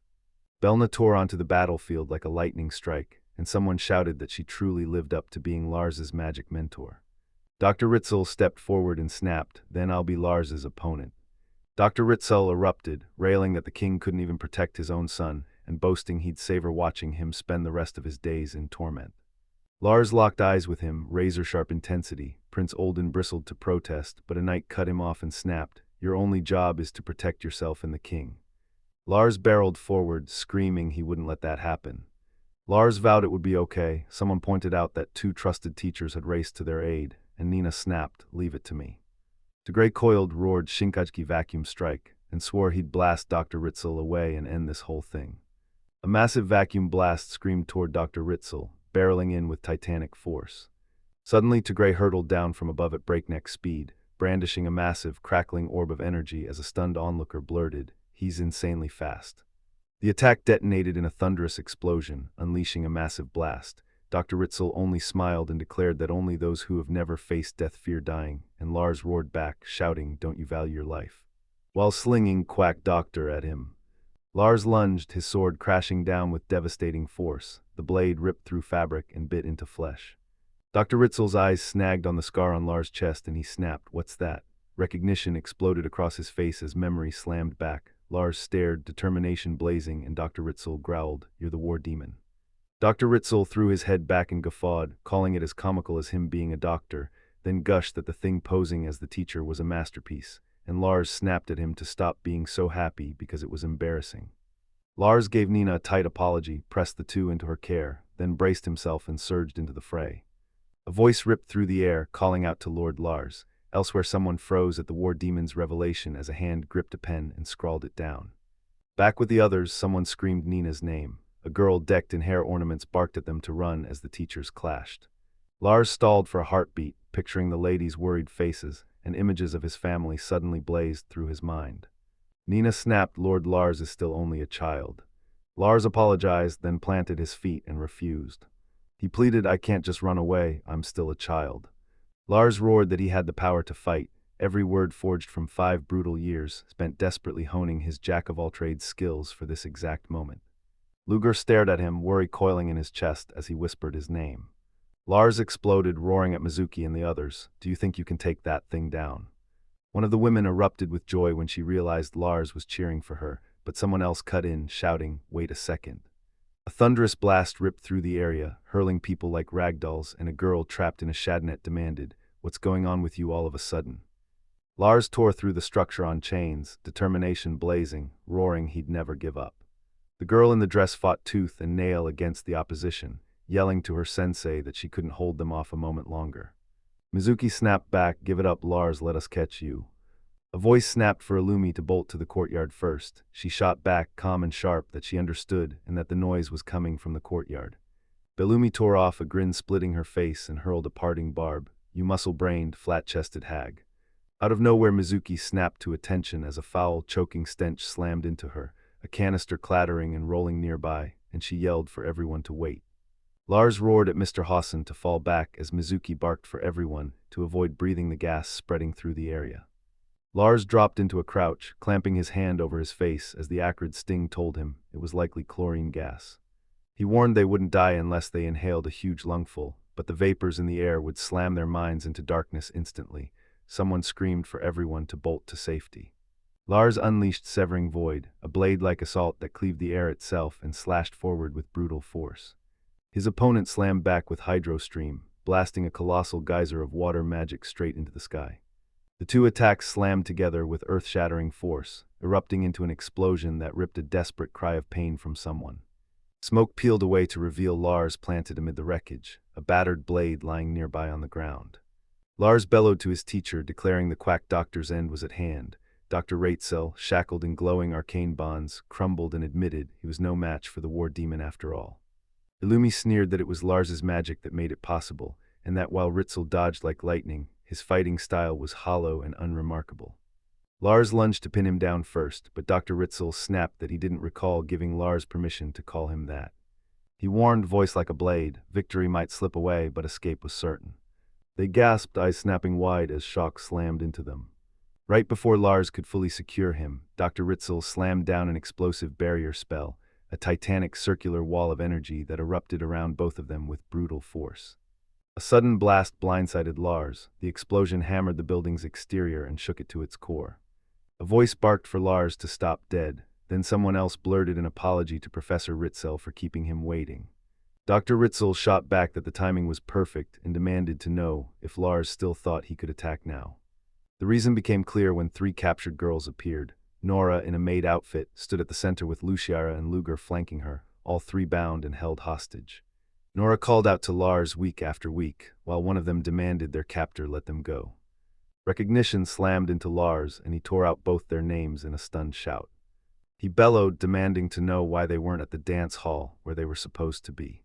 Luger blurted an apology, voice shaking as she confessed she'd been worried sick about Lars and had followed him. Someone snapped at her to shut up. In a heartbeat, Illumi slammed a blade against the girls' necks, snarling that if Lars moved even an inch, she'd slice both their throats open. The captor sneered, doubting Lars could even stir in a situation like this. Dr. Ritzel cracked a grin, thanked his assistant, and declared that a rock-solid helper was exactly what one needed. Lars roared that they release the 2 of them. Dr. Ritzel refused outright, insisting he'd keep them in his custody just like this, and Lars snapped back that if he let them go now they'd attack again, while in the background the 3 girls were locked behind bars in a crude cage. Dr. Ritzel's eyes narrowed as he weighed his options, holding Luger bound in rope like a bargaining chip and snarling that by tomorrow morning they'd find either only her head or everything but it floating in the river. Lars froze, eyes wide, pure shock coursing through him as he stared at the threat. Someone spat the word bastard straight at Dr. Ritzel. Perched on the mansion balcony, Lars and Dead 8 watched the scene erupt, and Dead 8 spun to him, voice razor-sharp, "What happened to you?" Down below, the group locked onto Dr. Ritzel beside the captive girls. Someone blurted, "Did he run?" Then another voice gasped, "Professor Ritzel." Dr. Ritzel snarled at Lars to back away from the hostages as the sisters, bound and desperate, thrashed against their restraints.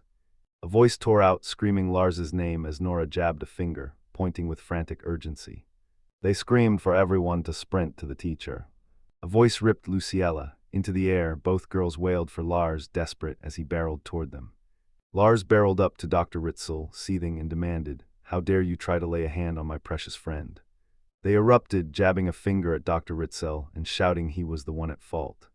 Then a colossal wall of water slammed between them, and Dr. Ritzel's expression snapped into concern. Lars roared, "I'll never forgive this." Lars roared dragonic blaze, and hurled his will forward. Massive, dragon-shaped flames erupted from his spell. A ravenous inferno tore through the tour, passing through the area, obliterating everything in its path, and at that exact moment Lars unleashed his dragonic blaze, slamming it straight into the Lumi head-on. She screamed as dragon-shaped flames swallowed her whole, and Dr. Ritzel stood frozen, shock pinning him as the massive fire magic engulfed everything. Dr. Ritzel tore through choking smoke and thunderous explosions, howling, "Splendidly done," I memorized Lars' face. Slipping free, he spat the name Rathuan Irving at Lars. Meanwhile, Lars crumpled to the ground, utterly spent from unleashing that monstrous power, then clawed himself upright and voice-cracking gasped, "Did I get him?" Stunned as it hit him, he actually had. A nearby voice ripped through the air, screaming, "Lars." Then a thunderbolt of horror crashed into him. He'd killed him. Down below, Rowan and Nora howled his name, Lars, desperation shredding their voices. Cries of Lars tore through the trees as he staggered through the forest, dazed. Lars crumpled to the ground somewhere, utterly disoriented, eyes glazing as he croaked, "Where am I?" Later, Lars jolted awake in the medical room, pain ripping across his face, and a doctor snapped to attention, announcing he'd opened his eyes and barking for someone to call his family. Under the examiner's gaze, Lars's hands shook uncontrollably. Rowan and Nora stepped into the doorway as Lucier hunched over him, grief ripping from his voice as he cried his name. Lars's eyes blazed as he recognized every face crowding to greet his dad, his mom, and his big brother. They'd all come to see him. Lucier yanked Lars by the collar, snarling that he had no right to greet her so casually after lying unconscious since he collapsed at the Lord's manor. Lars' voice cracked as he apologized for making her worry, then he pressed, "Are the king and Prince Olden safe?" Rowan admitted his attempt to shield the king was noble, but the aftermath dissolved into chaos. Rowan unleashed every last detail of what had happened. Lars listened quietly, concern carved into his features. Lucier loomed in the doorway and demanded, "Tell me exactly what happened to Ruse. Was he safe?" Someone spelled it out to her. The official verdict was that Lars's magic had utterly obliterated Ritzel. Blood stained the street, the trail dead-ending at the riverbank. Ritzel's body never surfaced, and his assistant Ilmi had vanished. Lars let the news hit him and barked, "What does that mean?" A nearby voice shot back, "We need to talk about that." Meanwhile, Lars snapped awake in the medical room to a nightmare. Everyone around him lay dead, and 8 filled the doorway. Dead 8 exhaled, relief crashing over him as he confessed he'd been seriously worried, and relief slammed into them. They dropped to their knees and thanked God Lars was okay. Nora cried Lars's name, breathless and fierce, telling him Professor Belna and Nina had warned her he was doing something dangerous. She snapped, "Why didn't you tell me?" And Lars froze, a tight worry clutching his chest as he silently wondered if she really saw him as that unreliable. Lars shrugged and said flatly, "I guess she's not," but he went ahead anyway, just to be safe. He slumped onto the bed and confessed that, win or lose, he might never have been able to return home. The thought of both children being gone clawed at him. Dedek snatched Lars by the head, pain jolted through him, and someone nearby cried out in alarm. Dedek nailed Lars with a hard stare and warned him, "Even if you sacrifice everything for them, losing you will leave them drowning in regret." Dedek lunged in, clinging to him tight and swearing they'd regret it for the rest of their lives. Lars's eyes shot wide as shock slammed into him, and a black memory crashed back, the moment someone told him he was the unwanted child. Tears welling, Lars choked out apologies while Dedek watched him with a gentle, steady gaze. Lars' voice cracked as he swore he loved his dad, his mom, and his big brother with everything he had. That's why he could never forgive Blau.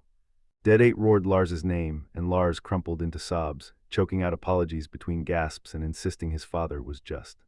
Lars sobbed for a while, crying harder than he'd ever remembered, even in his past life. Maybe his mind was regressing to match his young body. He didn't know, he just wept, and a warm memory surfaced of his whole family smiling together. Dr. Ritzel hunched in the shadows, voice cracking as he begged his uncle and big brother for forgiveness. Dedek pressed a steady, reassuring hand onto Lars's shoulder and assured him there was no need to worry about it. Nora chimed in cheerfully, declaring she was doing all right herself. Lars flashed a grin at them both. Nora's voice cracked. The guild had hauled her father into custody, and they'd keep him locked until the trial. Someone snapped that Lars was the one on the ropes. Lars shrugged and said he'd already figured Lord Brau was in that mess. They choked out an apology for the trouble their selfishness had caused him, and Lars waved it off, telling them not to worry. He shot back that the adventurer's life suited him far better, infinitely better than a stiff future as a feudal lord, and Dedek smiled at that. Lars swallowed hard and admitted he probably couldn't have pulled off what came next on his own. Nora gasped she'd heard his father had tried to help too, and a flashback slammed into view, unveiling the battle's magical explosion. Nora spat that choosing death to buy peace was the wrong way. Lars jabbed a finger, grinning, and reminded everyone that something good had come of it. Nora said her mother had caught the commotion and rushed in to fetch her, and Dedek exploded with joy, shouting it was truly wonderful.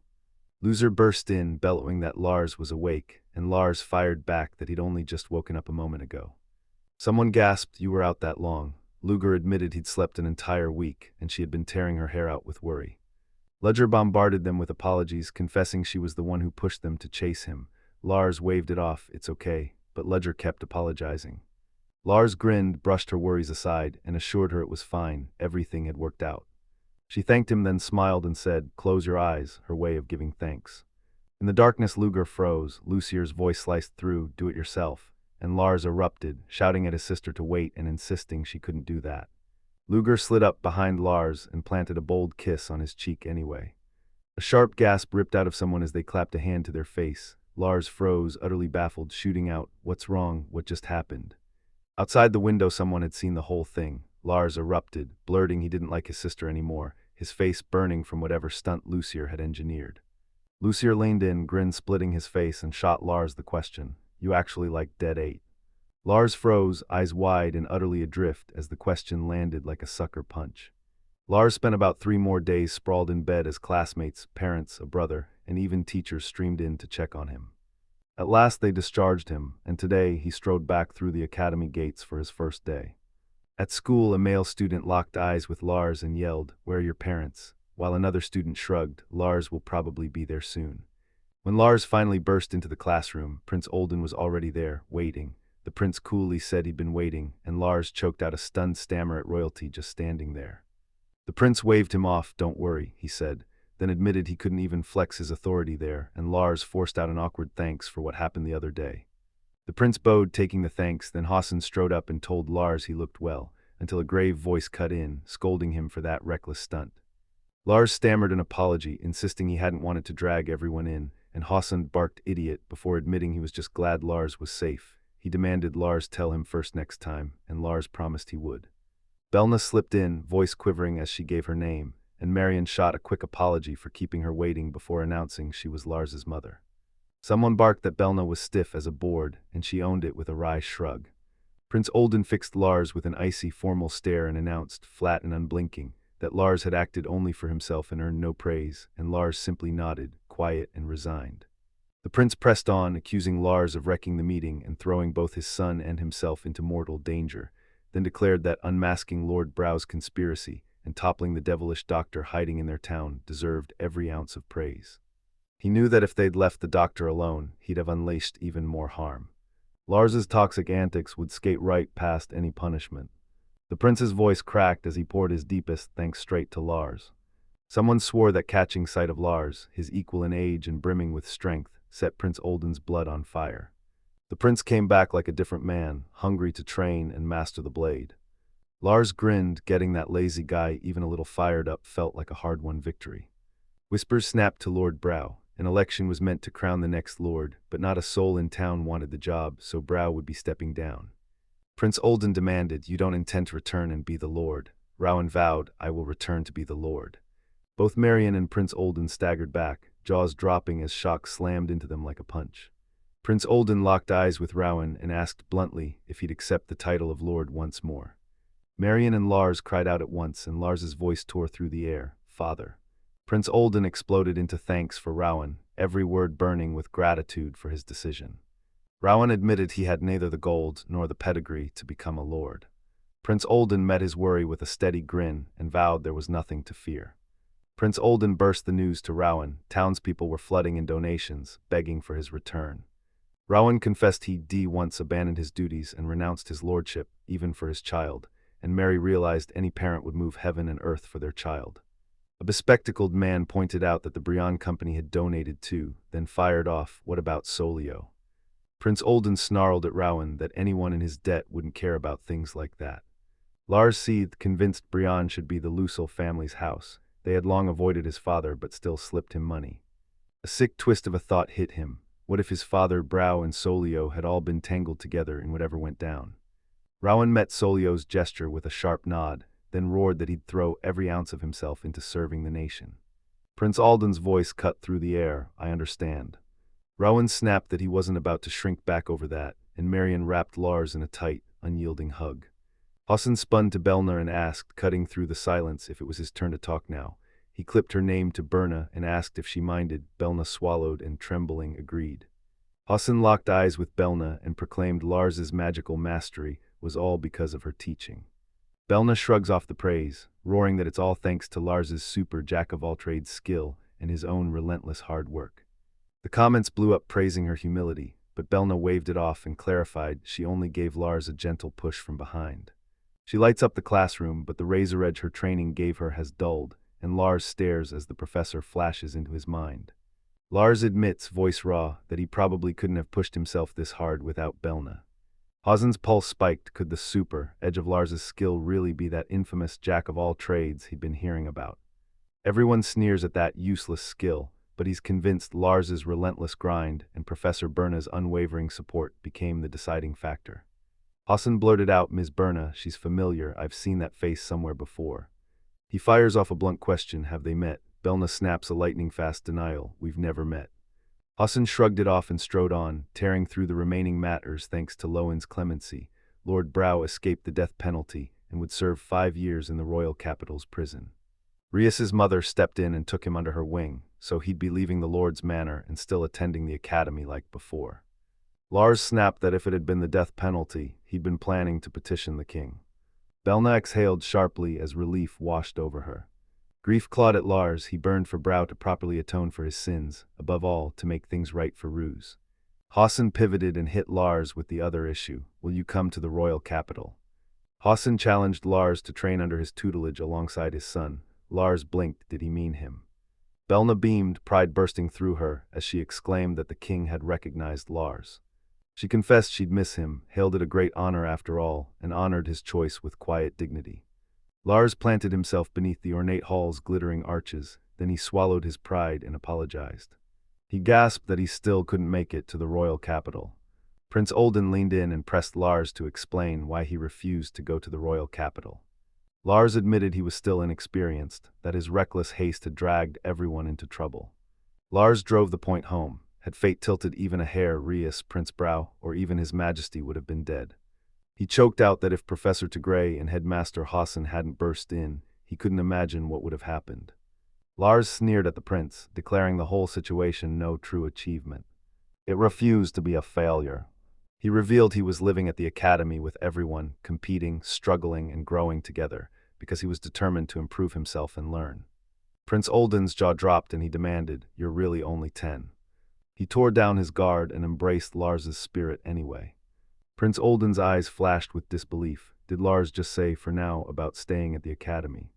Lars snapped that yes, he'd blasted out of the academy at 15 and would throw himself into service if His Majesty wanted him.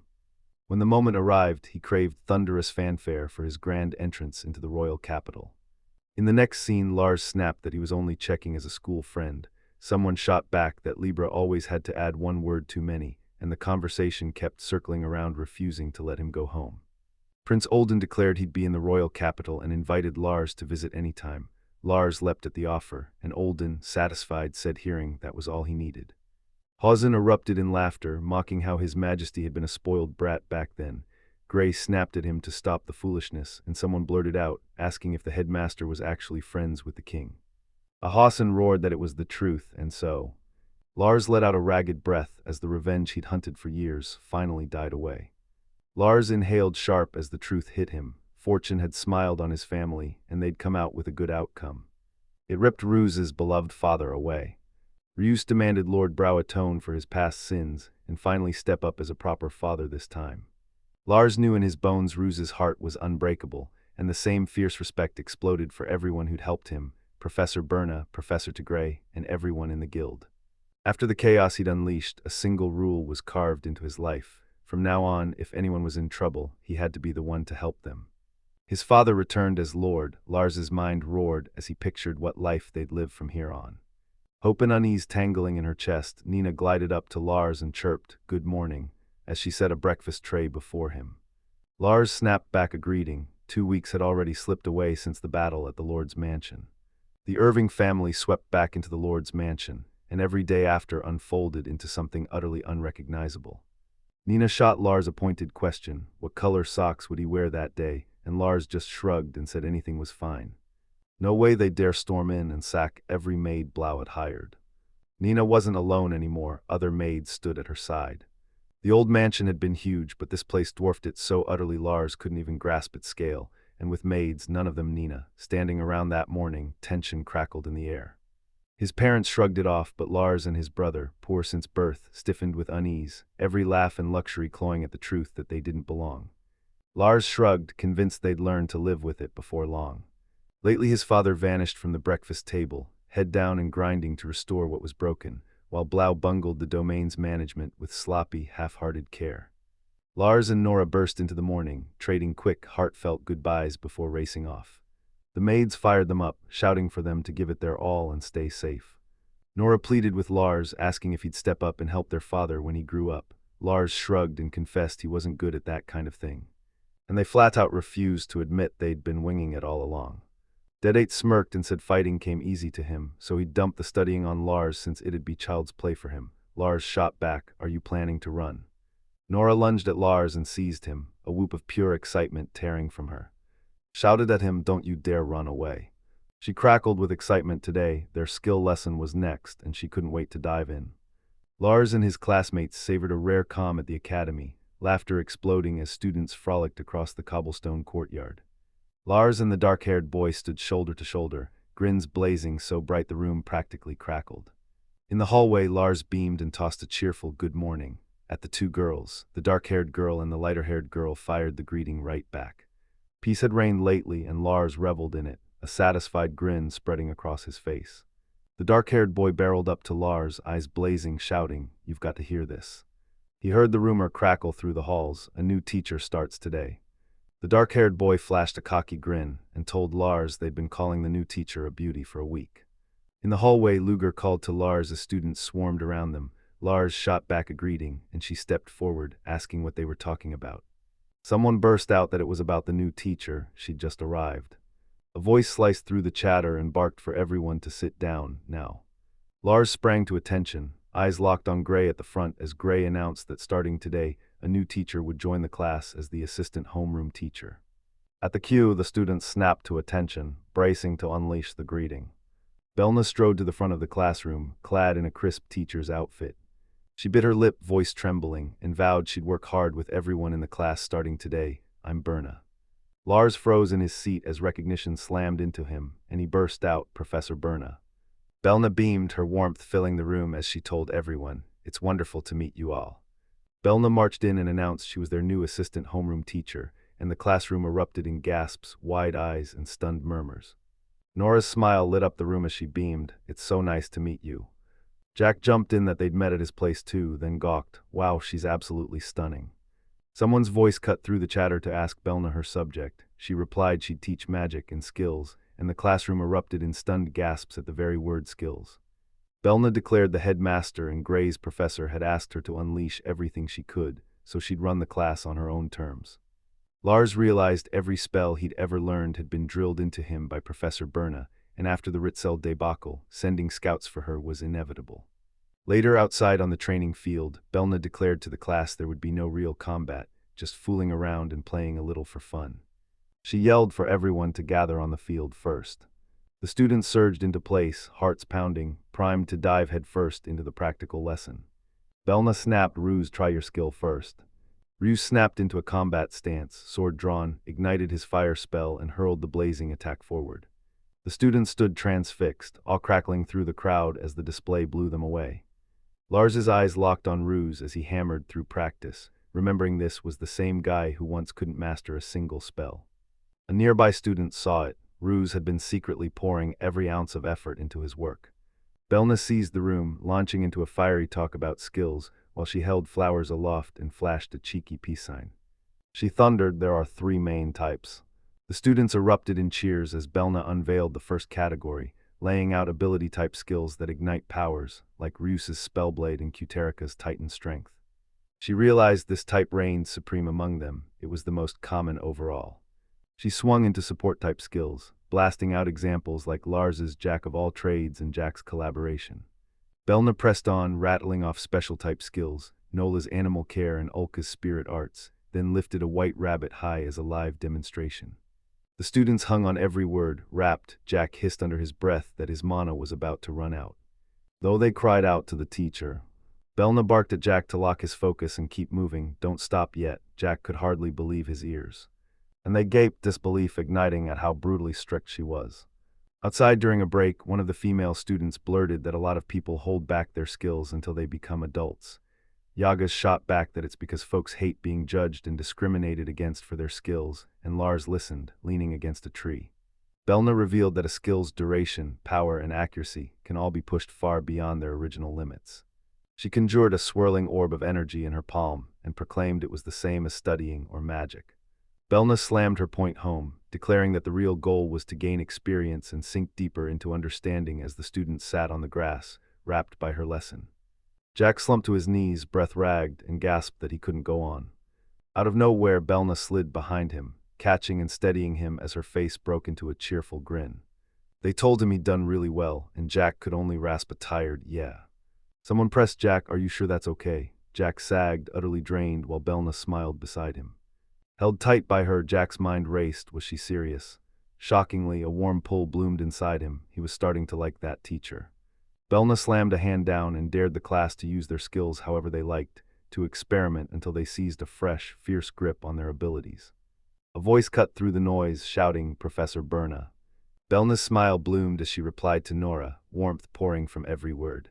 He lined in, demanding to know exactly what she should do to crank her animal affinity up another notch. Cradling a content, purring cat, she explained she'd been calling out to cats and squirrels, just like Belna had told her. They'd slammed into a plateau, and the cat in Nora's arms purred like a tiny engine, bliss written on its face as Belna reached toward them.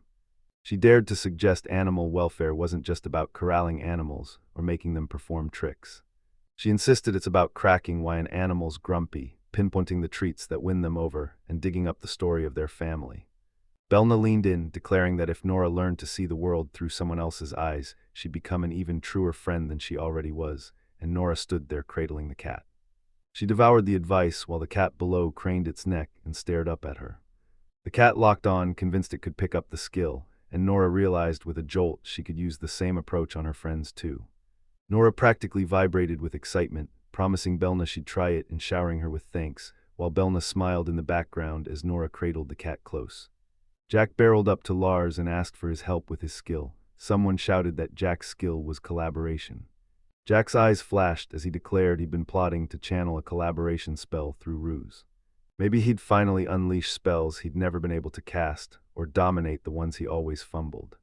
Lars hurled the question, "Is there anyone else who'd do that job?" Someone's voice cut through the room. Their class was crammed with self-empowering and special-type skills. Another voice cut in, conceding it was close enough. Then they shot back, "So Lars means collaboration's kind of lacking excitement." Belna's grin sharpened as she pointed out Jack hadn't been wiped out by her Spartan training. One of the female students strode forward and snapped, "I've got this." She already had it locked down. Suddenly Jack ignited with fierce determination, pounding his fist and beckoning Belna to watch as he roared this was their shot to prove they were capable students, and that first impressions mattered above all on day one. The others exchanged stunned looks, trying to pin down the sudden blaze of determination that gripped him, but Belna tousled Jack's hair, reassured him not to worry, and urged him to go for it. Jack shouted his eager yes, ready to spell to announce their collaboration, cried, "Here I go," and unleashed a roaring blast of fire magic. The spell detonated into a blinding cascade of magic, supercharged by the collaboration boost, and Jack gaped at the result, and he and Lars erupted into wild whoops. He'd actually pulled it off. Lars stared stunned, the sword he'd forged with Jack outshone every blade he'd ever made, and someone fired off a theory. Its power scales with the magic level poured into it. Lars insisted they try a different spell. Jack unleashed wind magic, and the charm exploded into a roaring gale of raw power. The guy whooped with excitement. Afterward, Jack shot out that this could actually level up the magic he was terrible at, and someone cut him off, shouting, "Wait a second." Lars clenched his fists and forced the words out. He hated to say it, but he suspected Ruse's magic hadn't improved at all. Ruse snapped, fury crackling, "My magic's only reciting in the sword through Jack, nothing more." A female student cut in, "That explains it. Ruse isn't even using magic himself," and Jack froze, bewilderment etched across his face. Someone sneered that Jackie had only bothered to hone his own skills. Jack shot back, insisting it wasn't certain, merely a shaky guess. Every line of the conversation screamed it. Ruse was improving too. The class thundered through drills in the background as Nora and Yuruka stood off to the side, apart from the others. Nora watches someone peel away from the group practice, and her gaze snaps to Yuruka standing alone beneath a tree. He found himself severed from everyone else, plunged into complete, brutal isolation. She strides up to her and shouts her name. Nora snaps at Yuruka, "You're seriously skipping practice with the rest of us." Yuruka stands frozen in her outfit, then at last, voice trembling, admits her skill is creepy. She won't join them. Confusion snaps across Yuruka's face as a brutal doubt hits. Could she really be terrible at the very skill she calls her own? Nora snaps that it doesn't matter if she's terrible at it or hates it. Whatever the reason, it changes nothing. Yoruba's voice cracked as she revealed she couldn't make the choice by herself. Nora assures her it's okay, just practice alone and give it your absolute best. Then Yuruka turned and strode off alone. Gray leans in and asks Yuruka what she thinks, and Yuruka snaps back, asking how life as a teacher is treating him. Behind them, students drill in unison, pushing through practice relentlessly. Belna's grin blooms, everyone's such a good kid. Belna fixed him with a blazing look and snapped, they're my proud students. Before they unfurl their wings and launch into the world as adults, finally claiming their place as real, fully formed human beings. Gray's eyes blaze, he knows he has to teach them every skill and secret first. Belna grins, I think so too, then shoots Gray a sly look and laughs. It's pretty rare for the two of us to actually agree on something. He leans in, eyes blazing. I heard Belna's holed up deep in the mountains. Why would she pick a spot this cut off from the world? Belna owns up, she bolted, desperate to flee a storm of troubles. Belna's eyes snap wide, she's grazing exactly like her. Gray snaps at her to forget it and orders her to pretend she never heard a word. Right from the start, he confessed, he had no clue whether this whole thing would end in glory or disaster. He blurts he thinks Belna was born to teach. Belna snaps, are you calling that a compliment? That's how the days roar to life after Belna is welcomed into the academy. She carries Spartan steel in her bones, but her striking beauty and masterful teaching spark fierce loyalty, and the students cling to her fast. The kids erupted, raving about her clear, brilliant explanations and how much they adored her, buzzing about where she'd learned magic and every other skill. She even knew how to dance. Lars clutched that peaceful memory, wanting it to stretch on, but peace wasn't meant to last. Lars tore down the academy hallway, calling for Professor Belna, came to an abrupt stop and scanned the corridor. Then it hit him that something was terribly wrong. Belna had vanished as if the world swallowed her whole. Lars stood rooted, mind reeling, as the whole scene evaporated before his eyes. He whipped around, eyes burning with fierce intensity, and snarled, what the hell does that mean? Yaga stormed in, arms crossed, and snapped to Lars that it meant exactly what it sounded like. Lars lunged forward, panic surging through him, and Yagas yelled, wait, then grabbed him and yanked him back. Yagas snarled, I've told you this before. He barreled ahead, rushing headfirst had become his worst habit. He barked, calm down, and Lars let out a quiet breath before nodding in acknowledgement. Lars was an old acquaintance of Belna's, so Yaga swore he'd personally spill exactly what had really gone down. Yagas revealed that Belna had slipped out of the country with someone at her side.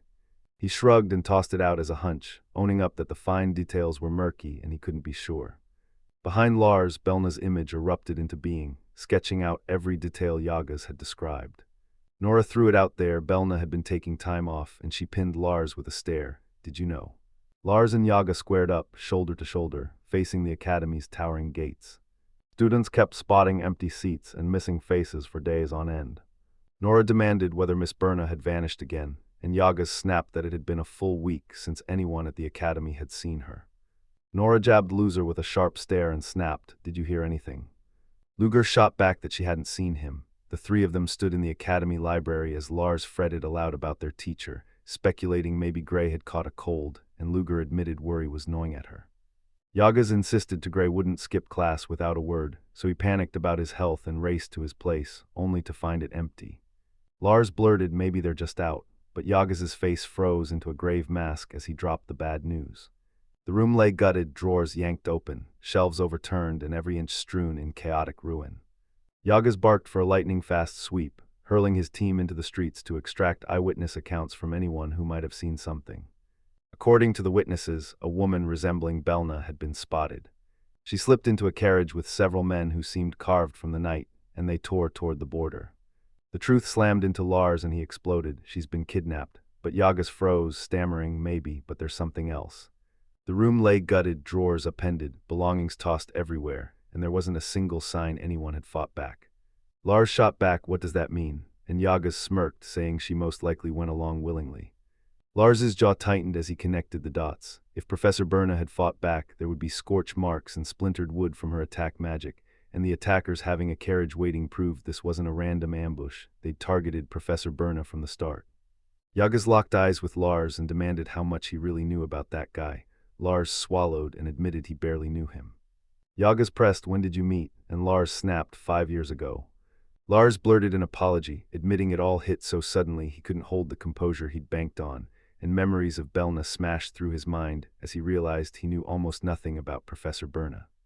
Yagas shrugged, voice steady. Belna clearly had his reasons for keeping his past sealed away. Lars demanded they find them this instant. Yaga snapped that the adults would handle it and demanded Lars head home, promising he'd run the investigation himself.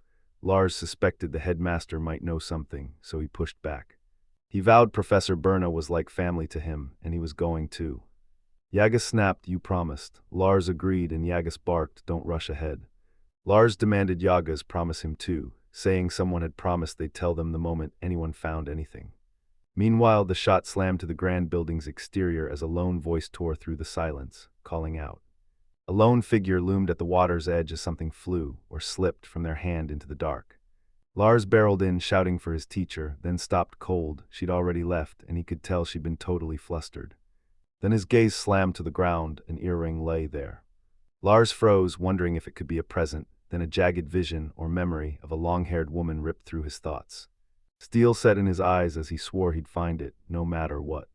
Just then a carriage barreled through the area at breakneck speed, the carriage seen roaring on as Belna planted herself before the guards and the carriage with a cold, serious mask on her face.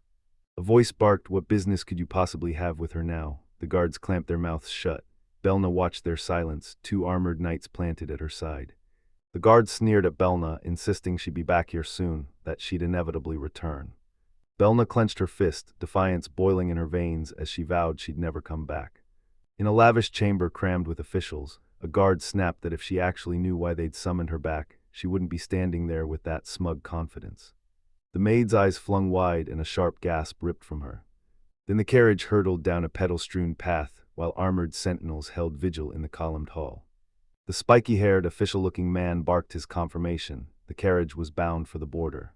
Elsewhere, Lars sank onto an ornate couch and ripped out a single "sorry." That was all the info he could scrape together. The official sneered that the so-called warlord was timid once more, and Lars snapped, "Don't you dare say that." The official leaned in and urged them to cross the border, said they might learn something. A sudden flash ripped through his mind, and he remembered meeting someone. At the mention of Belna, he snapped, "That name's familiar, I've heard it somewhere before." Lars owned up he was the same, and he slammed the door on any talk of his past. A flashback yanked Belna into the dark forest, where a voice spat that he'd run away. Back in the present, Lars's gut screamed that this incident might be tied to that. His eyes snapped to the ornate academy building as Professor Byron's face blazed into his thoughts. 2 weeks had burned away since then. Nora blurted that it had already been 2 weeks, while the light-haired student froze, baffled and wondering what was going on. Nora admitted she was lonely too, and Nult jumped in, pointing out that Lars had actually praised how she'd sharpened her skills. Outside, Yagas closed in and Lars barked, "We need to talk about that." Jagas planted himself before the ornate building, voice like thunder as he demanded Lars speak plainly, then forbade him from getting involved in this matter any further. Jacques slammed into Lars, he froze and shouted, "Why?" Yagas slammed the truth at Lars, "You're the Lord's son," and taunted, "You really gonna try to topple your father from the Lord's seat again now that he just reclaimed it?" Yaga's voice cut through the room. He'd sworn an oath, so he tore open his silence and told Lars everything he knew. Lars bristled and shot back, "What do you mean by that?" Yagas revealed he'd tracked Belna down. Lars snapped, demanding to know where. Yaga snapped, "She's in Rutsar, the neighboring kingdom." Confusion slammed into Lars, his mind scrambling as he wondered why she would be in a neighboring country. The truth slammed into them. Belna was Rutsar's third princess. She went by Belna. A decade ago, the kingdom of Rutsar's third princess vanished without a trace, swallowed by the night. They whispered she was a prodigy, light pink hair and an abyssal knowledge of magic. Yagas dropped the bomb. A search notice for her had even reached this country back then, and no one knew what had dragged her here in the first place. A memory slammed into the headmaster, and he blurted out what had happened all those years ago. The years swallowed Belna's past whole. She'd forgotten every single thing. Yagas watched, baffled, as for reasons unknown she was pulled back to her homeland, whether she wanted it or not. Lars took it all in, steel settling in his chest. If she didn't truly want a return, they wouldn't bring her back. Yagas slammed his palm and growled that the other party was royalty. We couldn't just meddle with this. He drove a warning home to Lars. If the neighboring lord's son made a careless move, it would erupt into a full-blown crisis between nations, and Lars scrambled to argue he already understood. Yagas cut him off, snapped that he'd handle it himself, flatly refused to let Lars get involved, and shut the discussion down on the spot. Later, Lars lingered outside, fixated on an envelope stamped front. He swore he'd figure it out, then in his head he scoffed and branded someone an idiot. When he returned home, Marion barreled into him with a relieved embrace as Rowan snapped, "What's wrong with them?" Outside the mansion, Dead 8 strode up to Lars and demanded, "Is Mr. Lastiger quitting?" Then inside, the Dead 8 surged forward, roaring for Lars to explain what he meant. Meanwhile, Rowan hung back in the background, drinking in every detail, while Lars met the question with a single, cool nod. Lars blurted he figured Professor Tigray wouldn't want to trouble everyone, so he'd planned to hunt down Professor Berna by himself. Rowan confirmed how things stood. Lars blurted that he wanted to go, and Rowan snapped, demanding to know what Lars planned to do. Lars declared that Professor Berna was his benefactor and lived right next door. Lars's chest tightened as it hit him. Belna and the others were his family. Inside, with Rowan at his side, Lars confessed he had no idea what to do, panic knotting his gut at the thought of dragging his dad and everyone else into trouble. Belna's worried face flashed through Rowan's mind. He grinned, daring to hope Lars had grown up a little. He laughed, taunting them that not long ago Lars would have bolted without saying a single word. Shame flooded Lars and frustration coiled in his chest as Rowan barked, "Go on."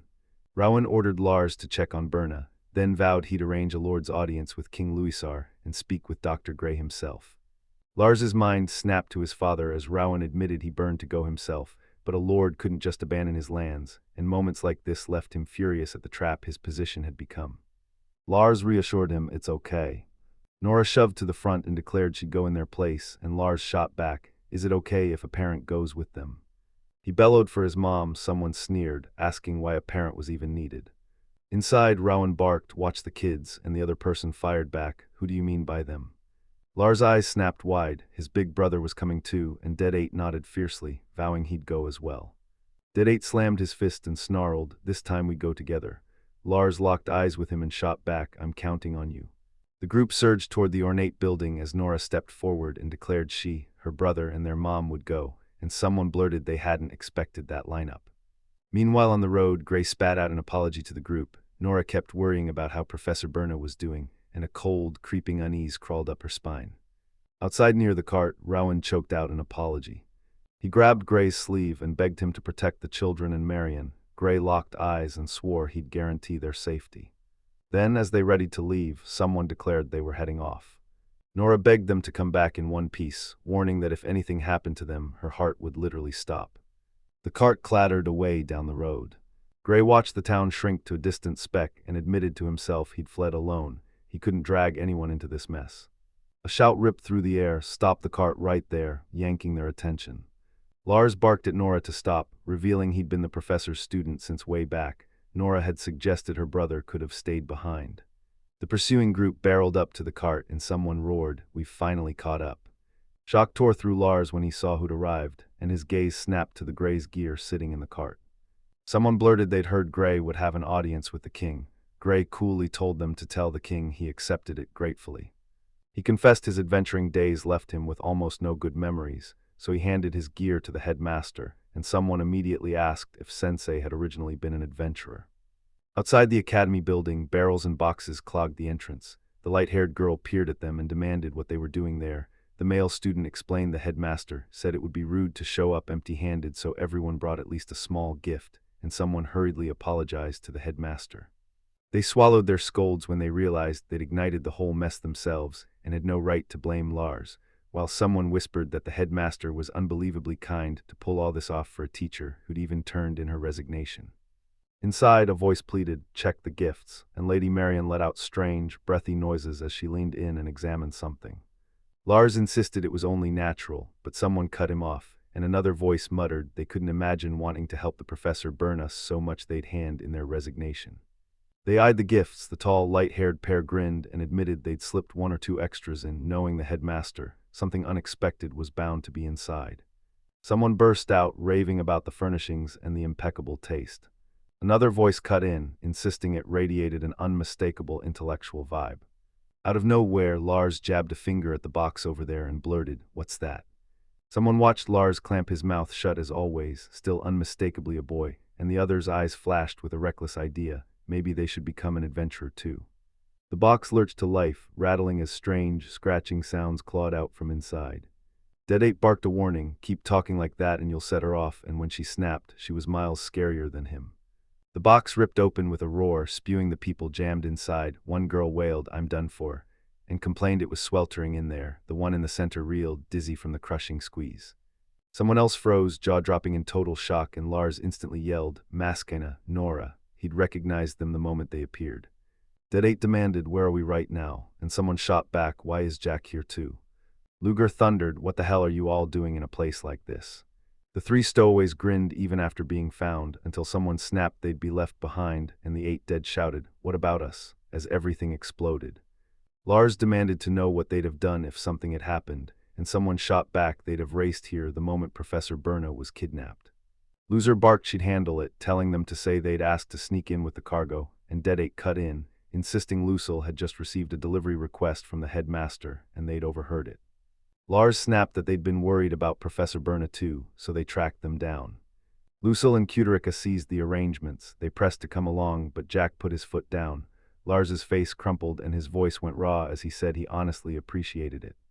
Dead 8 roared, what the hell were you thinking? And tore into the kids with theatrical fury. The kids froze, eyes wide, whispering, it's Professor Belna. They were genuinely terrified, and Gray barked for everyone to calm down. Someone snapped that now they'd come this far, sending the children back wasn't an option, they'd keep going like this, and Dead 8 barked that he was here too, so they'd be fine. They were beaming at first, but when a harsh voice snapped at them to be quiet, their smiles crumpled into instant worry. Meanwhile, Maskena slammed her fist down and vowed she'd fight too. Luger grinned and snapped that with Lars at their side, they'd be fine.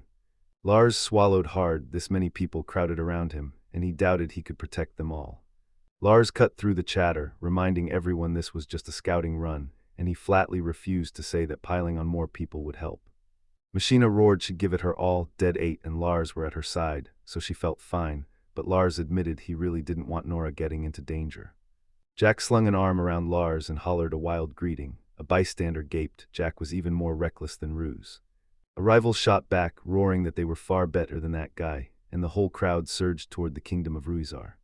They bunked down in roadside towns each night, cut down the monsters that ambushed them on the road, and finally stormed into the first town of the kingdom of Litzar. It was a neighboring country, yet the trek swallowed 3 whole days. Jack's grin exploded when he set eyes on a foreign country for the first time, but Lars snapped, calm down, get too hyped and people'll peg you as a country bumpkin, and Jack shot back, it's not that different from our own country. What? Helena burst onto the scene in a breezy summer outfit. On the southern continent, cultures and skin tones were strikingly different, and her brown skin came from her mother, who hailed from the south. A local woman with long, light hair strode up to the group and asked if they were travelers, having noticed the many children trailing behind them. Deadhead thundered that he was a teacher from the kingdom of refraction. They'd merged the outing with campus lessons into a field trip, and it hit her why the kids were tagging along. The woman demanded, is that beautiful lady with Dead 8 your wife? Dead 8 snapped, no, I'm the guardian of these children. Someone piped up that the timing was just plain unfortunate, though. Later down the road, Deadhead warned Lars that his homeland could be a ticking time bomb, dangerous right now. Inside what looked like Belna's residence, someone cried that Tajer Sarge was gone. A voice demanded what was wrong with Rihanna while another kept calling Sarge's name, every repetition thick with worry. They jabbed a finger at Sarge there, and teased that Ryanie really did worry about him. Ryanie let out a relieved breath when she found Sarge, and the other snapped, don't go too far. Belna, known to some as Ryan, perched alone in an ornate room, worry clawing at her features. A breathless guard burst in, declaring he'd brought her. The king nodded, praised him, and told him to stand down. His Majesty the king brooded on his throne, patience coiled as he waited in the throne room. Clad in armor, the king's voice cut through the air. It's been far too long since I last saw my daughter, he confessed, and Belna faltered, hesitation trembling in her eyes. The king asked for a private moment together. The guard complied at once and withdrew, leaving them alone in the vast room. The king said she'd heard that during the Lord's assault incident in the neighboring kingdom, an unknown young female mage had burst into the fray and made a name for herself. She sparked an investigation on a hunch. She'd never guessed they'd actually track her down. Belna locked her gaze on the woman and breathed, it's been a long time. Then in the cavernous throne room, the king's voice cut through the silence asking if she had been well, and Belna replied, 10 years have passed. Belna whipped a curious glance over her shoulder at the stranger. The king made a faint sound, and she spun back, declaring she was glad His Majesty the king was as well as ever. The king beamed that Rachel was thriving, and Belna's sister-in-law was doing well too. Belna admitted she was grateful the king had spared her back then, but she snarled he should leave a commoner's child well alone. She snapped, what business does the king have with me now, the daughter of a concubine? The king boomed, "Don't say that." Belna sprang to protest, but he cut her off coldly and silenced her with, "Don't talk like that." The king spat out words that struck like a blade. "You should never have come back." The queen demanded, "Why do you think I'd let you slip from your father's grasp?" Belna shot back, "Because I love Clary," then stunned the room by calling the king mother. Mother howled at the cruel timing. Why had Belna been found now of all times? If not for the chaos they're trapped in, she'd have run to her and welcomed her home. Icy glares and tight-lipped silence slammed into Belna the moment she walked in. She knew her return wasn't welcome. Her mother nodded, admitting she was right, but right now something else demanded every ounce of their attention. Belna's eyes locked on the ornate object her mother held out, mesmerized by its gleam. The king leaned in, eyes hard, asked if she remembered the mine north of the royal capital, and revealed a report that an unidentified stone had been unearthed there. The king ripped off the cover and thundered, "It's a dragon's scale." Get this, they accidentally shattered an ancient seal and jolted a dragon from who knows how long slumber, and the beast, razor smart and terrifying, issued a single chilling demand. Belna snapped, "What does the dragon demand?" Her mother replied, "It wants a sacrifice." From the throne room, a voice confirmed what Belna had just heard. The dragon demanded they hand over the country's princess as a sacrifice. Belna's blood ran cold as the revelation hit. The king wanted her as a sacrifice. She glared at her mother and snapped, "Is that it? The only reason they need me now?" Her mother sprang to protest, but someone else in the throne room cut her off, barking, "How long are you two going to keep talking?" Then another voice cried out to their father. A voice gasps, "Is that really Belna?" And a woman nearby cries out with relief, "I'm so glad she's safe." Belna barrels up to Lady Grace, grin blazing, exclaiming it's been ages, and noting that Lady Lucella and Lady Sheena seem to be doing well too. Lady Grace laughs, waves off the formality, and tells her to ditch the honorifics. She reminds Belna, just like she told her long ago, that she can call her mother to stand in for her late mother. Tears sprang to the blonde's eyes as she cried how happy she was that the sisters could finally live together again like in the old days, and Belna's voice trembled as she thanked her. Someone snaps they'd been gnawed by worry ever since Belna vanished, the real crime. Their grandfather tried to force Belna into marrying some lord from far away. Someone called out to Lady Sheena, exclaiming they were overjoyed she'd made it back safely. Belna flashed a smile, thanked them all, and accepted that she could be of use to her family as their sacrifice. Shock ripped through them. They demanded, voice raw, who would say something so cruel. The man behind bars broke his silence and declared to Belna that he hadn't brought her here to be a sacrifice this time. Belna, blunt and unguarded, admitted she had one thing she needed to ask of him. An armored woman storms in, barking that the knights are heading out on a dragon-slaying mission right now, and she wants Belna to come with them. Meanwhile, someone spits about how that damn dragon had the nerve to demand they hand over the princess. Who does it think it is? The blonde in the royal gown, radiating authority, announced her husband, Knight Commander Grave, would join the mission. She'd rallied the kingdom's deadliest warriors from every corner, so defeat wasn't an option. Lady Grace spins to Belna and asks, "Will you do it?" With your magic amplification skill backing them, victory becomes all but certain. Belna nodded, voice trembling with gratitude as she said she understood, and thanked them for caring for her despite being only a concubine's child. Then someone blurted out they were doing it for their family. Belna slammed her palm down and declared they could join, only if they granted her one demand. Behind the iron bars the father rasped, "I'm listening." Belna slammed her demand down. If they actually slayed the dragon, they were never to come looking for her again. Suddenly one sister snapped at Belna, accusing her they'd finally reunited, and Belna was already plotting her escape. Tears tracked down Belna's face, but iron determination burned in her eyes. She'd left the castle years ago, carved out a life of her own, and children were waiting for her. She grinned and promised she'd gladly cooperate, so long as they left that lifestyle untouched. Lady Sheena staggered under Belna's revelation and snapped, "Are you married?" Lady Lucella went even paler, fury and curiosity flaring as she demanded, "Who is Belna's partner?" They burst out whining she'd married before them. Belna flushed and hurried to correct them. Those were her academy students, not her children, and she fumbled, stammering when asked who her partner was. A snide laugh rang from the throne as someone jeered that there had to be a man involved, then goaded Grace, "She's at that age, so give it her all." Someone snapped, "If slaying the dragon proves we can, why not go for it?" Another voice snapped, "If she said it herself, what's the problem?" Lady Sheena snapped at her mother, "That's a harsh way to put it." The man explained that the moment the report hit his hands saying Belna had been found, Lucella suggested that if it was her, she might be able to take on a dragon. Belna owned up she'd known all along she was being selfish.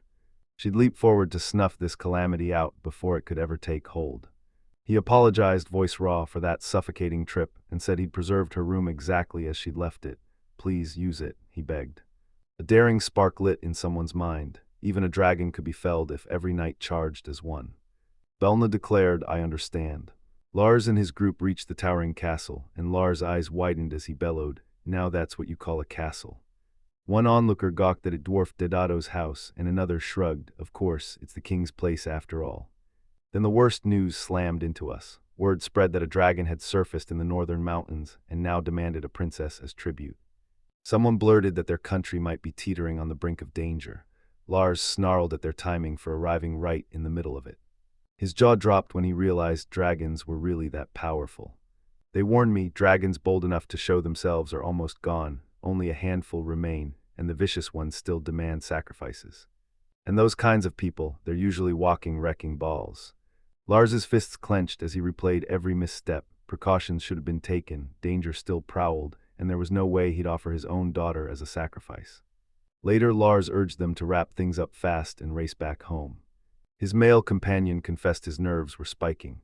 A female voice snapped that Lars should have stayed at the inn, pointing out that normally someone like him would never be allowed into the audience chamber. Nora started to speak, but Lars snapped quiet. She fell silent and apologized for being scolded. Then a man challenged Lars, pointing out he'd come to help Professor Belna yet was already planning to return to the inn. Lars squared his jaw and hurled a blunt truth. Rude or not, he'd heard they were teachers from Oblivion Academy. Lars ripped the truth free. One of their academy's teachers had been snatched by a shadowy captor, and they were hunting down where they'd been taken. The bearded man lined in, voice urgent, asking if the teacher bore the same name as their princess. Did that name ring any bells? Lars ripped out a denial, but his voice crumpled in his throat. The man tilted his head and said, very well. Truth slammed into Lars. Belna was the princess. She'd even said she was a teacher. The man verified she was in this country. Lars had known the truth from the start. The bearded man crumpled, cheeks burning, and admitted it was mortifying to tell them everything. Belna, born the concubine's child, endured the former king's bitter contempt from the moment she drew her first breath. Back then he was powerless to protect her. His only victory was spiriting her out of the castle and foiling a forced marriage. Until that moment everything seemed fine. Someone throws the dragon rumors at him. He owns up, he forced her back. Lars snaps, I understand the situation now. He explodes, declaring the sacrifice a terrible misunderstanding. They never meant to hand Belna over to the dragon. Lars cuts in, respect threaded through his tone. With all due respect, isn't that a bit selfish? Lars snaps, maybe there were circumstances, but shouldn't they honor Professor Belna's wishes? She's built her own life, and no one can just rip that away from her. Isn't this just a replay of when they coldly threw her out like she meant nothing? Suddenly another person bursts forward, seething, and snaps. How dare you, Lars, be so disrespectful to His Majesty? Lars snaps into a deep bow, begging forgiveness for his insolence. Marion swept into the hall, faced the king and officials, and introduced herself. She was the wife of the Lord of Gast from the Kingdom of Reflection and the mother of Lars, and she explained that Lars was a student of Professor Belna. She leaned in and said that before Belna met them, she had holed up alone in the mountains, dodging the public eye for years, and Marion was certain those years had been painfully lonely. She admitted they'd harbored a faint suspicion Belna wasn't from their country, but Belna relished every chance to get to know and interact with them. Marion pushed forward. They'd only known Belna a short while, yet she had already become an irreplaceable presence and a steadfast neighbor to them. They'd forged countless memories with them across years, each one chiseling Belna into who she was now. If Belna refused to come back, Marion roared that they had to let her choose for herself where she belonged. From behind iron bars, Belna's father finally broke his silence. He confessed Marion was right, owned that the whole mess sprang from his own moral failings, and begged them to stop bullying him. Meanwhile, Marion vowed the moment she returned she'd follow Belna's orders to the letter, and Lars pressed her on when she'd actually be back. Suddenly, someone blurted out that Belna was currently somewhere else entirely. Then the truth hit. They were heading out to bring a dragon to its knees. A shadowed voice from behind the bookshelf demanded, how big is this subjugation force? And another shot back, the king's wife keeps telling everyone Verna's magic is insane. If Verna lends them her hand, they'll wipe the dragon out. The force thundered in. 5 high-level magic users flanked Princess Verna up front, while 50 knights charged behind them under the knight commander and the vice commander. Shock stole across Lars's face, then he exploded. Why would you think the dragon was sealed? and someone shot back they'd need 30 mages or over 100 warriors just to take the dragon down. Those forces fell far short. Another voice snapped, if it's dangerous, just kill it, and silence swallowed the unspoken reason they never had. Someone finally snaps to the truth. The previous sealer only locked it away, he didn't kill it. Lars was already slipping away when a voice cracked after him, "Where are you going?" Lars spun back for a heartbeat and shot, "You're heading to the northern mountains to chase Belna." The bearded man stammered, voice breaking, as he scoffed that a mere teacher stepping in would change anything. Someone dropped the war demon's name, and Lars spun on Belna's imprisoned father, barking, "You get it now after I put it that way." The bearded man froze, jaw slack and eyes blown wide with shock. Down below, Nora and another student screamed, "Professor Gray, wait." The next instant, Nora yanked Lars back and forced a steadying breath, while Luger snarled they had to rush to help them too.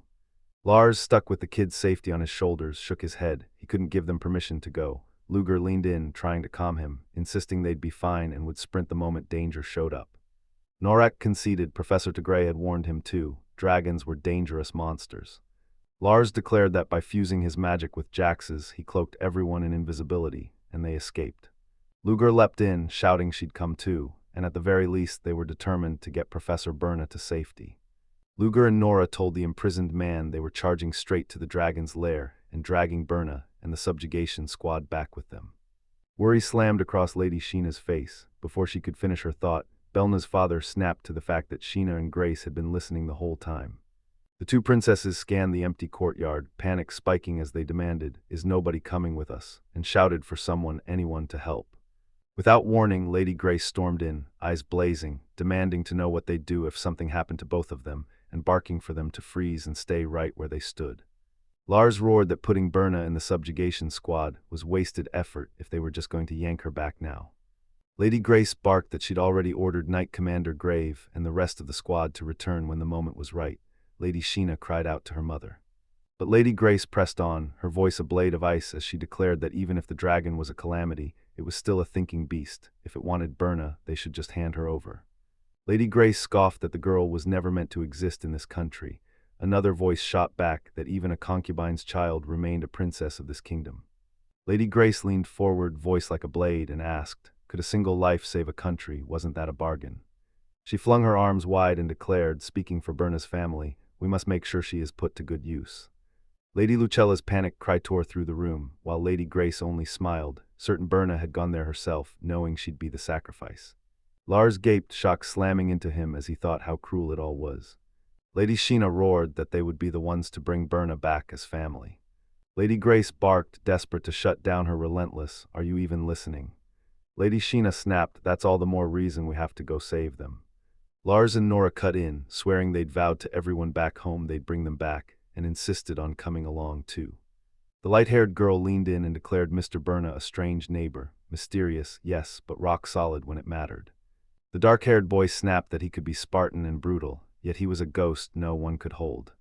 In the background, Belna held court in a black dress as snow swirled around her. Lars thundered the news, Belna was their teacher. Someone demanded, "What exactly is his skill?" Lars shot back, "It's a jack of all trades." The maid's eyes softened as she told him she understood how he felt, but warned a child would only drag him down.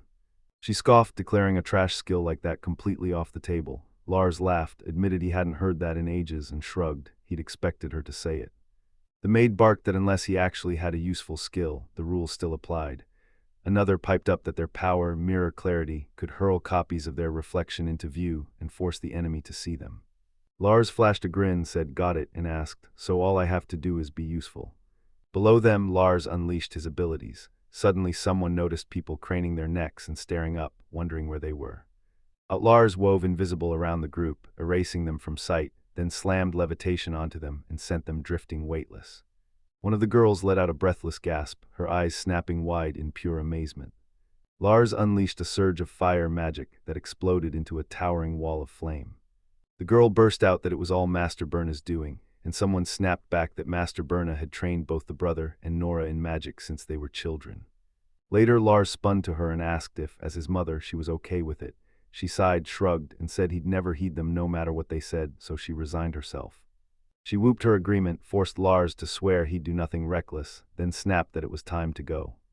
At the bottom of the panel, Lars and his female companion took their stand and vowed to wait for Professor Belna. In the forest, someone darted over and dropped to a knee beside their companion, voice urgent as they asked, "Are you okay?" The injured person snapped they were fine, waved it off as nothing, and barked at the other to stay still. A blazing surge of healing magic slammed into the wound, knitting torn flesh back together in an instant. Healed, they choked out an apology and admitted they'd never imagined the other could be this strong. The blonde maid barked for them to reform the line. The light-haired boy snapped his weapon into place and Lars clipped, ready. In the lower section, Knight Commander Graves planted himself beside Sheena as someone yelled they couldn't possibly pull this off, and Sheena pleaded with Mr. Graves to grab everyone and run. Someone spoke his name, sealing his identity. At the bottom, the blonde maid snapped at the group, demanding to know if they'd been ordered to withdraw in exchange for handing her over. She smiled, fire in her eyes, vowed she wouldn't be taken alive, but refused to drag everyone into the fight, saying that, knowing her mother-in-law, she'd already braced for something exactly like this. Lars grabbed her hand, locked eyes, and promised she could tell them the truth, it would be all right. At her signal, the maid unleashed the plan and barked, "Everyone run now." Lars sneered, "They totally underestimated us." The maid gasped, shock flashing across her face. Knight Commander Graves roared that this was the way, not a single soul among them would flee. Lars slammed his agreement down, fierce and certain that none of them would ever run. He warned them, try that and Sheena would tear into them with a ruthless scolding. Lars realized that if they provoked Sheena, she'd snap and turn into something terrifying. The maid flashed a knowing smile and said she'd known all along. She unveiled the real plan. At the next signal, they'd fan out and strike the enemy from both flanks. She gave a sharp nod that the approach was sound, and someone barked at Lars, "You ready?" Out of nowhere, the dragon burst into view, its colossal head towering over them, eyes ablaze with menace. Lars and Knight Commander Graves planted their feet like pillars and refused to back down. They squared off against the creature, bodies coiled and wills steeled, ready for the confrontation ahead. The attack slammed into them in a heartbeat. Lars snapped into motion the moment the dragon's blow landed. He snapped off a defensive spell, geometric sigils locking into place to forge a glowing cage around him. The dragon's assault slammed into them again and again, and Lars planted his feet, refusing to yield. The battle had erupted in full force.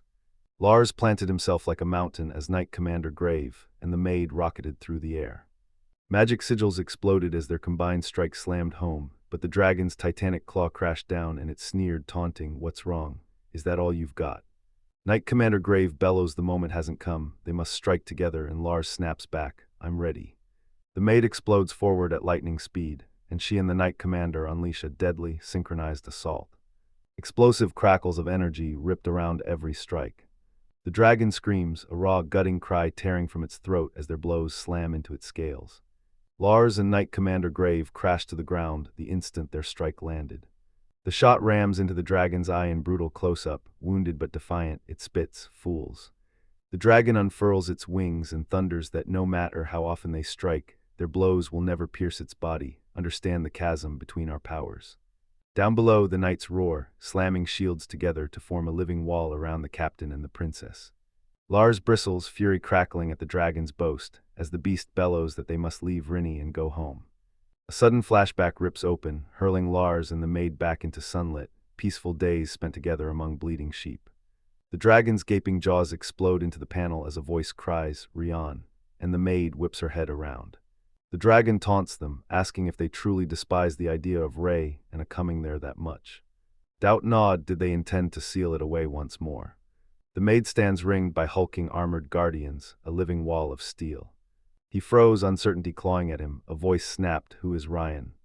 She strode across the landscape beneath the dragon's unblinking stare. It rasped that she must have come back out of pity, then conceded there had to be a reason it was sealed away back then. Confusion flared across Ryane's face as she locked eyes with the dragon and snapped, "You've got the wrong person, what do you mean?" The shot slammed to Ryan, planted before the dragon, arcane runes spinning and crackling in the air around them. The dragon's eye pinned her with cold, unblinking focus. Ryan's face was a mask of pure uncertainty. She thrust her hand forward and proclaimed who she was.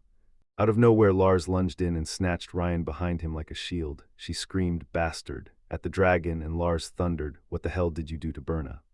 Below them, Lars and his companion burned with determination, while Ray and A shouted for Professor Gray.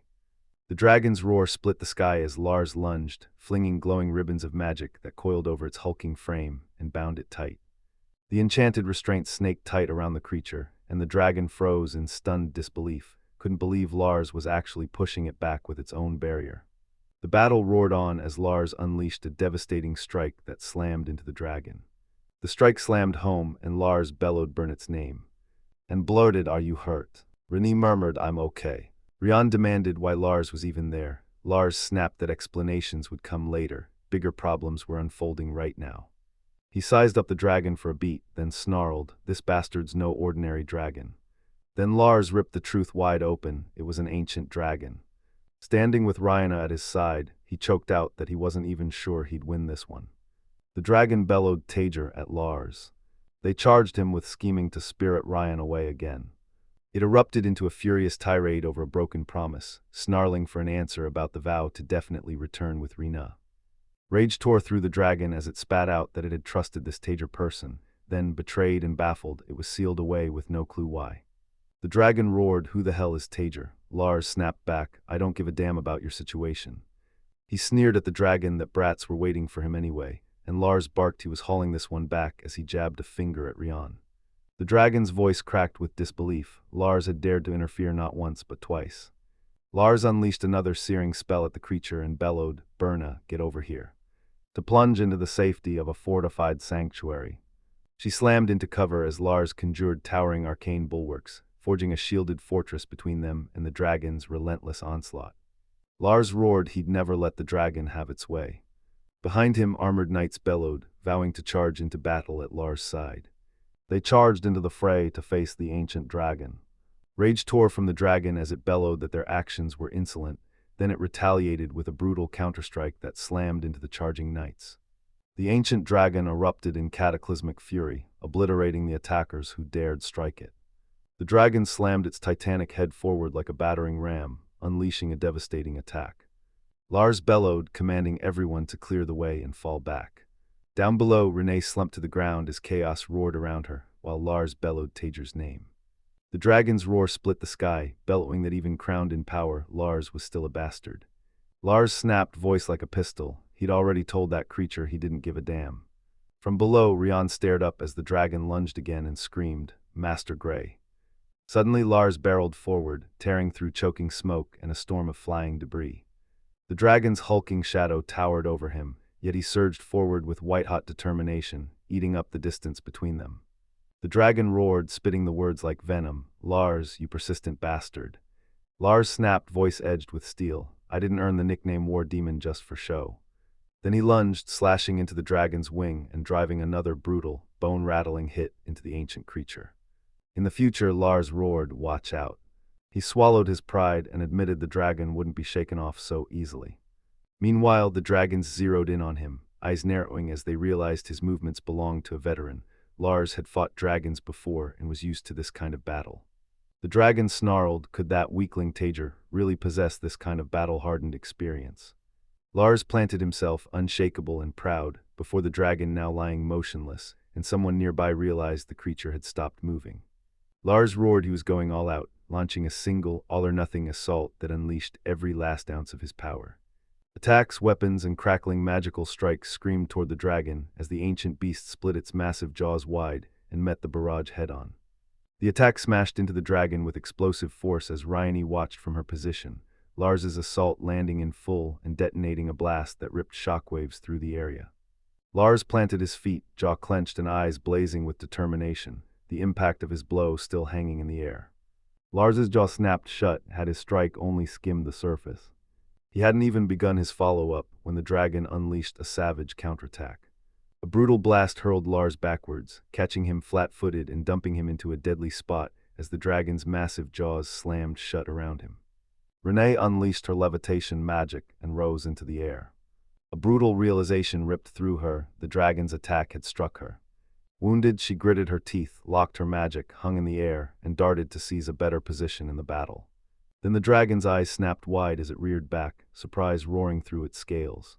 Lars tore across the battlefield, skating on crackling magic through the air at impossible speed, shouting that this time he'd made it in time as he barreled toward something critical.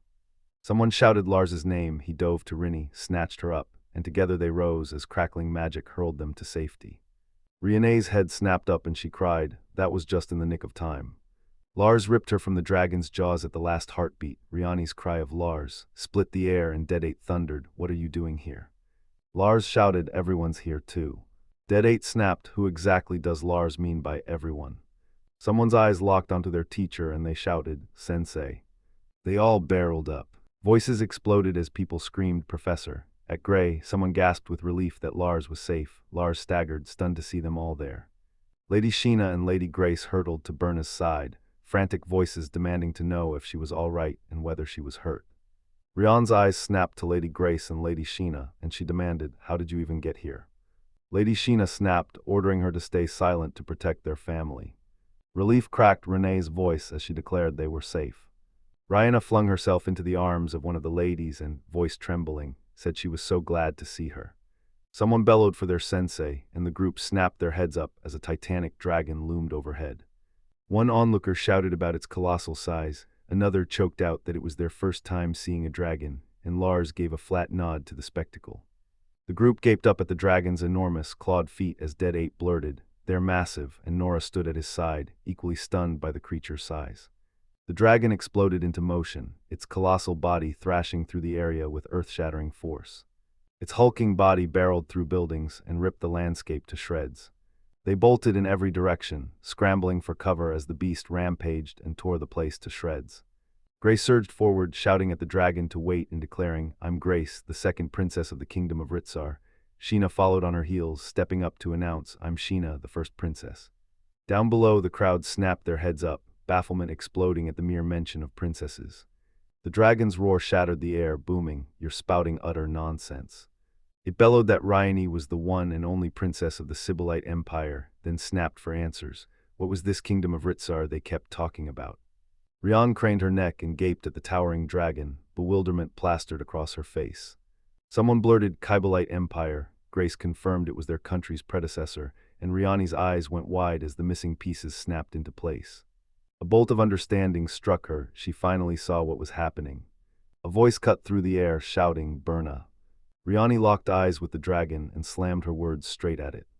They yanked him awake and dropped the bombshell. He'd slept through 500 years. 500 years stretched into an eternity. The dragon's eyes snapped wide, pure shock detonating across its iris at the words it had just heard. Rian pressed on, voice sharp, declaring the dragon's era already buried beneath centuries of dust and legend. She slammed the truth at the dragon. The person he'd been hunting, Rena, had already slipped away. The dragon's roar snagged on the number, 500 years, and it spat that 5 centuries were impossible. It bellowed, demanding the truth. Had it truly been sealed away for that long? A lightning bolt of realization crashed through the creature as it registered that the figure standing before it had to be someone else entirely. Her name sliced through the silence, crystal clear. She thundered that 450 years ago the tyrannical emperor of the Kybelite Empire was toppled. That once mighty empire crumbled, and the kingdom of Ritsar rose in its place. She stood, her gaze blazing over the kingdom below, clad in regal formal attire. The dragon paused as the truth sank in, then barked, "So she isn't Tager either," and Berna snapped, "Exactly, that's what I've been telling you all along." The dragon's eyes went wide and its jaw dropped as the truth hit like a thunderclap. The creature froze in disbelief at the words, denial roaring in its chest. The dragon folded inward as reality crashed over it, and Lars and Berna stared up from below. The dragon bellowed, insisting it had been ripped from Rian. Learning the truth only fanned its fury into an unquenchable blaze. Below, Lars wrapped himself around Berna like a shield as the dragon's anguish tore through the air. The dragon bellowed that if Ray and A were erased from this world, it had no use for the world either. The beast vowed to raise this country. Lars flinched, alarm snapping him upright, while Rini craned her neck, frozen by the dragon's thunderous proclamation. The dragon roared again, vowing to raise the country to ash. Lars barked, "You damn fool," and demanded to know what it hoped to gain by pulling that reckless stunt. He snarled that even an ancient dragon would be obliterated if it dared face an entire country.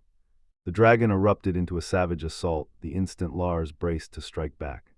Meanwhile, Berna's expression hardened into steel, resolve blazing, she would stop this. Lars braced for battle, weapon raised, as the dragon's roar cracked the sky and hammered down on him. The creature unleashed a thunderous bellow, demanding to know what he could possibly understand about its pain. Suddenly the dragon spat shadowy bolts that slammed toward Lars as the battle surged. Berna screamed for Professor Gray while Lars tore through the forest carrying her. Off in the distance, Gray tore ahead, carving a path for their escape. The blonde princess screamed for Lars to grab Berna and run. They shouted after Gray, demanding to know what he planned to do. Gray roared back that they had to buy them time to escape. A voice ripped after Lars, shouting his name as he sprinted away. The princess barked for everyone to scramble down the mountain, then spun to speak to her mother. The soldiers roared they'd bring backup. A knight snapped, "We're on it." A colossal, crackling arc of magic ripped the air open and screamed straight at the dragon. Lars roared to the knights that the dragon kept a crackling magic barrier blazing non-stop, a constant warning of its defenses. Lars snapped that half-hearted blows would never shatter the dragon's barrier. He bellowed to the others, "Grab the princesses and fall back now." Gray and the princess stood with concern blazing in their eyes as the battle erupted. He shot Gray a quick apology and dumped the rest on Lars. He barked at Lars, "Leave it to me." Lars's jaw clenched and his eyes hardened into steel as he braced for what came next. The dragon's eye flared with murderous focus, locking onto the humans as they scrambled like prey beneath it. The dragon bellowed as a titanic spell slammed into its barrier, intricate runes igniting across the shield, while the attack's energy ripped outward in a violent shockwave. But the barrier shrugged off the coordinated strike. Gray stood ready with his sword leveled, determination blazing in his eyes, the dragon's massive eye gleaming through cracking stone as someone screamed that it was attacking again.